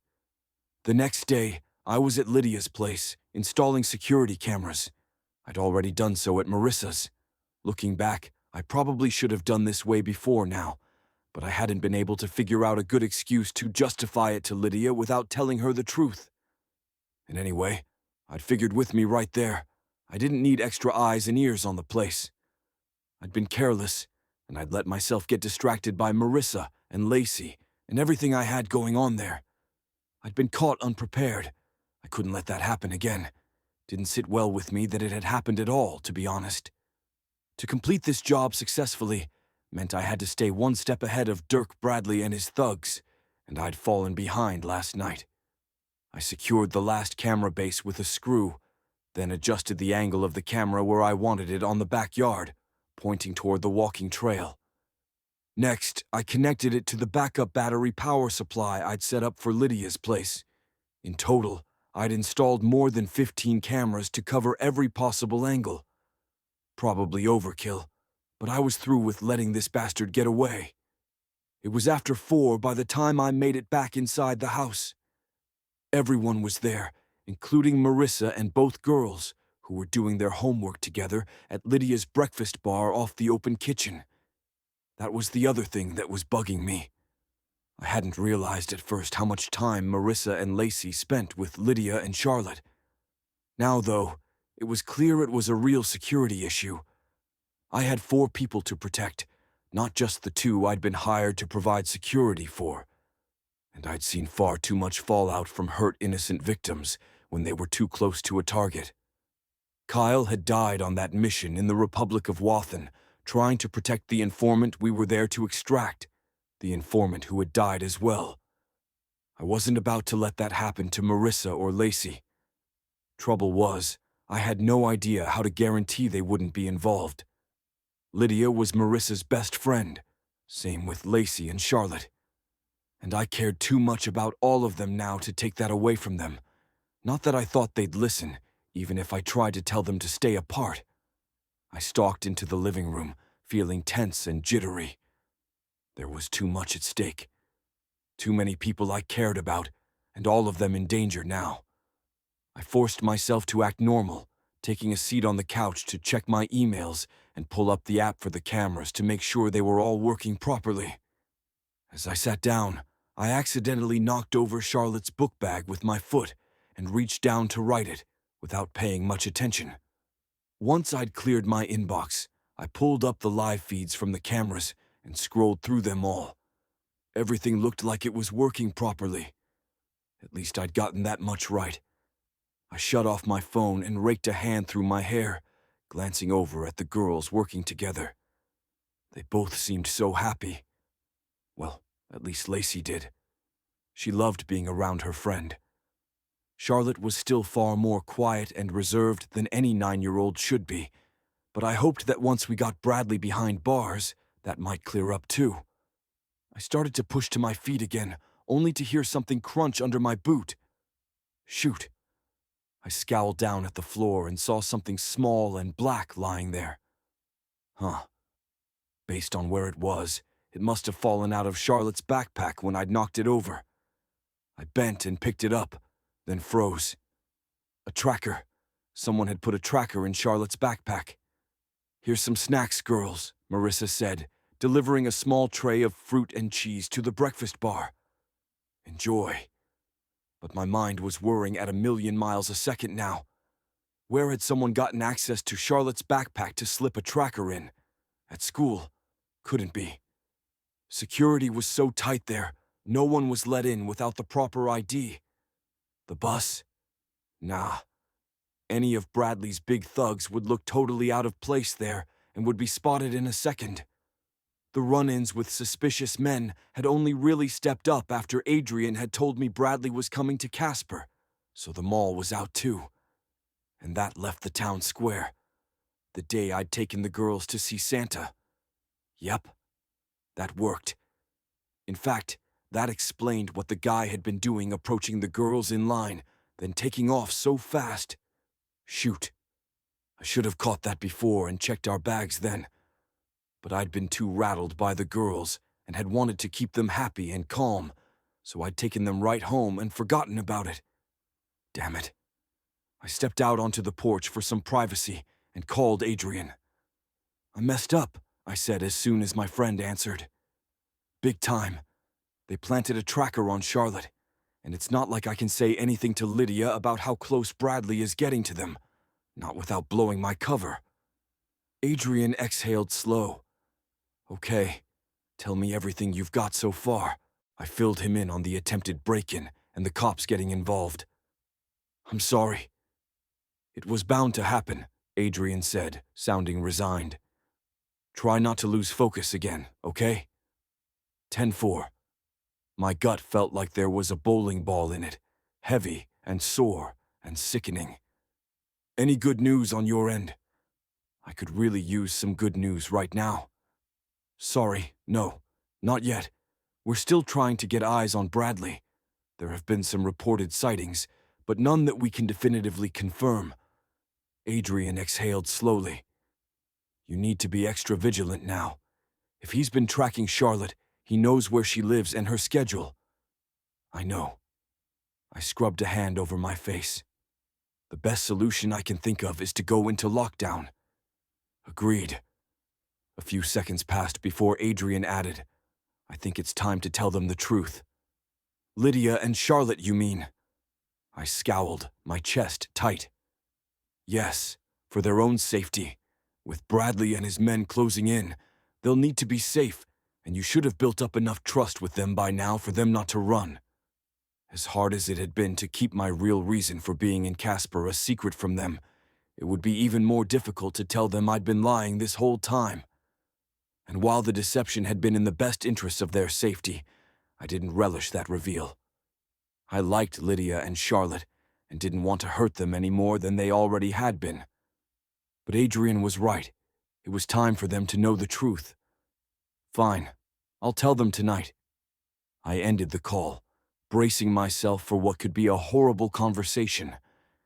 I had to get my facts straight and present the information to Lydia and Charlotte in a way that would make them see this was all done for their own good, and convince them both that I could keep them safe, even as Dirk Bradley closed in on them. Hopefully I'd get backup from Marissa. Problem was, things between me and Marissa weren't going well, and she wasn't even speaking to me. Getting her back on my side again might be the most difficult thing I'd ever done. Chapter 20. Marissa. Marissa? Can I talk to you for a minute?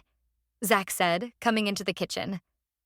I looked up from where I'd been helping Lacey with her spelling homework to see him standing there, still looking as hot as ever. Damn it. Even if he was also about as uncomfortable as I'd ever seen him. Usually he had this tough guy facade, an impenetrable wall of strong, silent, and capable that surrounded him like a fortress. But it wasn't there today. Or maybe I finally saw the real Zach right before he'd leave again. This time, most likely forever. I finished pointing out where Lacey had gone wrong with her spelling, then kissed her on the head before following Zach into the living room. At least he wasn't angry anymore, though I might take that over this weird wariness he had at present. "What's going on?" I asked, stopping several feet from him. The last thing I needed was to get too close. Close enough to touch him. Close enough to hold him. Close enough to let him in again when I'd been working so hard to keep him out these last few days. He held up what looked like a tiny, broken piece of plastic, sort of like the kind of thing a dog or cat might have on their collar. "This is a tracker," he said, his voice hushed. "I found it in Charlotte's backpack." A tracker? I squinted at the thing. The only time I had heard about stuff like that was in spy movies. Or detective shows on TV. Never in real life. Then my heart stuttered. Oh no. In Charlotte's backpack? I stepped closer to him without thinking. But that means... Yep, Bradley knows for certain where they live and probably what Charlotte's schedule is. He cursed under his breath as he dropped the tracker on the floor, then crushed it the rest of the way under his boot, leaving it in a bunch of pieces which he scooped up in his hand and tossed into a nearby trash bin. "This is bad, Marissa. Very bad." "What are you going to do?" I asked after glancing into the kitchen where Lydia was sitting at the table with the girls. Despite the happy facade my friend tried to put on for the girls, I could see the shadows beneath Lydia's eyes and the tightness at the corners of her mouth. My best friend was far more worried than she was letting on, and the worst part was, things would likely get worse before they got better. It broke my heart. "How do you stop this? Can your friend in the FBI help?" "Lydia needs to know, Zach. You have to tell her." Instead of fighting me on it this time, he rubbed the back of his neck. "That's my plan. I got clearance from Adrian. Will you back me up when I say I can protect them?" The fact he sounded unsure broke my heart even more. Of course I'd help. We'd had our differences, sure, especially the past few days. And yes, I'd been an idiot who'd gone ahead and fallen for Zach, knowing he'd never stay. But there was still no one in the world I trusted more to keep us safe when my best friend and my best friend's daughter were in danger. Darn straight, I would back him up there. No matter what. I was also fully on board with telling Lydia and Charlotte the truth, however hard it would be, however scared it was going to make them. And however mad Lydia might be at me for not telling her sooner. "What do you need me to do?" I asked. "Follow my lead, okay?" Okay. In the end, it went about as well as I had expected. Meaning not well at all. Lydia was understandably upset. "I can't believe you knew this whole time and didn't tell me." Her accusing stare darted between me and Zach. "Both of you? I thought you were our friends." "I am your friend," I pleaded. But Zach had his orders. They thought it was better for you two not to know, and I was trying to help you, so I kept my mouth shut. "This is on me," Not Marissa. Don't blame her, Zach said. I don't even care anymore. I think you should both leave. Lydia walked to the front door and held it open. I helped Lacey gather her things, then headed to the foyer. Zach stayed put. I can't leave. Sorry. Protecting you and Charlotte is my job. Your husband has gone off the radar and hasn't been in touch with anyone that we've been able to track, but regardless of where he is, I won't give him another chance to hurt either of you. Lydia paled, her hand trembling on the doorknob. That's not exactly true. I'm sorry? Zach scowled. She swallowed hard, eyes closed, her breath clouding on the frosty air. He texted me, about 6 days ago. I stood poised, my hands on Lacey's shoulders, neither of us moving. This was not good. What? Zach stalked over. Show me. With a sigh, Lydia closed the front door and grabbed her phone from the charging pad in the kitchen. At the time, I was at work and didn't have time to deal with it, so I filed it away. When we ran away from him months ago, Charlotte, Claire, and I were lucky. He was distracted. I saw an opening and I took it. Why didn't you go to the police about him or to a woman's shelter? I asked her. Lydia shook her head. You don't know him. We barely escaped with our lives. I haven't opened the message yet. I didn't want to risk him finding us by opening the message and ruining everything. But I guess it's too late for that now. Her fingers shook as she scrolled through her phone, then held it out to Zach. He stared down at the screen. I moved in beside him to look as well. You can run, but you can't hide. See you soon, Linda. Claire's my daughter, and I'll never let you get away with taking her from me. I'll get her back, and you will pay for what you've done. Count on it. The threat chilled me to the bone, and I couldn't imagine what my best friend must be feeling, having a cold-blooded killer hot on her trail. I put my arm around Lydia's shoulders and pulled her closer as Lydia cried softly. I don't know why I'm so unsettled by it, she said, sniffling. I should be used to it by now. I didn't know he was involved in anything illegal, but I've known for a long time what kind of man he is. That message sounds exactly like him. It's how Dirk always was behind closed doors. Cold, calculating, conniving, mean. She glanced over to where Charlotte sat at the breakfast bar, frozen, as if in shock. I'm sorry, honey. I never wanted you to know about the ugly side of him. She shook her head, more tears rolling down her cheeks. But it's true. When we first met, he was so warm and charming. You know that scene in It's a Wonderful Life? He promised to lasso me the moon. Things were good in the beginning. Mostly. But he was gone a lot, and I got lonely. I wanted to go back to school or get a job. And when he found out, he was so angry. He began to micromanage every aspect of my life, and it only got worse once Claire was born. I knew, Mommy, the little girl whispered, so quiet that I would have missed it if she hadn't been paying attention. Lydia stopped crying and stared at her daughter. He used to get so mad. He scared me, Mommy. I thought he'd hurt you. Hurt us. I was so glad when we moved away. Oh, baby. Lydia rushed over to take Charlotte in her arms, rocking her slowly. Lacey hugged me around the waist as well, and for a long moment no one said a word. We cried and held each other, while Zach remained alone, silent, watching. Until finally he cleared his throat. The reason I took this case is Dirk Bradley killed a good friend of mine, a SEAL buddy named Roger Gentry. Raj was a good guy. Home on leave back in May when he stumbled upon a smuggling ring your husband was running. Zach gave a sad little snort. Of course, Raj couldn't let that go without digging deeper. Unfortunately, it got him killed. He managed to snap a few pics on his cell phone of what was going on along with a pic of Bradley before they took him out. Oh my God, Lydia said, her blue eyes wide. I knew Dirk was a bad person, but I never thought he'd resort to murder. I'm sorry, Zach. Not your fault. He shrugged, but I saw it for what it was. The gesture of a man trying to fight back strong emotions, trying to get himself back into his role as protector instead of grieving friend. I wanted nothing more than to hold him too, like I was Lacey, but that wouldn't help anything, so I stopped myself. My old teammates are family to me. He looked over at me then and winced. I felt horrible, knowing he was thinking of what I'd said earlier. Why had I said that?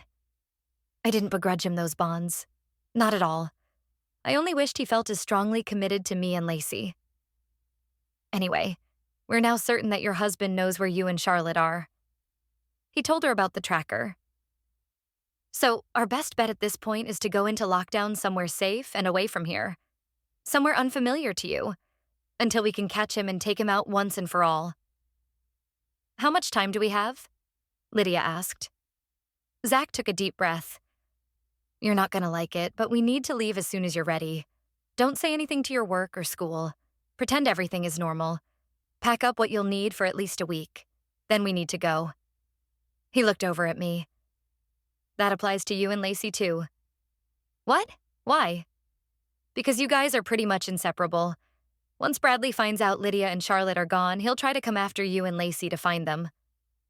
Zach stood firm now. This is how it has to be. I'm sorry. 2-3 hours tops, but faster would be better. That's the best I can do.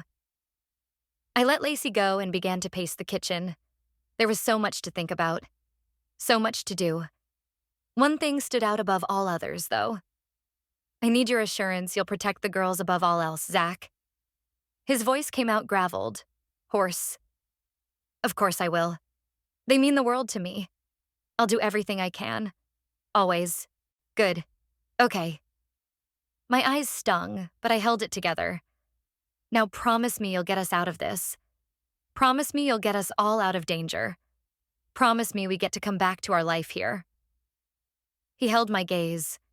I could see him weighing what making the promise I was asking for would mean, what it might cost him. Chapter 21. Zach. Okay, I said, a bit stunned. I promise. I'd thought that had always been my primary function here. The fact Marissa didn't think it was, or didn't think I'd been doing a good enough job of it, set me back a step. It wasn't easy for me, balancing my personal life with my professional duties. And sometimes I really wondered if Marissa understood that. Rather than get into another fight with her then, I swallowed it down like I usually did with my emotions. I needed to stay focused, now more than ever. I'm going to walk the perimeter again. Can we go outside with you, Dad? Lacey asked. Her eyes were red and her voice scratchy from crying. It had been an emotional night for us all. Please, just out in the backyard. My first instinct was to say no, considering everything going on, but I'd installed cameras back there to keep an eye on things, and the whole purpose of the new security system was to ensure the property was safe. If I could use some fresh air and space, maybe the girls could too. But that would have to wait until I called some local friends to see if they could provide backup security for me, since I couldn't be everywhere at once. Later. When later? Lacey sounded a bit defeated. I don't know, I said, raking a hand through my hair. I didn't have time for this right now. I'll let you know, okay? My daughter sighed and took Charlotte's hand. Whatever. Let's go play a game in the living room. I looked over at the two women silently staring at me from across the kitchen. What? I can't have them running around outside without supervision, especially with the walking path back there. I need to check the perimeter again and make a phone call. I'll be back in a few minutes. I walked into the living room to pull on my coat and gloves, glad to be out of the firing line. Cowardly. Maybe. But I could not deal with my work obligations and my personal feelings colliding again. It used to be so easy to keep them separate, but now, well, ever since I'd reconnected with Marissa and found out about Lacey, everything was more difficult. I pulled on my gloves, then called down the hall. Everyone stay inside until I get back and start packing. Once you have everything, we'll go next door as a group so you and Lacey can do the same. I shook my head as I tugged on a knit cap, then went out the front door, stopping to reset the security system before going to check the driveway and curb areas first. The crisp, cold night helped perk clear my head. This job had certainly not gone as I'd expected at all. But maybe all wasn't lost. Lydia and Charlotte were still safe. I had to keep them that way a little longer until we caught Bradley. Adrian might not be happy about me losing focus and missing the tracker. I was furious with myself, but I'd done everything I could to secure the house and the people inside it. A stiff breeze blew down the collar of my jacket, making me shiver as I tromped back toward the front porch. It was colder tonight. Single digits. I huddled farther down inside my fleece-lined down and huffed a breath into my glove-covered hands before rubbing them together. Going into lockdown wasn't ideal this time of year, especially so close to the holidays. But it couldn't be helped. A quick call to Adrian had me working on securing a safe house for us, so at least that helped. I looked forward to the day we caught Dirk Bradley and put him away so he could never hurt anyone again. The driveway was clear, if a bit icy. I held on to Lydia's car as I made my way around the vehicle, checking each of the cameras mounted on the house.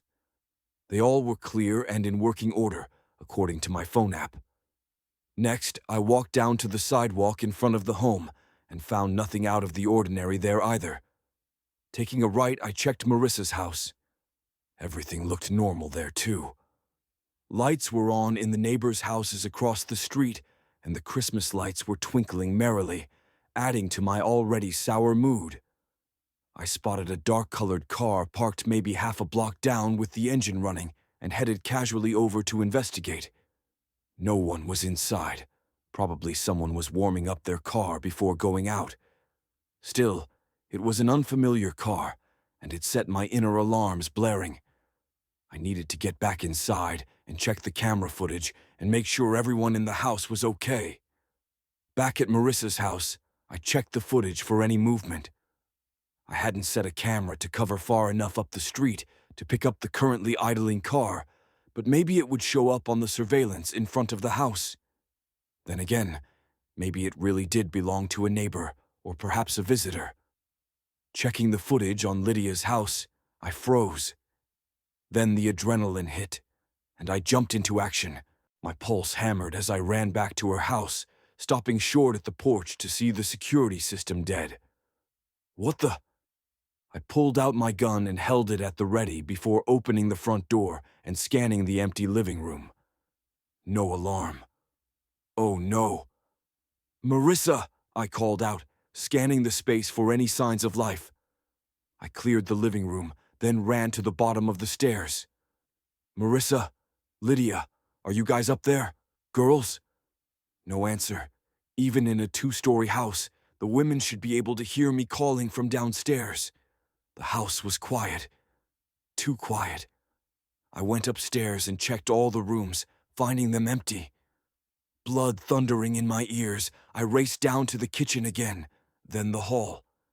Maybe the girls had gone against my wishes and went outside to play anyway.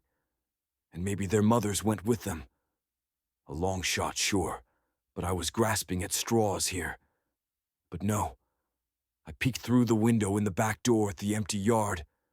Stomach plummeting to my toes, I struggled with the doorknob to get outside, then ran outside, scanning the ground. No footprints in the snow that I could see. Lacey! Charlotte! I called, hopping over and running toward the front sidewalk again. No sign of them. Everything was as it had been. Well, except the dark car was gone. Part of me said it couldn't be that easy. But the other part of my logical brain knew that the most obvious explanation was probably the correct one. Occam's razor. Bradley and his thugs had somehow swooped in and taken the people I cared most for in the world, the people I'd sworn to protect, without leaving a trace behind, rendering my skills useless in the blink of an eye. Numb with shock and still trying to process it all, I retraced my steps through the house, starting at the front door, trying to work out how they'd gotten in. There had to be some clue, some way they'd gotten in and disabled the security system without me seeing them. Couldn't have been through the front door, because I'd put sensors there. Put them on the back door, too. I knew I'd set the alarm before I left. They must have convinced Lydia to disable the security system for them. Mind racing, I made my way down the hall, step by slow step, taking in everything, thinking up scenarios where it might have been possible for Bradley or his thugs to coerce Lydia into letting them inside. The only way I could imagine that happening was if they'd threatened to hurt the girls. My blood ran colder than the temperatures outside. But where were Marissa and Lydia? Were they taken too? The house was silent, so maybe. Or my lungs constricted. Number they wouldn't kill them. Would they? I wanted to think they wouldn't, but then Roger's face flashed in my head. They'd taken him out without a second thought. Who's to say they wouldn't do the same with Lydia and Marissa? Bradley had already threatened his wife once. Perhaps he'd made good on that promise tonight. Time seemed to slow as I reached for the cold knob on the door again. That's when I caught a glimpse of something out of the corner of my eye. A shoe in the laundry room, attached to a leg, attached to... Adrenaline whited out my brain circuits as I clambered into the laundry room where Lydia and Marissa both were sprawled on the floor. Chest tight, I knelt and felt for a pulse. Found it in each woman, strong and steady. I inhaled deeply, my body screaming for oxygen. Okay, they were still alive. Carefully, I picked up each woman and carried them out into the living room, laying Lydia on the sofa, then putting Marissa in the recliner nearby. Then I gently swiped the hair from her face before patting her cheeks. "Marissa, sweetheart, can you hear me? It's Zach. Please wake up." I kissed her hand, then held it near my heart. She was still here, still alive. I said a silent prayer of thanks. Eventually, her eyelids fluttered. Then she was looking at me, hazel eyes a bit cloudy and confused. "Whoa, what's going on?" She tried to sit up, then flopped back into her seat, holding her head. "Whoa, why am I so dizzy?" "I found you on the floor of the laundry room, sweetheart," I said, summoning my most calm, patient tone. "Do you remember how you got there?" Marissa frowned. "I remember talking with Lydia in the kitchen. We were making some hot chocolate. Then we heard something at the end of the hall, someone knocking. We both thought it was the girls playing a joke. Or maybe you. But when we got there..." Her voice trailed off as her frown deepened. "When you got there, what?" I prompted, needing to know. Precious seconds were ticking by. Time I could use to find my daughter and Charlotte. "Who was there waiting for you?" "Oh God," she said, covering her mouth, her eyes big as saucers. "The girls, are they okay?" "I can't find them," I said, figuring the blunt truth would save time and possibly lives. "Who was at the door?" She rubbed her temples and sat forward, frowning. "Blonde guy, scruffy beard, glasses, maybe 40. She looked at me with tear-filled eyes. "Oh God, Zach. It was Dirk Bradley, wasn't it? I should have known when Lydia started freaking out, but then he grabbed me and put this cloth over my face. It must have had some drugs on it because I passed out." She tried to get up. "Where's Lacey?" "Where are the girls?" Marissa glanced over then and saw Lydia. "Oh God, is she dead? Zach, does he have our girls?" I pulled her to me, holding her tight until she went limp against me, crying into my shirt. It hurt my heart to say the words, but I wanted no more secrets between us. "Yes, from your description, it sounds like Dirk Bradley took the girls. His description matches the guy I saw that day at the bus stop, trying to talk to Lacey and Charlotte. If I'd caught the jerk then, none of this would have happened. But blaming myself wouldn't help anything right now. There'd be plenty of time for that later." I pulled back slightly to meet Marissa's gaze. "We'll get them back, I promise. And I know it's hard, but I need you to tell me exactly what happened, okay?" She nodded, staring down at the hands on her lap. "There was a knock on the back door. It was weird, but we thought maybe it was you, so I got up to answer it. That's when Bradley grabbed me and knocked me out, so I don't remember much else. I'm sorry." She looked up at me again. I did hear Lydia crying, begging him not to hurt Claire. There was another guy with him, I think, because I heard the girls scream. Then nothing. Marissa started crying again, which only unsettled me more. She was the strongest woman I knew, and to see her in tears tore at my soul. God, Zach, what if he hurts them? I can't lose her. I can't lose my Lacey. Despite the urgency of the situation, I pulled Marissa into my arms and buried my face in her hair. I can't lose her either. I can't lose either of you. We'll get her back, Marissa. I promise. Charlotte, too. I swear to you I'll get them back, happy and healthy and whole. Well, what's happening? A groggy Lydia said, sitting up on the sofa, then clutching one of the throw pillows for dear life. Where's Charlotte and Lacey? It took a second. Then she, too, was in a panic, getting up and stumbling toward the back door before I could catch her. Where's my daughter? I came up behind her in the hall and caught her as her knees buckled, saving the woman from crumpling to the floor in tears. They took her, and Lacey. But if you can tell me what you remember, we'll get her back, I promise. But first, we need to get out of here. Can you both walk to my car outside? I waited while they put on their coats and boots, then followed me to the porch. I secured the house as best I could, then led them to my SUV. Rather than sitting in the passenger seat, Marissa chose to ride in the back with a still shaky Lydia, holding her hand as I drove away. I got Adrian on the phone as we went, filling him in on what was happening. Did you recognize the man at the door, Lydia? Adrian asked over the Bluetooth. If so, it would give us the evidence we need to get the agency involved officially. Yes, she said. It was Dirk. Even with the bad dye job and awful clothes, I'd recognize him anywhere. He drugged them both, I said to Adrian, slowing as I turned a corner. I still had the image of that dark car in my head and suspected it was the vehicle Bradley had used to take the girls. They couldn't have gotten far yet, and if I could find them, I could follow them to wherever they were going. I told Adrian about the car I'd seen too. No license plate number, but maybe we could track it somehow. I'll check the camera footage from around that time again to see if it shows anything. I'll let you know. We ended the call then as I drove into downtown Casper. I wanted to keep moving because at least that way it felt like I was doing something. And if I spotted that car... Here. I tossed my phone back to Marissa, then rattled off my password info to her to get into the cloud storage for the cameras back at Lydia's house. Pull up the footage from tonight and tell me if you see a dark-colored car pulling up. If so, see if you can get a license plate number from it. Being busy kept me calm and focused. Maybe it would do the same for the worried mothers, too. I got it, Marissa said.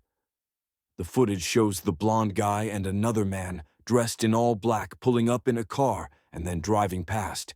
They come back on foot, then disappear between a couple of houses. Nothing else until you come out for your perimeter check. In the rearview mirror, I saw her hold the phone closer and squint at the screen. Sorry, but I can't see the license plate with the snow. Okay. She handed the phone back to me, and I asked the Bluetooth to dial the local police. I asked for Gary, the cop who'd taken our statements after the break-in. After I filled Gary in on what was happening and hung up, I started formulating my own plan to get the girls back. Until Adrian and the FBI arrived on scene, I was on my own here, but that was okay. This was who I was, and I would not fail again. Not this time. Not when my daughter's life depended on me. Chapter 22. Marissa. I did my best to comfort Lydia in the back seat of the moving SUV as we tried to figure out what to do next. That's when the text came in. Lydia unlocked her phone screen with a shaky swipe up, then gasped. It's from Dirk.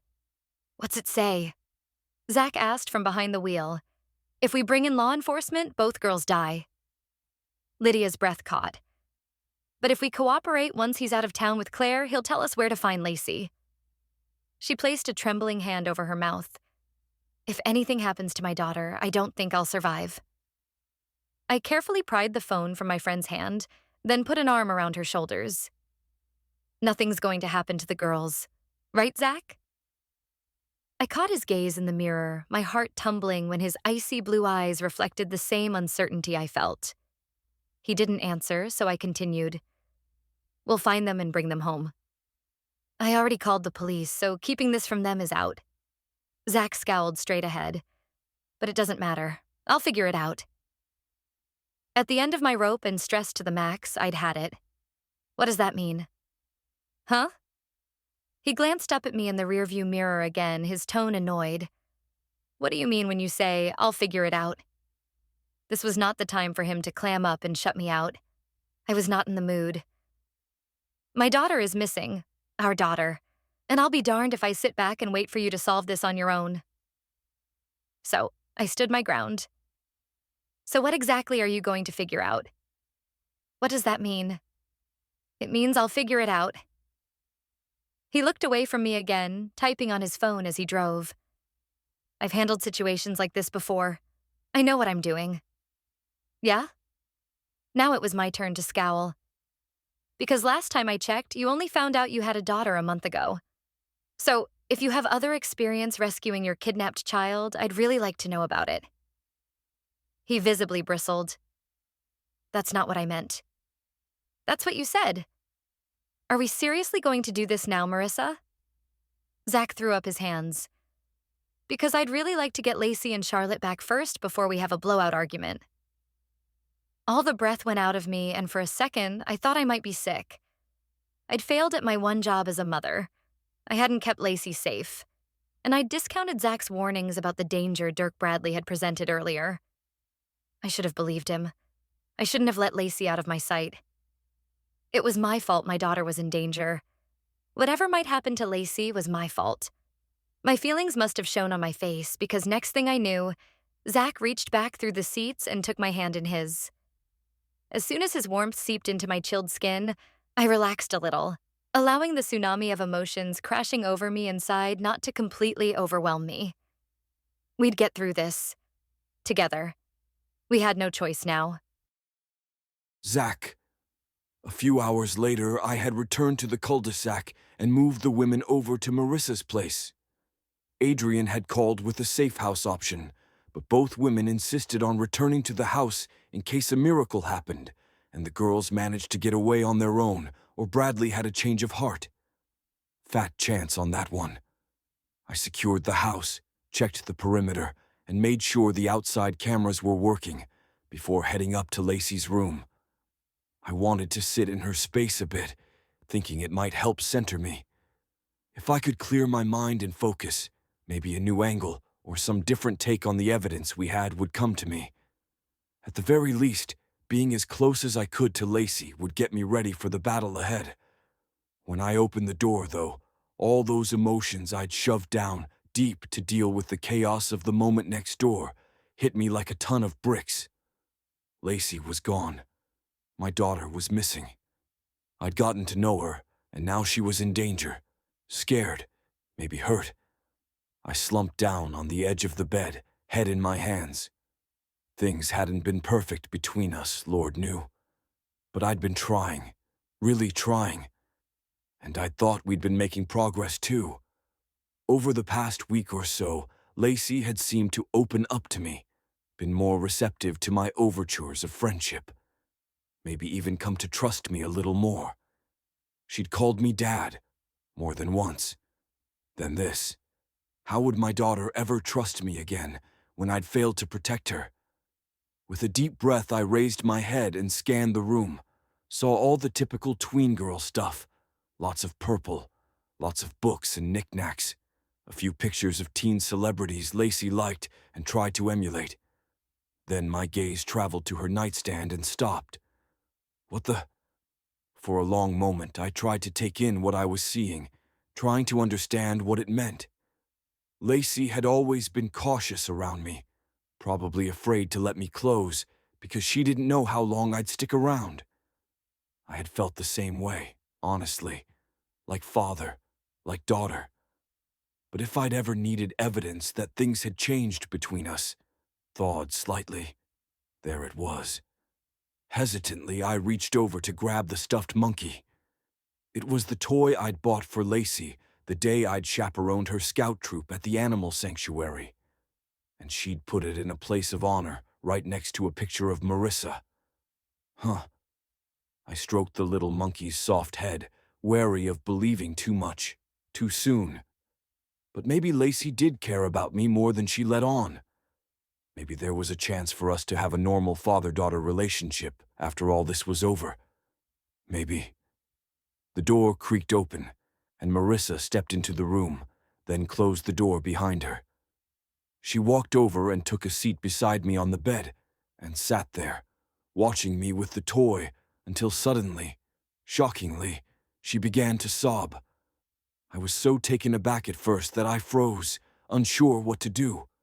Then I set the monkey aside and drew Marissa carefully into my arms, letting her cry it out against my chest while I stroked her back and whispered quiet nonsense into her hair. "Shh, it's going to be okay," I said, closing my eyes as I breathed in her sweet scent. I'd wanted to reach out and comfort her all day. And though the situation was the worst thing I could have ever possibly imagined, I'd missed feeling connected to Marissa. Holding her, being close to her, loving her. Oh God. My lungs constricted even as the truth of it filled me. I loved Marissa. Had for a while now. Loved her and Lacey. Despite my wishes and my efforts to the contrary, they'd burrowed into my heart and become permanent residents. It had taken my daughter being kidnapped to admit it to myself. Marissa lifted her head slightly and sniffled loud. "It's not okay, Zach. None of this is okay." "I know," I said, feeling completely discombobulated. "I didn't mean it like that. I meant I would do everything in my power to make it okay. And now the police and the FBI are involved too. But what if that's not enough? And Bradley specifically said not to get law enforcement involved. What if he hurts the girls more because of that? What if—" She trailed off into sobs, looking up at me with watery eyes, her cheeks red and damp with tears. "This is all my fault." "What?" I pulled her back against me because it felt right and so good to have her there. "This is not your fault. None of it. If anything, it's my fault." "No." She shook her head slightly against my chest. "The whole time you've been here, you've tried to warn me, tried to tell me what was going on with Dirk Bradley, but part of me never believed you. The part of me that refuses to trust anyone. And now look at this mess. Hey." I cupped her cheeks and forced her to look at me, swiping away some tears with my thumbs. "Stop that. Blaming yourself isn't going to solve anything.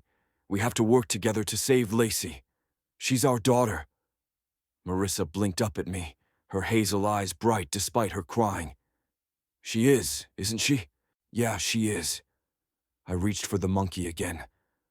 "Know where I found this?" "No." She swiped the backs of her hands across her damp cheeks. "Where?" "Right next to your picture on Lacey's nightstand." I blinked at it, my heart aching. I hope that means she's starting to like me. "You don't have to hope," she said, sniffling. "I know Lacey cares for you. We both do." My world wobbled a bit on its axis. "You do?" "Yep, we do." I leaned in then to kiss her, craving the contact and the assurance that despite everything else going to pieces tonight, at least our bond was still strong. But Lydia's worried voice from downstairs stopped me. "Everything okay up there?" I rested my forehead against Marissa's instead. "Not yet, but it will be," I said, for Marissa's ears only. "I do trust you, more than I trust myself sometimes. Do you trust me?" She held my gaze. "I do." "Good." I stood and held out my hand. "Now let's go figure out where Bradley is and get our girls back." Chapter 23. Zach. An hour later, Marissa and I sat in my car in the parking lot of the Friendly Stay Hotel. Lydia was back at the house, guarded by the Casper Police Department's finest. This place was the best guess I had prior to the girls being taken of where Bradley would stay, if not with friends. Odds were against the guy still being there, but now that the trail of the sedan had gone cold, this seemed as good a place as any to start investigating. "Are you going to go inside and talk to the clerk, or am I?" Marissa asked from the passenger seat. We agreed to work together, and I intended to honor that promise, even if it did feel awkward. It was new, that was all. I'd get used to it. I trusted Marissa. I did. Good thing, too, because until Adrian got down here with his team, it was the two of us on Bradley's trail. "I'll do it," I said, unfastening my seatbelt. "You stay here and stay alert. If you see anything suspicious, text me and I'll be there. Got it?" I started to open the door, but Marissa gripped my arm, stopping me. "You didn't drop the ball, you know." "What?" I looked back at her over my shoulder, confused. "None of this is your fault, Zach," she said, sighing. "There's no way you could have known Dirk would show up tonight and snatch the girls. You did everything you could to keep us safe. You told us we needed to leave. None of us could have known he would act so quickly." It was nice of her to try to make me feel better, but I didn't need it sugar-coated. I'd screwed up, and now the girls were paying the price for my mistake. No way I'd ever forgive myself for that. I only hoped I could make amends by finding them. I tensed. "Doesn't matter now." "Yes, it does." Marissa pulled harder on my arm to get me to face her. "Seriously, Zach, you can't blame yourself for this. Think about what might have happened if you hadn't been there. Things could have been so much worse." When I tried to look away again, she cupped my cheek, forcing me to meet her gaze. "I mean it. You're the best man I've ever known. You're smart and loyal and trustworthy and strong. If anyone can catch Dirk Bradley and bring our girls home safe, it's you. I can't think of anyone else I'd want on my side right now than you. Understand?" Logically, I did. But in my heart, the wounds from my childhood, the times when I'd been too young or too scared or too upset to do anything but stand there and take it from our father so my sister wouldn't have to, ran so deep. Maybe too deep to heal. I wanted to accept what she was offering me. Unconditional love, support, praise, worthiness. But I wasn't quite ready yet. Still, I appreciated her trying.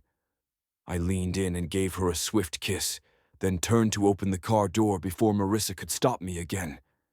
"Be right back. Lock the doors after me." I heard them click into place before I walked across the slushy parking lot toward the hotel entrance.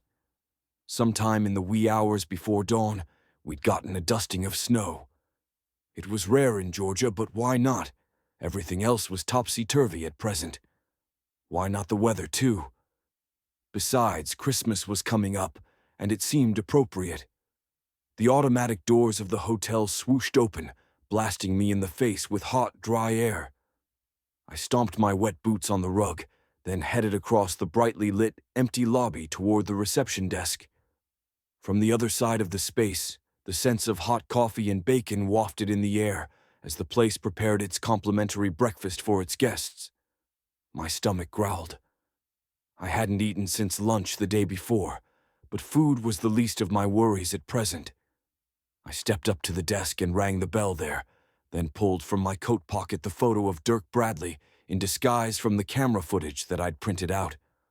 "Welcome to the Friendly Stay Hotel," a woman said, coming around the corner from a back room. She looked maybe 60, with gray curly hair and glasses. Her name tag read Myrtle. "Do you have a reservation?" "Actually, no." I showed her the photo. "I'm trying to track down someone who may have stayed here recently. Have you seen this man, Myrtle?" She frowned, squinting at the grainy black and white photo. "Maybe. I can't really say for certain. That's not a very good picture." "I know. Sorry."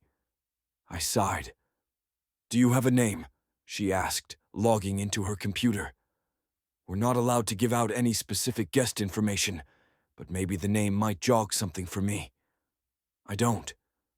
At her dubious look, I added, "He's an old friend, but he might have changed his name. So the one I have probably isn't good anymore. Did you happen to see a man with 2 girls check out recently?" He scrolled to the early footage and enlarged the vehicle Bradley had been driving. "Or recognize this car?" "No on the first question." The clerk looked again at my phone. "That car looks familiar, though. Hasn't been around for a few days." "Okay." "Right. Bradley had been there, but not within the last day or so. It wasn't much to go on, but it was better than nothing." I tucked the photo back into my pocket. Without Adrian's team there to back me up legally or any solid contacts working at the hotel, I had no way to see the reservation logs or their security footage to search for Bradley, so this lead had run its course for now. "Thanks, Myrtle." I'd just started back toward the entrance when the automatic doors swished open once more, and Marissa came rushing in. "Look, Zach," she said, holding her phone up. "I got a text from Lacey." "What?" I grabbed the device and hurried over to the seating area, where I plunked down into one of the chairs to stare at the message. "How did she manage that?" Lacey's message explained. "On smartwatch. Took phones. See church. St. Luke's. Char's dad took us." Stunned, I looked at the words, then over at Marissa, who'd taken a seat beside me. "I can't believe," I started to say. But no, that wasn't true. Lacey was our daughter. Smart, resourceful. Of course she'd find a way to contact us. My mind quickly shifted gears to what she'd said in her message. If she's able to message with her smartwatch, it has to be in proximity to her phone. Lacey said Bradley took them, so they must all be close together, in a vehicle, driving, probably. "St. Luke's is on the edge of Casper, heading west out of town," Marissa added. "Then at least we know the direction they're heading in, and confirmation it's Bradley who has them." I stood and quickly added Adrian's contact info to Marissa's phone before forwarding the message to him as further proof of who we were dealing with, then handed her back her phone. "Let's go find our daughter." Chapter 24. Marissa. The closer we got to St. Luke's and the edge of Casper, the crappier the cell service got. A few clues from Lacey kept coming through, though. Vague things like out of car, walking in woods, or big magnolia tree on right. But the messages had abruptly stopped about 30 minutes prior, and nothing since. The more agonizing, silent minutes ticked by, the more frustrated and anxious I became. If that man so much as harmed one hair on Lacey's or Charlotte's heads, I'd personally kill him with my bare hands.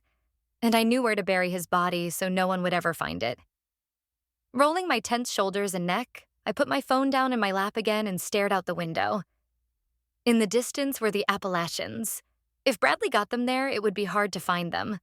Not impossible, especially for someone with my skill set as a nature guide and Zach's skills as a tracker.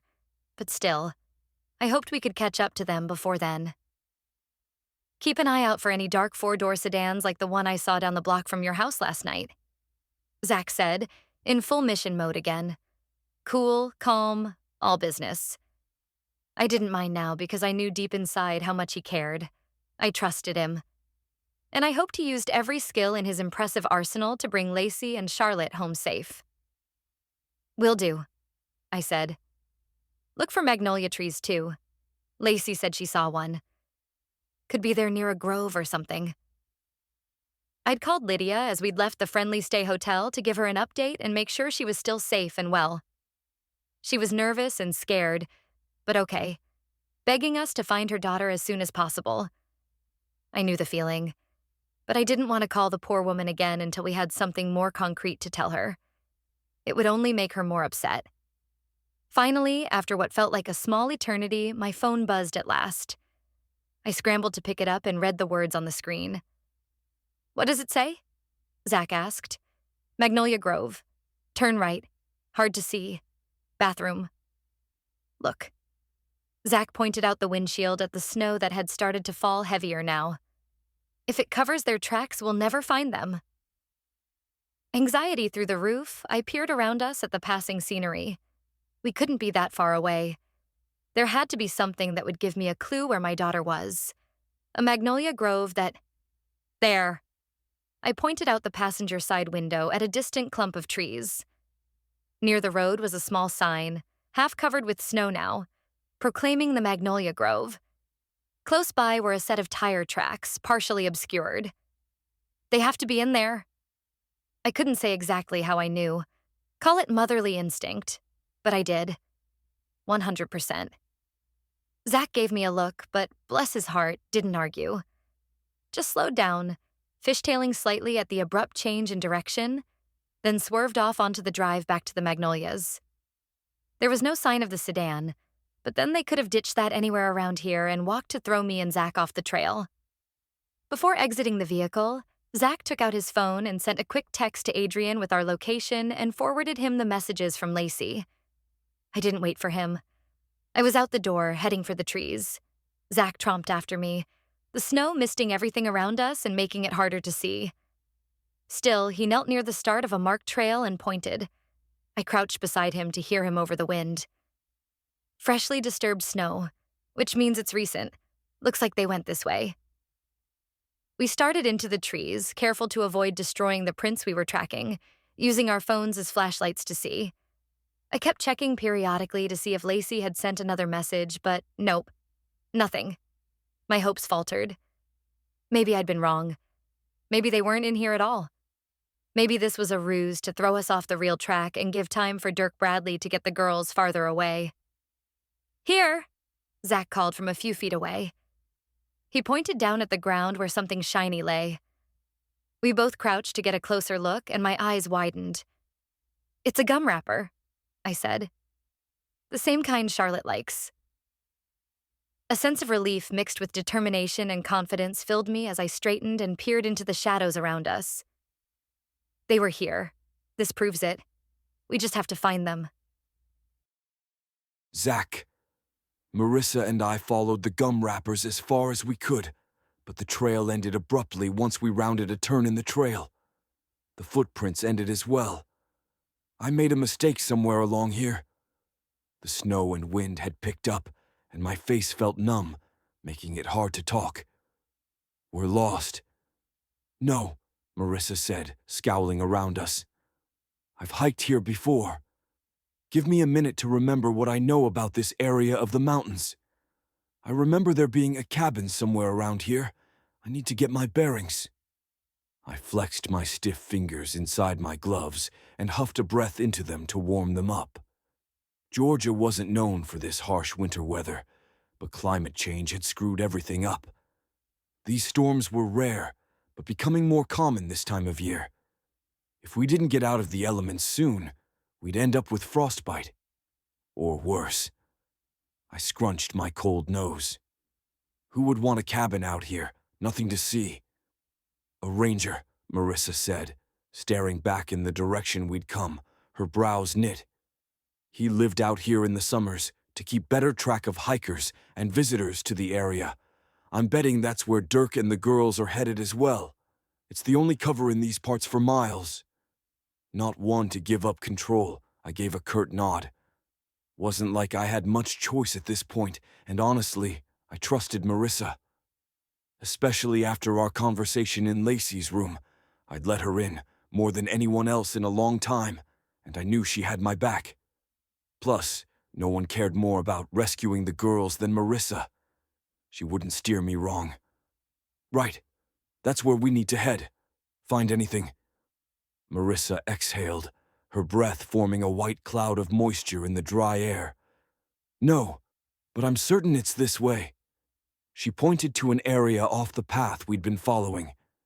There were no tracks there, only an endless expanse of white snow. Come on, I remember this place now. She set off and I followed. We trudged through the ever-increasing snow, and I was fairly sure I'd never feel anything from the waist down again when we finally stopped at the edge of the tree line, and Marissa pointed far ahead. There, see the smoke? I squinted. Even my eyelids felt frozen. But sure enough, I saw a thin trail of dark gray flickering over the treetops across a small clearing in front of us. Yep, see it, and it's proof that someone's there.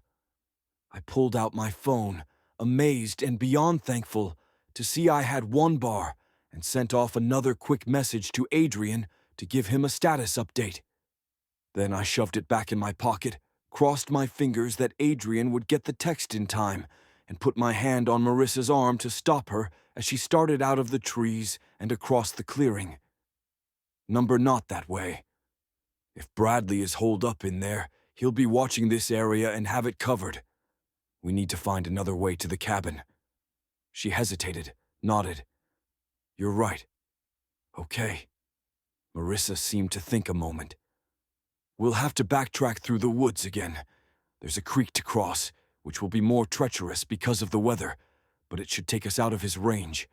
There's a service road near there as well. Good.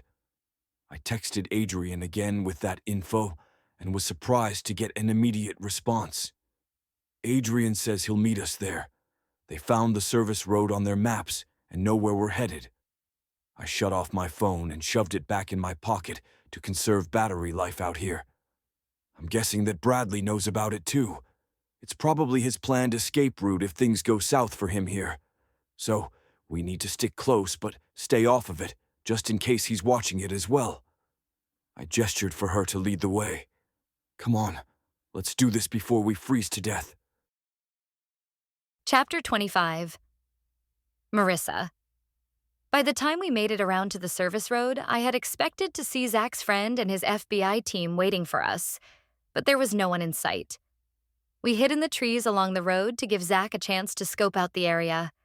I checked my phone while I waited for him to return, but there were no new messages from the girls. I hated the fact that my daughter was in that cabin with Dirk, suffering who knew what, and I couldn't reach her. Not yet. And while I understood why Zach needed me to wait, it didn't make it any easier to do so. Finally, Zach returned with a cut on one cheek and his gloves ripped. I frowned at him. What happened? Are you okay? I found Bradley's thugs. 2 of them. They were out patrolling the perimeter of the cabin, and I took them out. You took them out?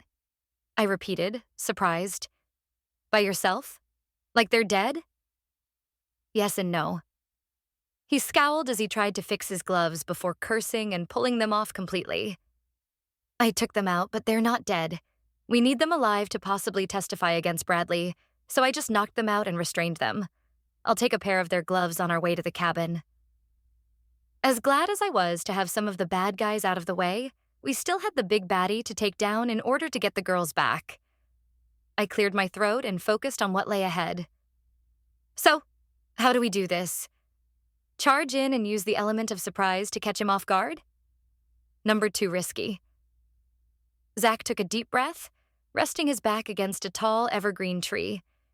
He pulled out his gun and checked the magazine before putting it back in its holster beneath his jacket. We have no idea what kind of weapons and firepower he's got holed up in there with him. I took the guys on the outside out, and I did manage to get up to the cabin and peer through the window. What did you see? I asked, trying to temper my reactions. I was anxious to get my daughter back, but not at the expense of caution. I needed to trust Zach on this. He'd gotten through this so far. He would get us to the other side. Are the girls okay? Yeah, from what I could see. Bradley has them each tied to a chair near the fireplace, so at least they're warm. I didn't like the idea of a child being restrained like that for any reason, but especially this one. I clenched my mitten-covered fists. I swear, when I see that jerk Dirk, I'm going to punch him in the nuts. Good. Please do, if he's still standing after I get through with him. He sighed and looked over at the cabin again. The sedan was parked in back too. Surprisingly enough, I'd have thought the guy would have ditched it by now, but I guess he isn't exactly used to this kind of crime spree. He's more of a white-collar thief. Doesn't usually get his hands dirty. Well, they're filthy now. True. So what do we do? I squinted through the snow at the cabin, too. How do we get in there? We need to be patient, he said, holding up a hand when I started to object. I know, I do. but we have to wait for an opportune moment so neither of us gets shot on our way in, and the girls don't get shot out of desperation. He took a deep breath. He's armed, and he's very dangerous at this point. The car was running out back, so I'm guessing he's ready to run at the first sign of trouble. If he's only planning on taking Charlotte with him, who knows what he'll do to Lacey. Oh, God. I covered my mouth with my hands. If anything happened to my daughter, I wasn't sure I could live with myself. Zach pulled out his gun again, put a hand behind my neck, and drew me in close to kiss my forehead. It's going to be okay. I swear to you. I'll do whatever I have to do to keep our daughter safe. All right? When I looked up at him and nodded, he bent and kissed me fast. Good. Now stay here while I check out the cabin again. He turned to head that way when the back door of the cabin opened and Bradley stumbled out with Charlotte in tow. I moved in beside him and Zach held a finger up to his lips, pointing at the sedan. We watched as he shoved the little girl into the back seat, then began moving around the car, clearing off the windows and lights on the vehicle. "Where's Lacey?" I whispered. "Still inside," Zach said, his voice deathly quiet. "I'm going in. Once I take Bradley out, you get inside the cabin and check on Lacey, yes?" I nodded, watching him take off through the trees with lethal silence. Okay. I could do this. I would do this. For Lacey. Blood thumping so hard through my veins I could feel it in my gums. I watched Dirk make his way around the car. He was on the passenger side now, farthest away from Charlotte, when Zach struck, jumping out of the bushes and directly onto Dirk. The men wrestled and at least one gun fired. My heart tripped at the gunfire, praying to God that it wasn't Zach who'd been shot. We'd just found each other again. I couldn't bear to think about losing him. Not yet. Not this way. Once the men were on the ground fighting, I made a run for it. I sprinted down the snowy service road as best I could, darting past the unconscious henchmen without looking too much at them, and hurrying past where Zach had Dirk pinned to the ground, pummeling the guy with his fists and muttering about Lacey and Roger and how he would never hurt anyone again. I was inside the cabin. It was warm in here. Too warm almost, after being outside in the cold. I ran to where Lacey was slumped in her chair in front of the fire. The girl's cheeks were red and her skin felt clammy. "Sweetie?" I said, trying to get Lacey to open her eyes. "Honey, Mom's here." I knelt behind the chair, cold fingers fumbling with the knotted rope, trying to untie Lacey while still keeping an eye on the open cabin door. Outside, the sounds of fighting had died down, but I had no idea if that was a good or bad thing. Zach was by far the better trained one of the two, and he was used to hand-to-hand combat. But as he'd said, we had no idea what kind of weapons Dirk had. Lacey began to stir, moaning behind the cloth gag in her mouth. "Shh." I managed to loosen one of the knots and got Lacey's hands free. She untied the gag, and my daughter slid out of the chair and into my arms. I'd never felt so relieved in all my life. "Are you okay, sweetie?" "I think so," Lacey mumbled into the front of my coat. "He was a bad man, Mom. He wanted to hurt us." She pushed against my mother's embrace. "Where's Charlotte?" "We need to find Charlotte." "Shh," I said. "It's all right. She's outside. Zach's there. He'll take care of her." Please, God, let him be okay. A new sound split the air outside, one that felt like a miracle. Sirens. Soon the doorway filled with blue and red flashing lights as a team of local police and federal agents pulled up the service road to the cabin.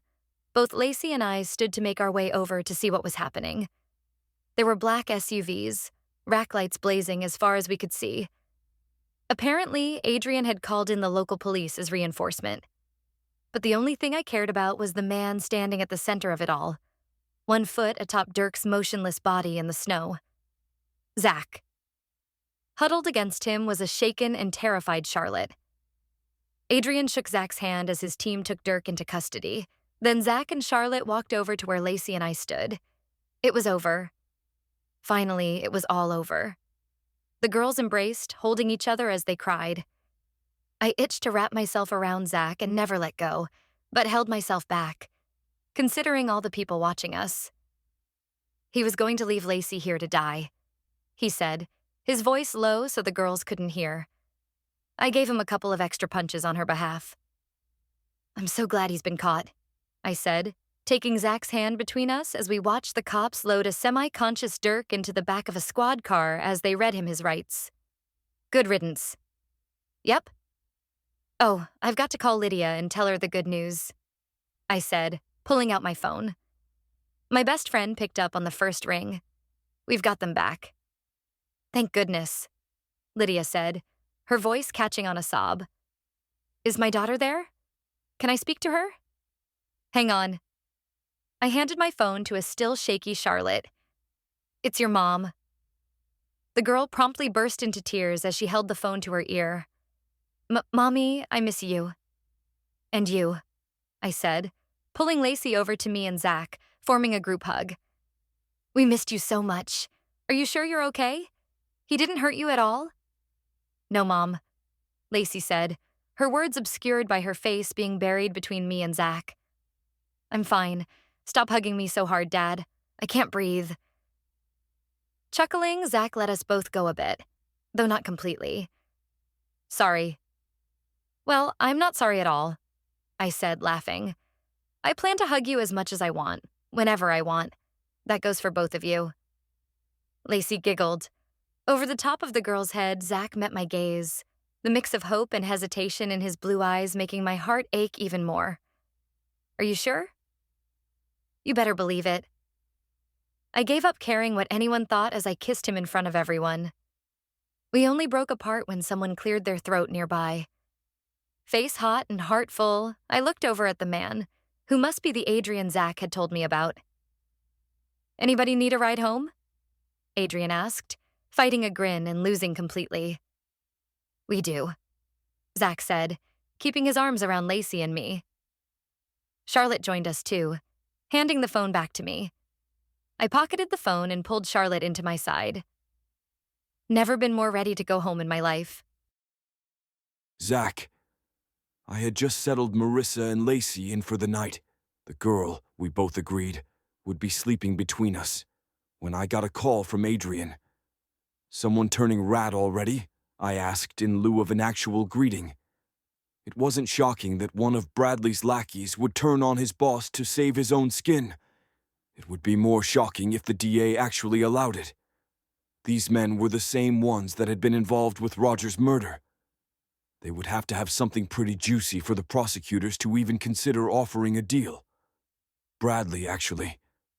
What? He wants a lesser sentence. He's giving up everything short of the kitchen sink to try to get some leniency. Including information on Hayes? I asked, knowing that this was what Adrian actually wanted. Justice for Roger was important, but so was justice for Kyle. Information on the company, definitely. Information on Hayes himself, that's less solid, with no real paper trail to back it up. Bradley's willing to testify against Hayes, and he's telling us everything he can think of about conversations they had, but I don't know how much of it will actually be admissible. I don't even know how much of it I actually believe is the truth. He's pretty desperate. I wouldn't put it past him to make something up. But he said something that got you spooked, didn't he? I asked. I knew that tone in Adrian's voice. Yeah, Adrian admitted. You remember the informant from the Row W mission? Of course I do. No way was I ever forgetting that mission. Well, the guy had a sister. Apparently, that was part of the deal that he made. He'd turn over evidence in exchange for a new life, not just for himself, but for his sister and her kid. I've been trying to track her down for months now. There was something he said to me as he was dying. Something that I hope the sister can help me figure out. Something that might be the key to the evidence we need to lock up this son of a bitch for good. But it seems that I'm not the only one looking for her. Bradley said that Hayes in on her trail. Got it in one. Well, crap. Adrian let out a tired chuckle. Yeah, pretty much. But the good news is that I finally got a lead on where she might be. What are you going to do? Adrian hummed. Take some time off. Head her way. After getting this done for Rog, I want Cuddy at peace too. Me too, I said. I didn't catch whatever Adrian said in reply. A pillow mussed Marissa appeared next to me. Come to bed, she said, voice thickened with sleep. We need you. My lips curved into a smile, and I nodded. I've got to go, Adrian, I said, eyes never leaving Marissa. Family calls, but let me know if there's anything I can do to help, okay? Will do. Now go, he said. You've got better things to do than talk to me. I'll call when I've found the sister. We said our goodbyes, and Marissa led me back to our bedroom. Lacey was in the middle of the bed, mouth open in sleep. Marissa and I climbed in on either side of her, and I wrapped my arms around them both. I'd never fallen asleep more easily in my entire life. The end.